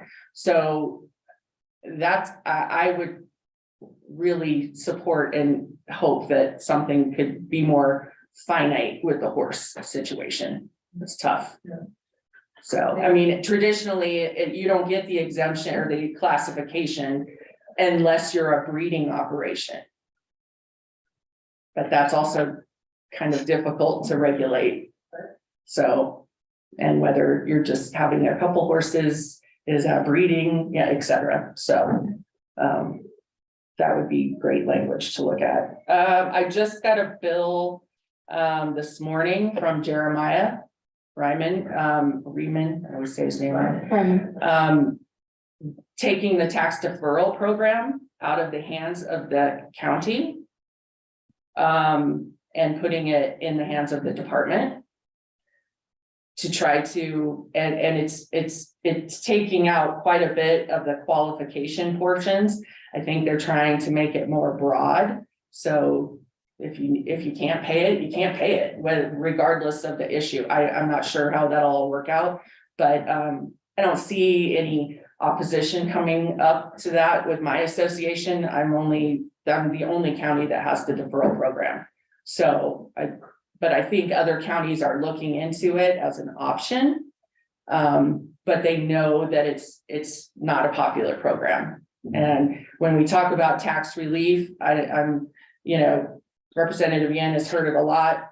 You know, the tax deferral program always comes up in the tax relief discussion. It's not tax relief. It's kicking the can down the road and people don't like it. So it's not much of a relief. It's still going to be there. You still got to pay up at some point. So I don't know. So you mean the Department of Revenue? Yes. Okay. Yeah, which is interesting because then that'll put all of the tax kind of relief programs in their hands. Because, you know, they do the refund program now, of course, through the state. The local program, which we've just started, they have agreed to administer that as well, so long as our rules are in tandem with the state rules. So it kind of puts more on their plate, which I'm surprised they're willing to take all that on, but it's nice because it takes us out of the equation. Also, with smaller counties, you know, I don't want to go down and give Andrew all of my personal financial information at the assessor's office. It's embarrassing. I can't pay my tax, you know, it's created, it's a bad program. It's a good program, but it's not popular. So that may help. Other states have had more success with such programs, just with the educational process and making it somehow easier to use. Yeah, you know, since I have been in office for 5 years now, I've had, I think, 2 people apply. And they, you know, they just don't, And a lot of them are elderly, they paid off their homes and they don't want to put a lien on their home.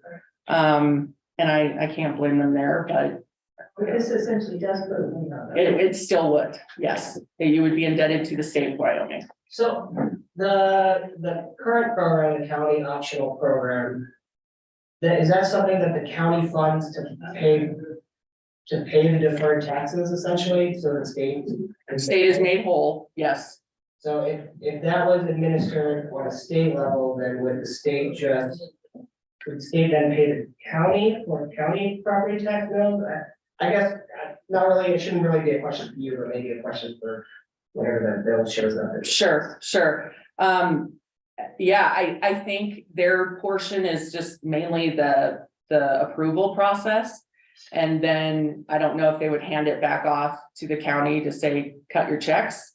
I'm guessing it'll be something like that, because I can't see the county wanting to fork over their money to the state to reimburse. I don't know what that looks like yet, so. I have some thoughts and questions, I guess. Yeah, okay.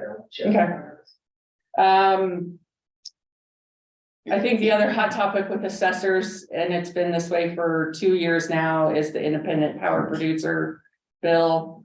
The association, there are a few assessors who very strongly favor their assessment of those folks. The department thinks they can do it, which they can, they have. I think the Assessors Association is stepping back a little bit and saying, this is not our bill. It's not even how it started. All we wanted was to be able to see the company's financial information if we asked for it, which we don't currently get. So I'm guessing that'll be going back to the state based on previous testimony at other meetings and committee meetings. So Did we pass that one out of committee? you did, I think. Yeah. Okay, so maybe an update for these folks, it's about essentially wind turbine, power plants, power producers, being assessed differently in different counties. Yeah, the statute is a little ambiguous, I guess, about who should be doing it. And so there was just clarity sought on that. And there was a presumption that, I guess, well, the assessors did it to themselves. They wanted it. It came across as they wanted to appraise those. They could do it, and the industry took it a different way. So it's not been a popular situation between the assessors and industry. I think it's gotten better though. So I think that's it. And so the bill basically just says the state Department of Revenue is the one that assesses the valuation. Yes, and now it's giving the assessors the ability to view the confidential information. And I guess what started it is there is the Department of Wyoming, Department of Revenue hasn't had a tax appeal hearing in like years. And we as assessors see values every day and know that some of their values are a little low. And that probably contributes to not having any hearings. So that's kind of where it all started is we were getting, this information of the developer was coming in and saying it was going to generate this much revenue. And then we'd see the assessment and it's a tiny fraction of that. So that's kind of where it started, that the assessors just wanted the ability to see how the state was appraising those and what data they were using. And at that point it was confidential, so we couldn't get that. So then it sort of morphed into this other thing of we can do it, assessors can do it, but I think it's a fight they're loosening up on. Okay. And I think that's it. Thank you. Great. Thank you. I had a question from, I guess, looking at,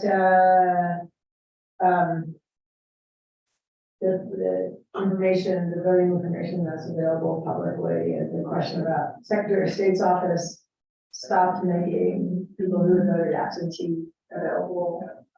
And so then people came to the county, to get that information. My understanding is there is, an effort to bring that back into the Secretary of State's office. So that's in the bill. So what the bill would do would be to protect that information. To So, protect so that it wouldn't be public information. It wouldn't be public. Yeah, we had a lot of complaints this year actually about people getting mail, a lot that had voted absentee. Yeah. So we're the only state though that doesn't allow that? Is that correct? I have no idea. I don't know. Which bill is that? It's either in House Bill 5 or House Bill 6.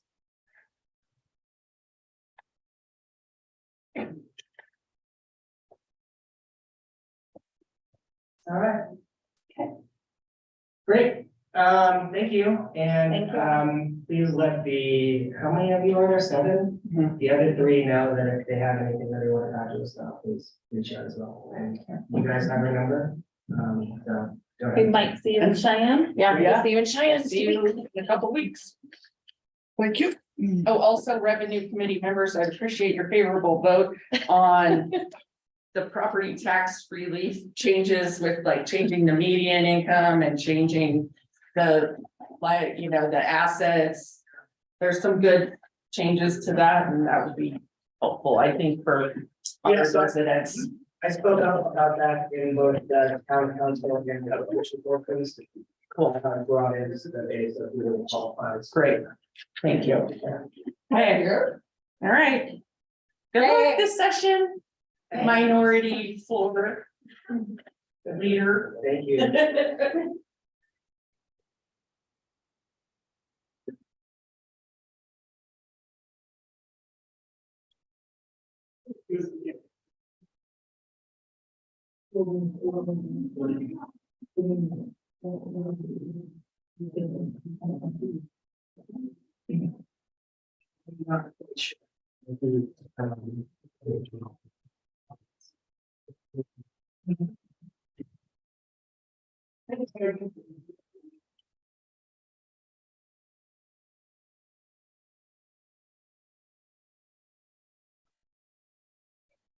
So next,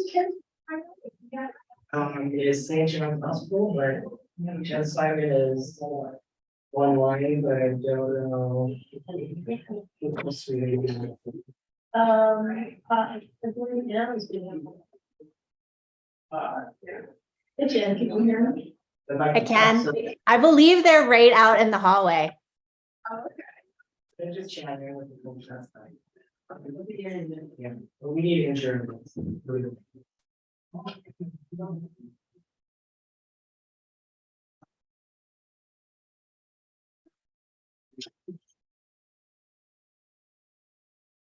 So the independent power producers bill is. It's basically taking a long and winding road, essentially, the assessors then. We need more information to be able to properly assess these wetlands. It's a combination of information, the value.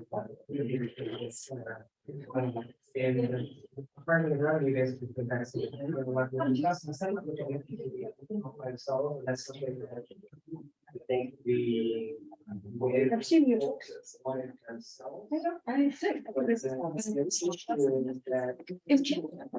Department of General. Oh, Jen's online.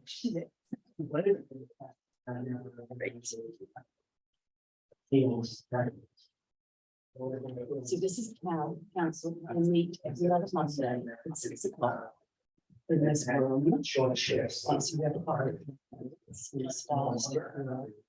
This line now, everything which is really.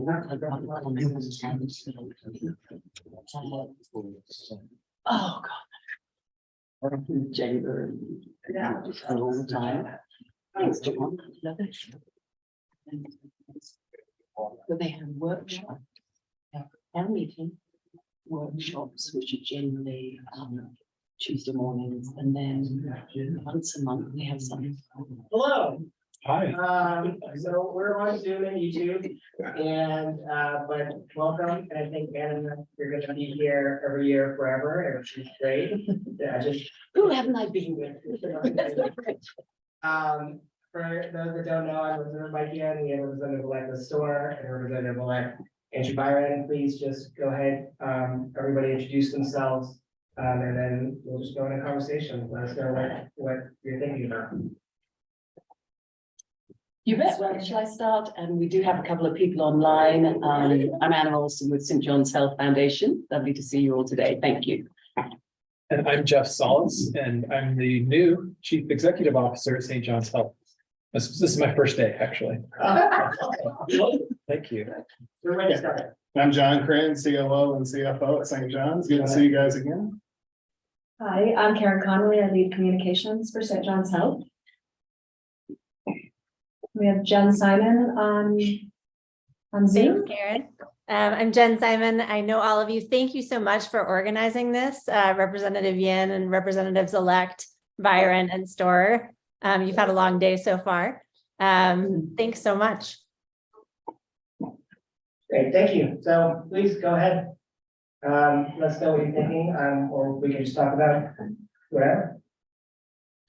I mean, we thought, since it's Jeff's day, if we could just take a couple of minutes and have him talk about what's so exciting to him about having an opportunity to lead healthcare in our community right now, and that might be a good way to start our conversation. And we also have some follow-up information, some updates on projects that you and your colleagues have had a chance to support and advocate for us on over the past couple of years, and just of course wanted to be sure to say thank you very much for everything that you do on our behalf, and just we want to be here to answer questions that you have as well.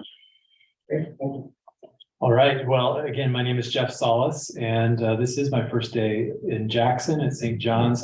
I've been to Jackson a lot over the last 10 years.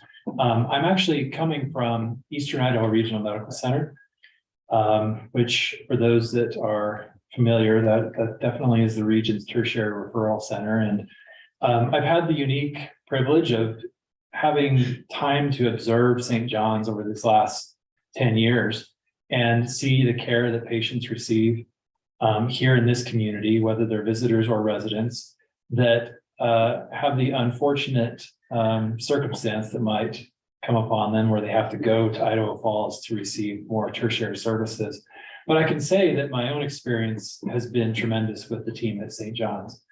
Obviously, they left such a positive impression on me that when I had the opportunity to join this team, both on the personal front and professional side of things, it was a highly attractive position to seek. And so I'm just thrilled to be here, super excited to be a part of this community.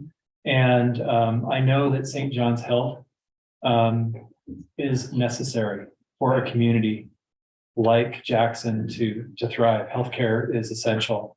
And I'm so happy to see that our elected representatives and this community, I think, has a good grasp of that. And the SPET measure that was passed just a few weeks ago, I think was a good vote of confidence from this community and understanding how important it is to have a workforce that can actually afford to live in this very unique community. So I know that Karen will probably talk a little bit more about that, but my background, I've been in healthcare administration for the past 17 years. I studied at the University of Utah, but then went to graduate school at Virginia Commonwealth University and worked in Virginia, I've worked in Kansas, I've worked in Colorado, Utah, and Idaho. So Wyoming is my 6th state for healthcare. And I hope that I'll be here for a very long time. My family and I purchased a home in Victor about 4 years ago, and this larger region has kind of crept its way into our hearts. And we never imagined that we could sort of speed up the opportunity for us to live in a community that we had always intended to live in the long term. So I look forward to diving in and doing everything I can to serve this community, not just in the hospital, but as somebody who will be a citizen and just wanting to contribute in any way that I can. Great, thank you. So with this being Jeff's first day, we didn't have, Jeff wasn't involved in our conversations about what we'd want to discuss with you in our valuable time that we have with you today, but he'll jump in, of course, as he wants to, and as he has important perspective to add. But I think when John and Anna and I spoke about what we wanted to have a chance to discuss with you, one item is probably something that you will be hearing a lot about from other hospitals around the state, and it's the challenge that all hospitals in the country more or less are facing right now, and that has to do with stabilization of the workforce. So the stability that we're seeking to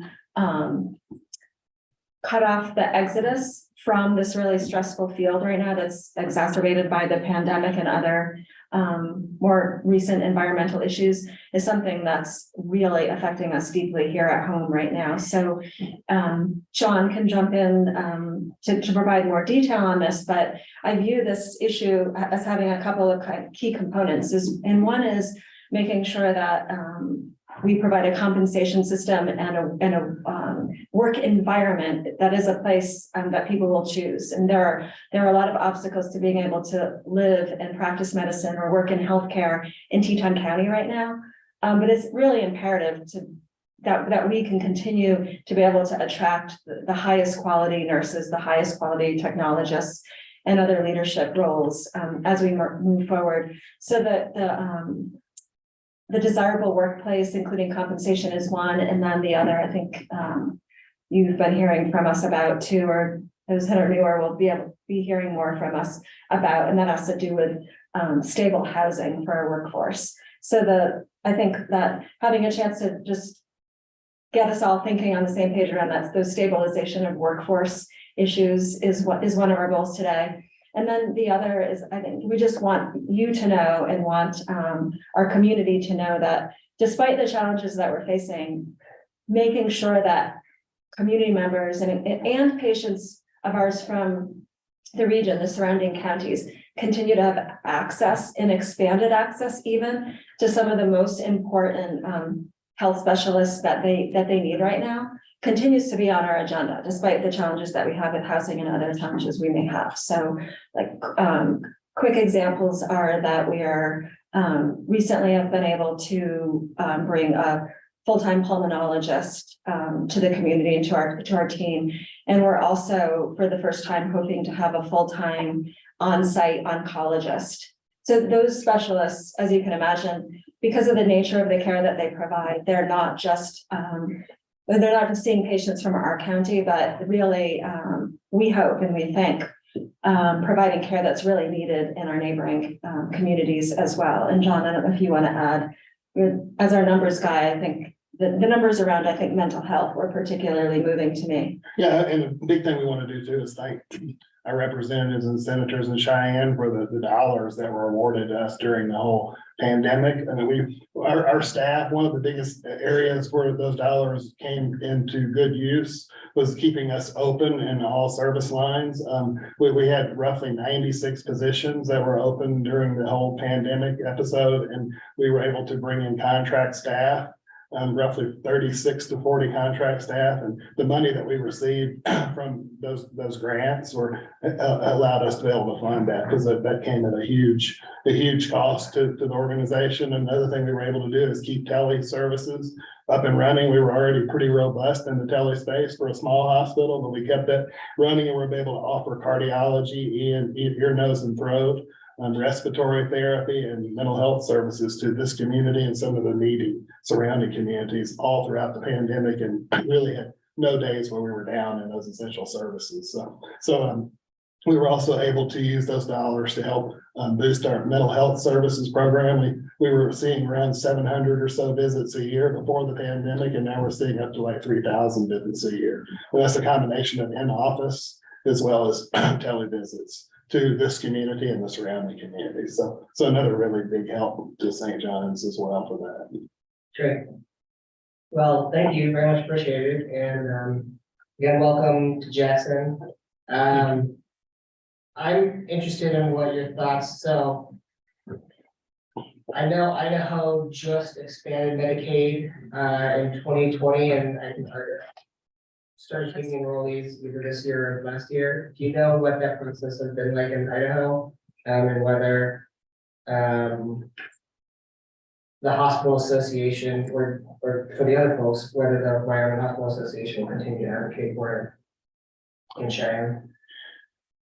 I can speak to Idaho. As you know, it's been about 3 years since expansion occurred there. It took some time if you're trying to compare our states to the rest of the country to get to that point.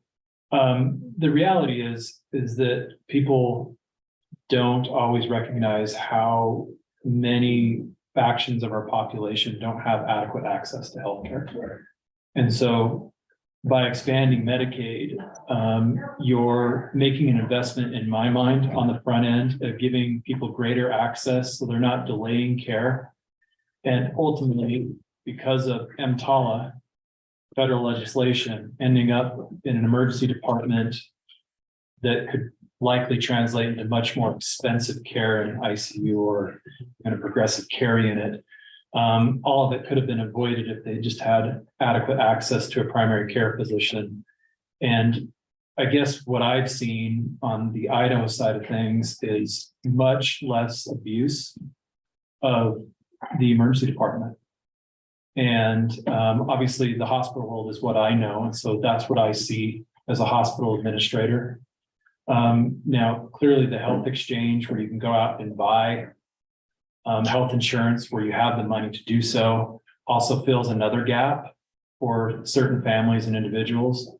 But in both instances, it's translated to better access to primary care and therefore avoiding more expensive care that occurs in the hospital environment. And with EMTALA, you guys are basically on the hook if someone. Absolutely. So regardless of ability to pay, if you show up in an emergency department, you have to give them the same care as somebody that with a deluxe plan with Blue Cross of Wyoming. Sure. At the most expensive rates. Well, I do hope the hospital association continue to advocate for Medicaid expansion. We did get it out of the House 2 years ago, but it was blocked in the Senate. I don't think any of us are gonna, I'm gonna be on the labor and health committee. There you go. I was about to say, Representative Yin, I think you're a guy. Please definitely reach out to me for any issues regarding the hospital. But I'm sure it'll be similar stuff that we've worked on before, as well as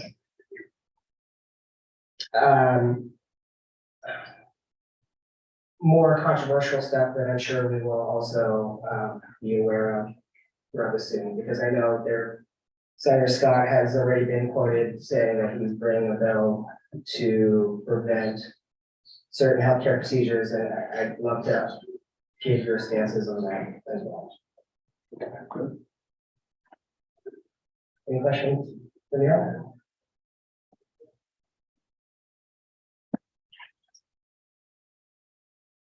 Just wanted to sort of a wandering probably, but I think, John, maybe the question to you, given your position and just, why?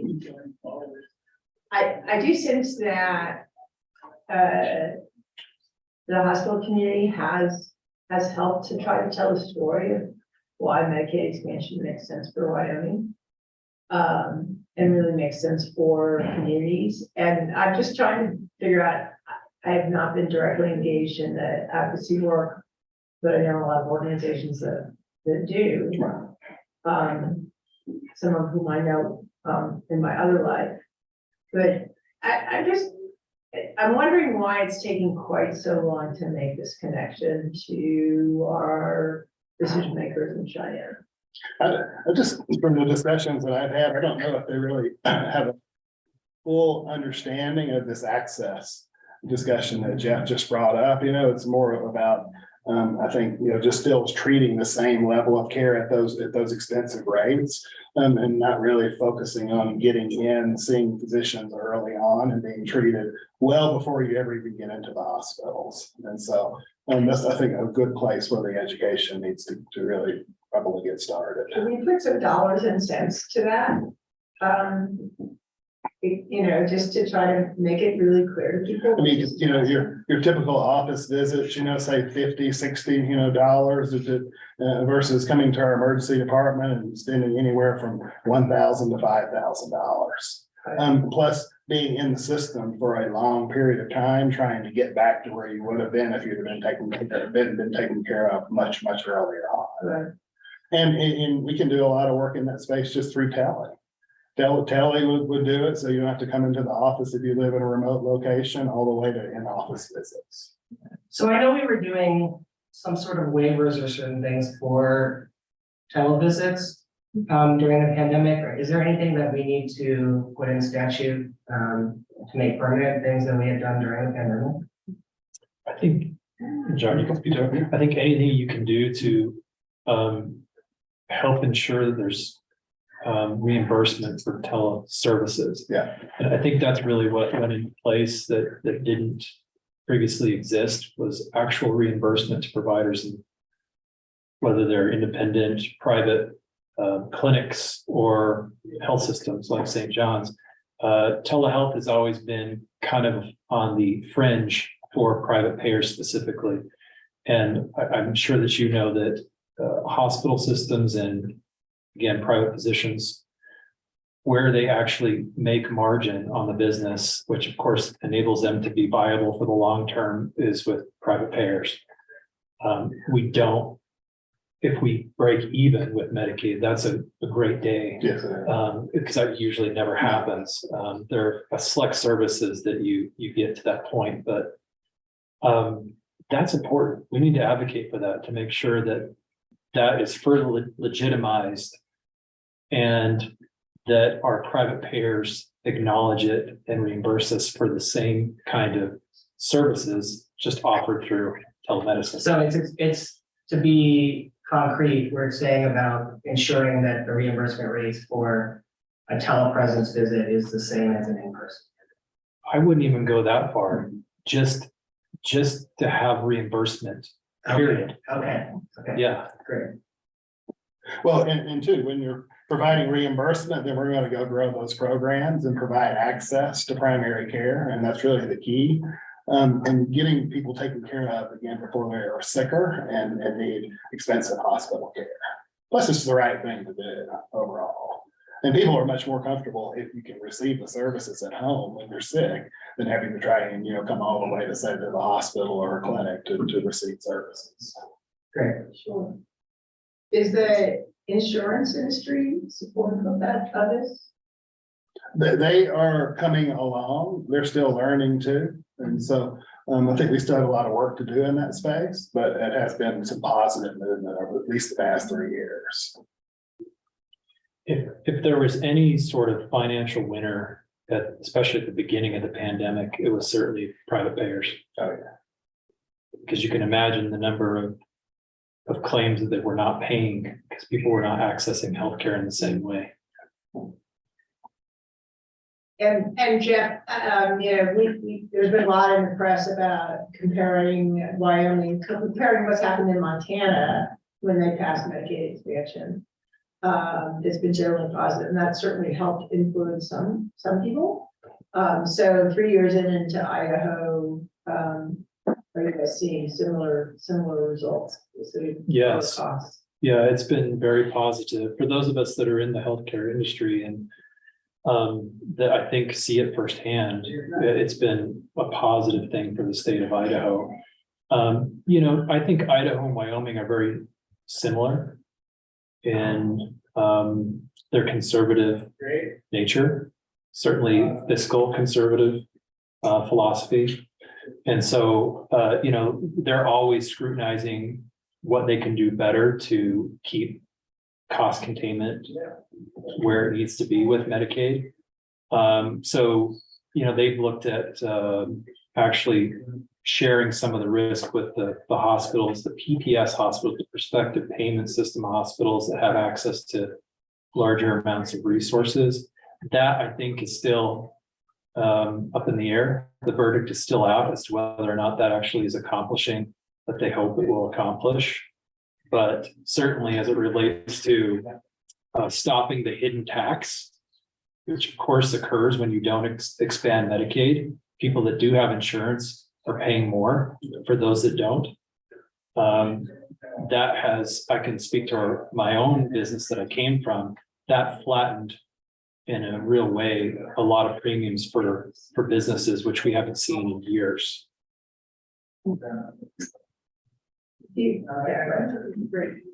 and two notes I would add, if I'm not talking over anyone, sorry, it's hard to tell from here. One is that I think, back to your original question, Representative-elect Storer, about how to make the dollars and cents really connect to some of the folks in Cheyenne.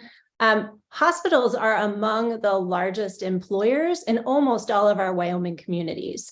And I think that that revenue driver and that economic impact is sometimes left out of the conversation. And when that gets left out of the conversation, the impact of uncompensated care then becomes sort of abstract and disconnected from the fact that, for example, St. John's, is the largest year-round employer in our community. And again, that is true of almost every hospital in almost every community in Wyoming. I believe that you'll see in a couple of weeks a forthcoming economic impact report from the Hospital Association that'll help to make that connection. And I think that becomes a really important component of this debate and discussion that hasn't really been had previously. And the other place I would tie it back is to some of the state's mental health needs.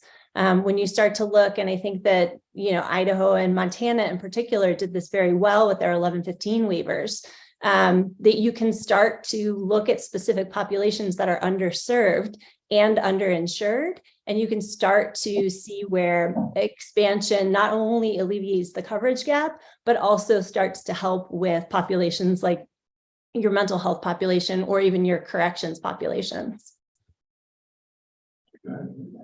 I'm curious, I should know this, but how many of the hospitals in Wyoming are nonprofit organizations like St. John, and how many are for-profit? I should be able to answer that question off the top of my head, but there are multiple different types. So you have memorial hospitals like Campbell County Memorial Hospital. You have hospital districts like Teton County Hospital District, St. John's Health. Then you also have nonprofit hospitals like Banner. And then you have for-profit hospitals like Sage West. So you do actually have a pretty wide range of types of hospitals. I believe Don Kren will correct me if I missed any types, but I believe those are the 4 types that we have. And I will get you a breakdown of exactly how many fit into each category. Hospital districts and memorial hospitals obviously function very differently than for-profit and nonprofit chains. Yeah, and Jen, I think the district's probably 20 to 23, and then the rest are a mix of for-profit and not-for-profit, roughly, I'm saying. But wouldn't you say the majority are not for profit? Well, no, they're not for profit. It's probably only maybe one or two for profit. So That's Sage West, and I know Evanston. Yeah. Those are the 2. Yeah. And the one in Riverton, so there's 3, but they're both part of Sage West. Well, I've been having a conversation with some folks at the Business Council, just, an introductory conversation, and I just asked them if they were thinking about the nonprofit communities across the state, something I know something about it, and it was like they had not even thought of this. And to Jen's point about how many, certainly as an employer, I think of it as nonprofit organizations, but from the health perspective and from the community perspective of the hospital playing that role in the state is incredible, really. Yeah, you're right. I think it is a good distinction too, to call out an entity like Banner that is very different than like a St. John's Health that is a public entity, really owned by the community, owned by the county. Banner is based down in Arizona, And in many ways, they wouldn't like me saying this, but they operate more like a for-profit health system because they have tremendous resources. They're highly profitable as a not-for-profit in their Arizona hospitals, which helps them to enter other communities like Casper and, expand their footprint As a for-profit, as a not-for-profit. are they not for-profit? Mhm. I'll have to understand this over Yes. the long term here, clearly. How they operate differently. Well, the operating margin, doesn't go to shareholders, it stays internal and they reinvest that in, equipment and services versus paying it out to shareholders. That's kind of a high level way to describe it. But like the hospital in Casper, you can't make the assumption that money that they derive from that asset is being reinvested in Casper. Yeah. Whereas St. John's, you can absolutely take that to the bank. It's going to be reinvested right here. Good work. Great, thank you very much. Thank you.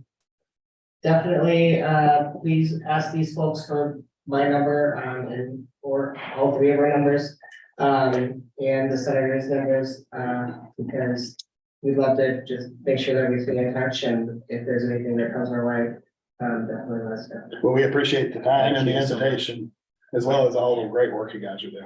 And congratulations on day one. Yeah. Thank you so much. Happy to be here. Nice to meet you. Yeah.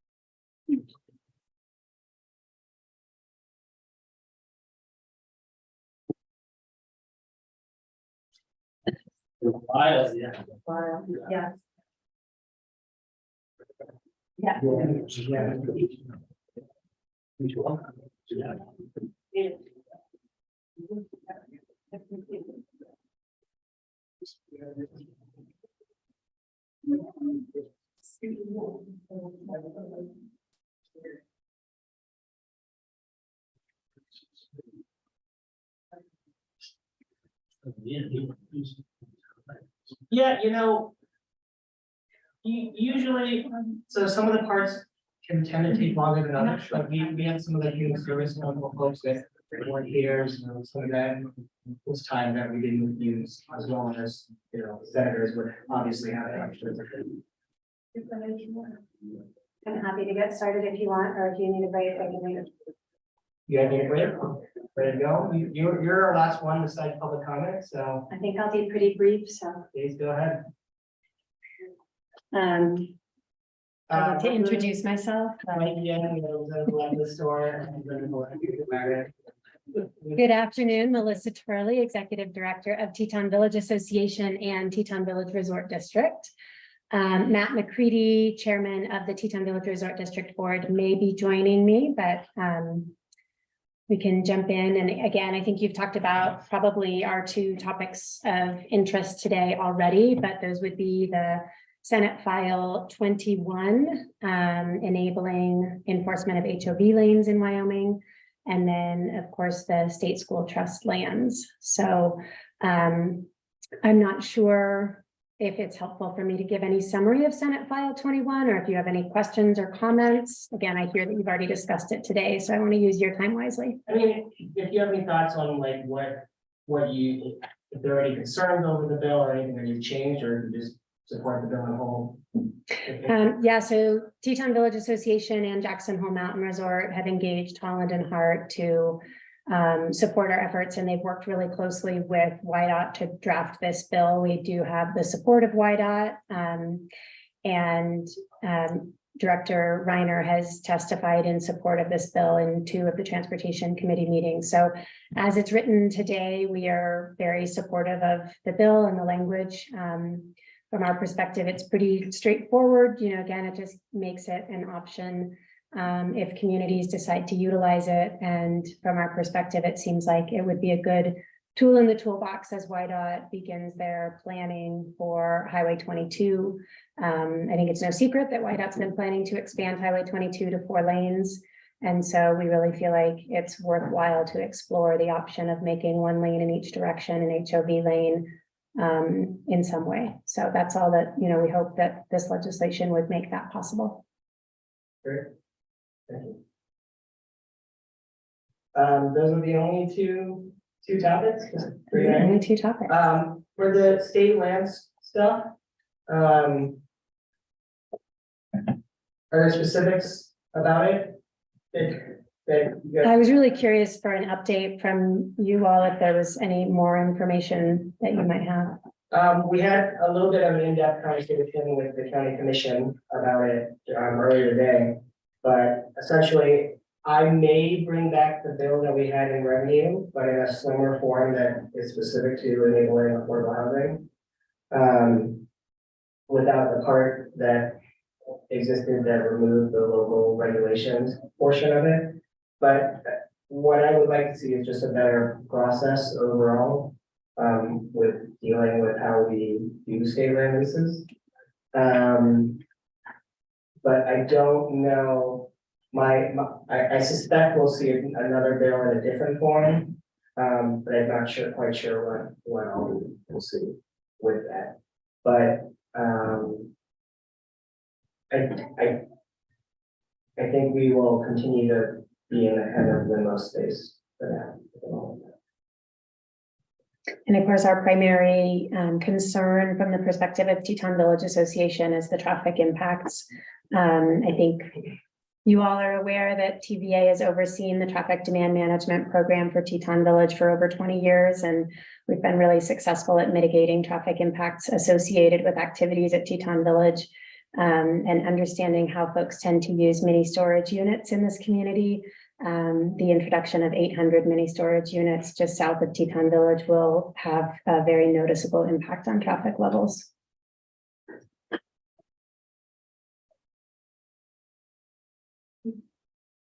Do you have a summary of the reports for the last 20 years? We do. We have a 20-year summary, so I'll follow up and send that to all of you so that you can share that with your colleagues. That would be super helpful. Yeah. Is there anything else that would be helpful for us to provide?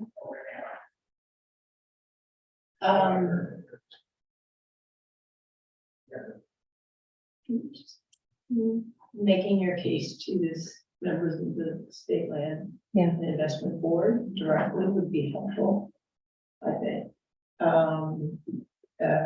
We'll have Megan will be coming on, and she's aware of these issues from what I understand, but I don't think she's heard directly from folks. So that would be helpful, just to make sure that they understand. I think the state hears a lot of different things from different people in Teton County, and some of that ends up being interpreted as, you know, anti-development on any and all levels. And so clarifying what these issues are, especially for Mountain Resort, what we've been trying to manage for the last 2 decades, and how this could have a great impact, I think would be really helpful. Yeah, absolutely.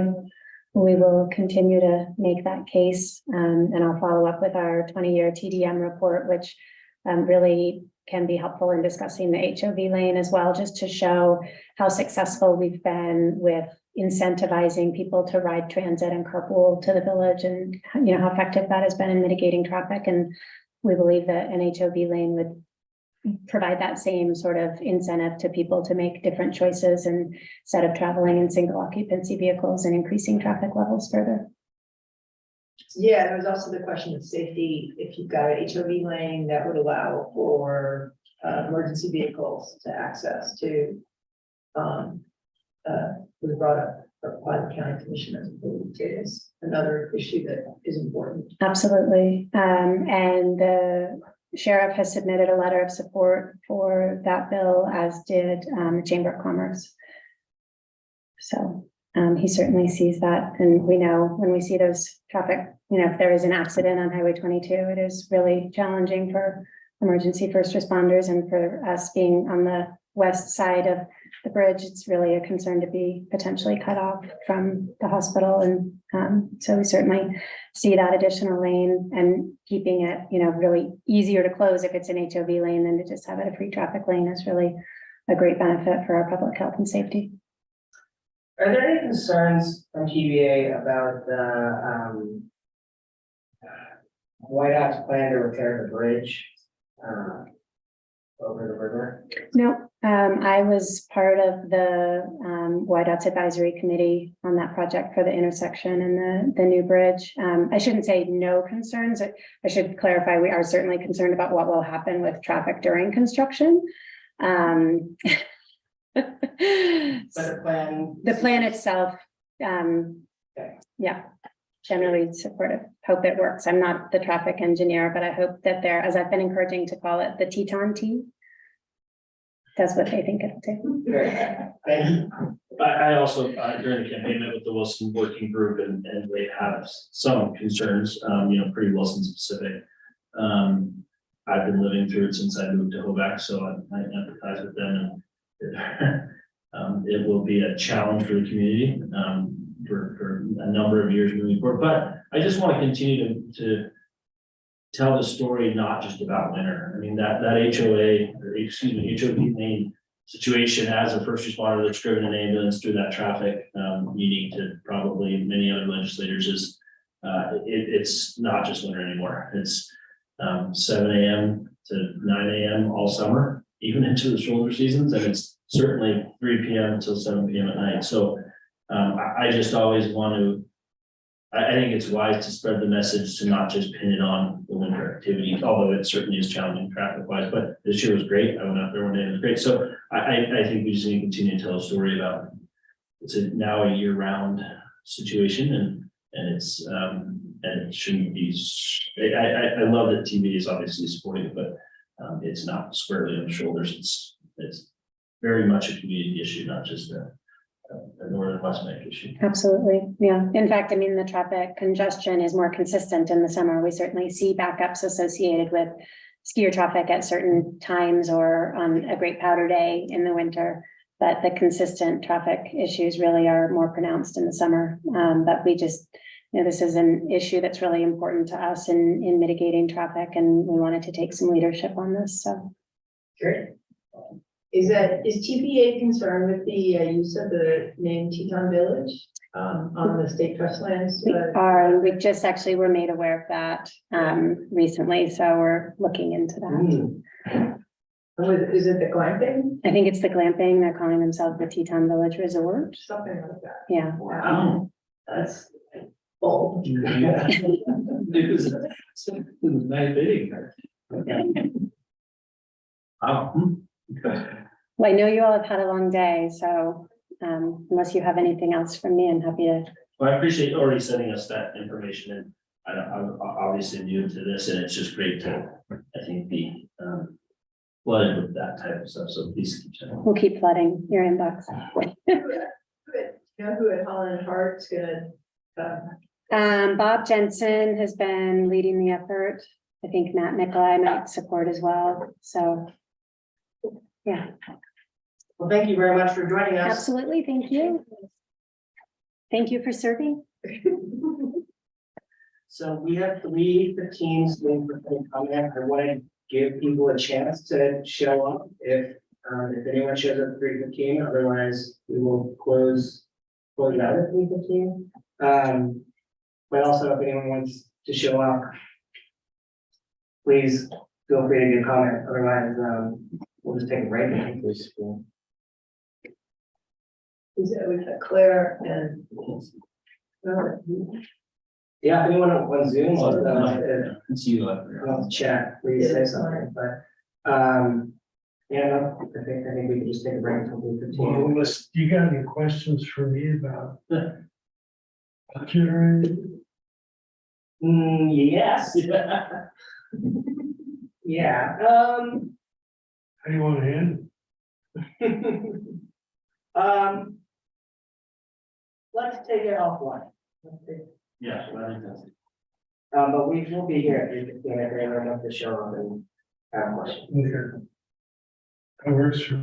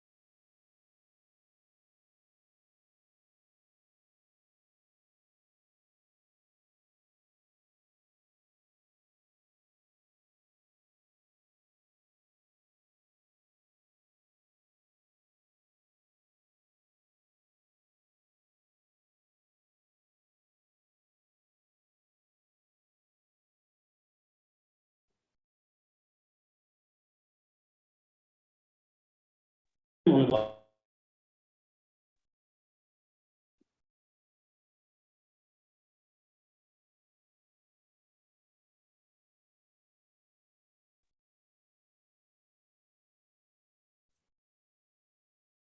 I just, all I know is.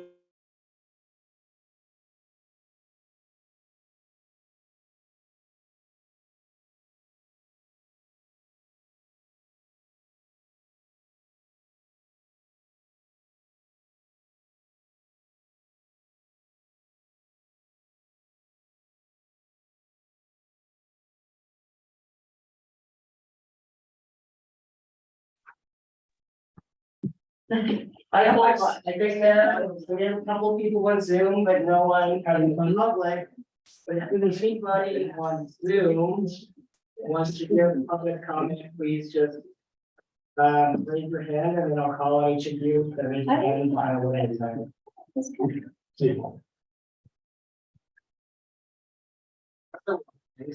No, and that's okay too. We got public comment, Martha. Introduce yourself and yeah. Hi, my name is Julian. I've been in the.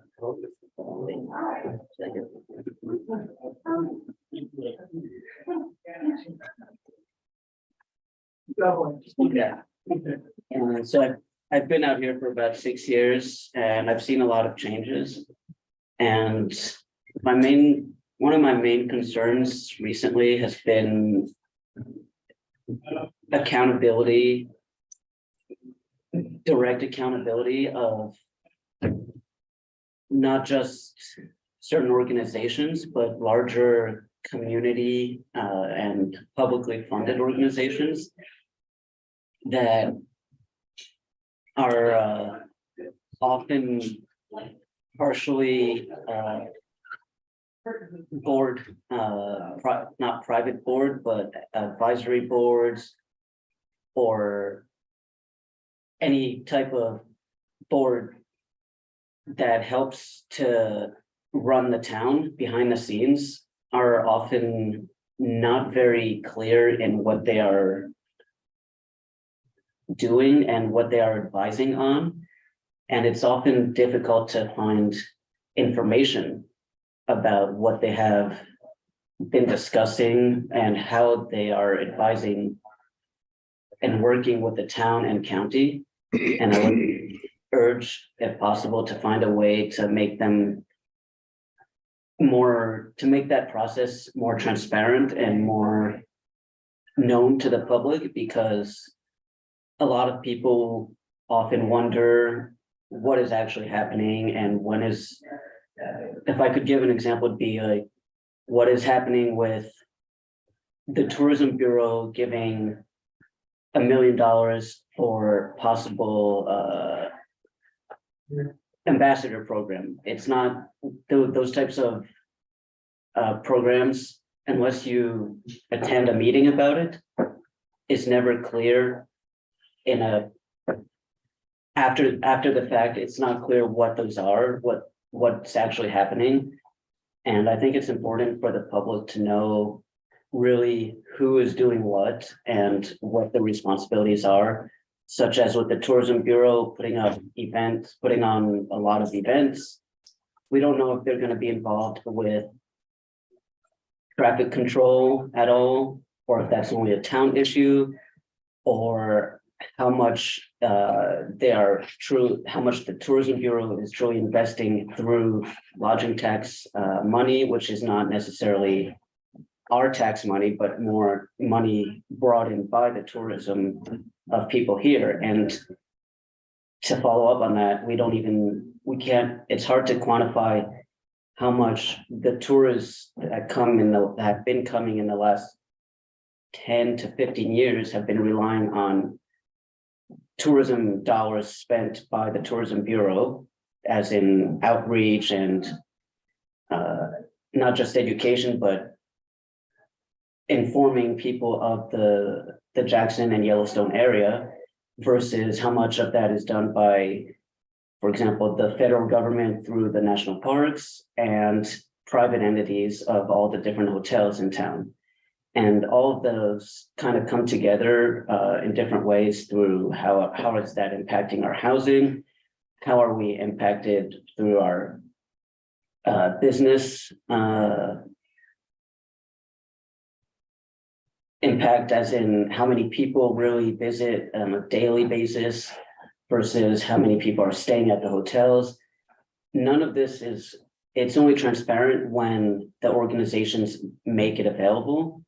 Whereas we need to know what the true numbers are for everything from housing to traffic impact, and to how the dollars that the Tourism Bureau spends, how is that bringing in all these people, and how are their dollars funding all our services? So. Thanks, Julie. I went around a little bit, but. I appreciate that. You know, I do know that they do an annual report every year, that the Travel and Tourism Board does an annual report of how they spend their money. It doesn't go into a super detailed breakdown. But I'm wondering if you've ever tried to do a Freedom of Information Act request to the county government. I don't know if that applies to the county government. I think that you could make a request for information about how the money has been spent, because I do think we do have certain transparency laws in place on being able to ask for that kind of information. But I don't know about those other measurable metrics, whether they measure that themselves or there needs to be some other third party that measures it. And some of those metrics, I know that like the chamber might measure some of those metrics, or like visitation rates, et cetera. But I don't quite know whose job necessarily is to correlate that, except for maybe the fourth estate should be doing this sort of thing. Or, individual citizens. So, I guess that my question back to you is there anything specific that you think that we need to put in place that you haven't tried to access that information through our current laws? Like, is there a statutory change that we need to make that accessible? Statutory change, at the larger government level, I can't say for sure, but maybe because tourism and housing is an impact on the whole state pretty much, perhaps ask for elected officials or officials who are in charge of those entities to talk or give a report at least once a month of what's truly happening. Because if there is for example, if we know that there's a big event happening, in terms of tourism, we are aware here of Rendezvous Fest, and Cheyenne has Frontier Days and things like that. So maybe ask for to have an official of all those different entities give you a report of once a month of what the impact of those larger events is, in order to measure, to have an idea, maybe not measure, but have an idea of where you can move forward and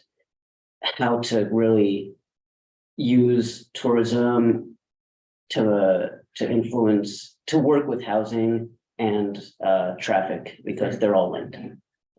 Okay, I think some of those things would be the purview of the town and county, because they oversee the agreement, the joint powers agreement that governs the Travel and Tourism Board. I will ask them whether there's anything like that in place, but you are also more than welcome to ask them. What the Travel and Tourism does is that's basically their responsibilities are specified by the joint powers agreement that the town and county make together to oversee that board. Okay, thank you. I would also just sit down and talk with members of the Travel and Tourism Board and who, they were here earlier today, and we touched on some of the issues like $1 million to the Forest Service for ambassadors and why that's important and what they hope that's going to achieve. And again, it was a brief conversation kind of offline with Eric, but they can certainly provide a lot of information to answer some of those questions. Yeah, I think that's correct. I mean, it doesn't necessarily need to be like the overseers telling that board what to do. If those board members have access to that information, it might be worthwhile just to ask them for it if they're willing to share it. Have they not been willing to share it? Then have you asked them for that information? I've looked it up myself. So. But we're a small community, right? Everyone on these boards supposedly represent the community as appointed by the commission and the council. So theoretically, it should be responsive. Yeah, they are open meetings, so you could ask them in a meeting or just send them an email. See what they do. Okay, thank you. Great, thanks, Julie. Anybody online, there are quite a few people online that are just watching that would like to say anything. Otherwise, we'll cut off public comment and we will. You have. Oh, yes, please. Yeah, Karen. I will, unless someone else online wants to. No one else can.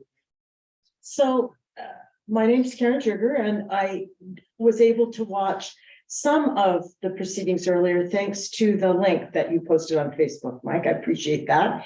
And I found it really interesting. I think, there's some of us, like the people here, who find this really interesting, and some people don't, but it's a great opportunity for you, obviously, it's designed for that, but even for those of us who are like, well, what are issues that the assessor is concerned about?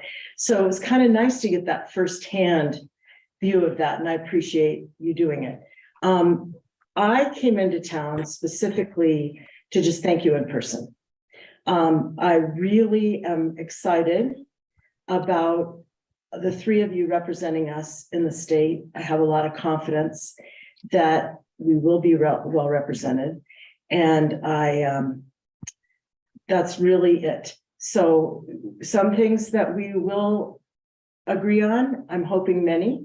Some things we won't agree on, but thus far, I've found it easy to communicate with you and others in the legislature. And it speaks to the last gentleman. I think that it's a little intimidating to reach out to an elected representative. But I think that once we all have experienced that, it's been a good experience for me on the local and state level. And it's productive, and I appreciate that. Specifically, the only two things that I would really ask that you pay attention to in Cheyenne are things that all three of you already are paying attention to. So I'm just going to throw in my 2 cents to know that people in the community have your back. And one of them is Medicaid expansion. And Representative Byron, I don't know, we haven't had that conversation yet, but I've been working with the group Healthy Wyoming for the last few years, trying to really push for Medicaid expansion. I don't think that I need to reiterate all the reasons that it makes sense financially, socially, morally. It's just needs to be done. And it's been, in my opinion, just unjustifiable that it's taken so long for us to get there. So anything else that you'd like to discuss or ask me about, by all means, we can communicate individually. The second one, which you might guess, is my adamant support of women's reproductive health care, including the right to have a legal abortion. And I'm confident the three of you will do your best to make sure that those rights are protected within the state. I support you in that. If there are very few issues that I would actually make the trip to Cheyenne in February. That's just that, like, talk about daunting. But that's one of them. And if ever you felt that a contingent from Teton County would be essential or important to have down there in person, then I would be willing to make that commitment. But anyway, thank you for your support of those things and others. And I just really want to thank you because it's, I mean, to have the patience and the guts to go to the legislature and represent Teton County and the state of Wyoming is a pretty big deal. And you've all stepped forward and I really appreciate it. Thank you, Karen. Thank you very much. Okay, I'll make one more request for those online. If anyone online wants to say anything, please, go for it. Otherwise, we're gonna close it up here.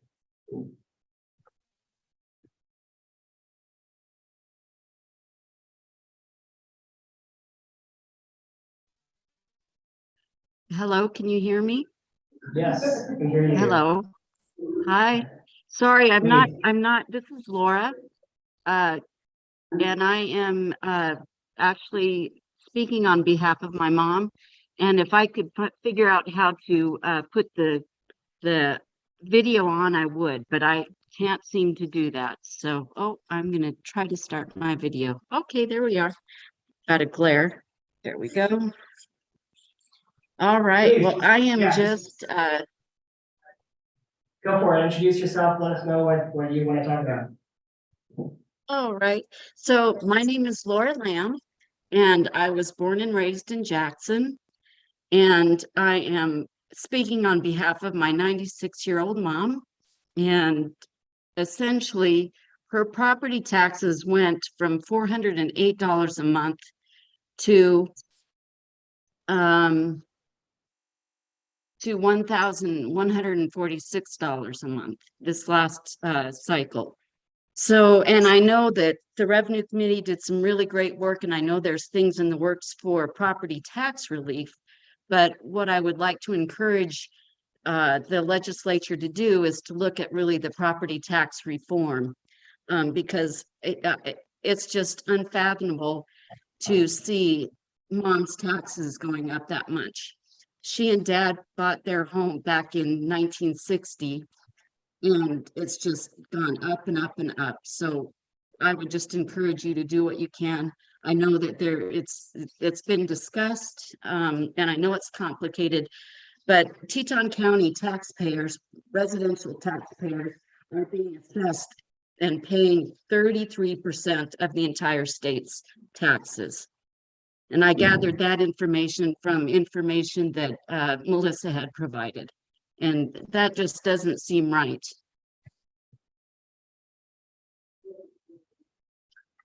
Thank you. And I don't. Keep going. No, please. I was going to say, I'm not sure, you know, the specific bills. I know that Representative Gray had what I thought was an excellent proposal, although I understand that there's some legal issues. But if we could do something retroactive, because even, you know, looking at my mom who's 96, and she 2 years ago was paying $408 a month just in property taxes, is you know, it's just crazy to me. But I'm in Montana, and I haven't had to deal with this. But anyway, I appreciate your listening to me. Laura, thank you. I've gotten your emails and I've responded to them, and I thank you for also coming to us today as well. We will have property tax relief. I mean, there's no doubt about it. There is consensus, I think, among the legislature that something happens. What it looks like is the question. Representative Gray's proposal would take at least 3 years to enact something. We will have a property tax refund bill that will at least allow your mom to get a refund on some of the taxes that she's paid, which we can enact basically immediately. And so she just needs to follow up with the treasurer, the county treasurer this year to make, or you can, to make sure that she is able to access that program. And we will probably do some sort of reform. I don't know what it will look like, but like I said, I think anything of that nature would still require a constitutional amendment, which is the issues that you have been following in the revenue. But these two representatives next to me will be on that committee going forward. And I'm sure they would love to keep having that conversation with you, because I do think it is very important to make sure those folks that have been here their entire lives aren't kicked out of their homes because of property taxes, because I think that, that is something that we should try to prevent. Right, right. Well, the thing that's interesting to me because now we're taking care of mom in her home there. And you listen to the radio and they talk about affordable housing. How do you have affordable housing when your property taxes, you're paying $1,100 in property taxes? I don't even understand how you can have that conversation. Yeah, it's tough because, you know, in Montana, it's different, right? You have a different tax structure where it's income tax based, I think. Income in sales with no property tax, is that correct? Oh, no, we have property Oh, no taxes. sales tax, so income in. Right, we have no sales tax. So it's a slightly different structure where, you know, you have an income tax where it doesn't tax people harshly who have fixed incomes. Where our structure is different and is unwilling to change at least that income tax portion. So it is, it's something that we will continue to talk about, and I'm sure the revenue committee will continue to talk about, what property tax reform is. So thank you. Great. Well, then I appreciate your relief work that you did. That was excellent. So thank you very much. Very much appreciated, Laura. Okay, anybody else? One last call. There's no one else in the room, so anyone else online, please speak up if you'd like to say something. Otherwise, we're calling it. Hey, one day, all right. Jane, man, are you trying to speak? If you are, we can hear you.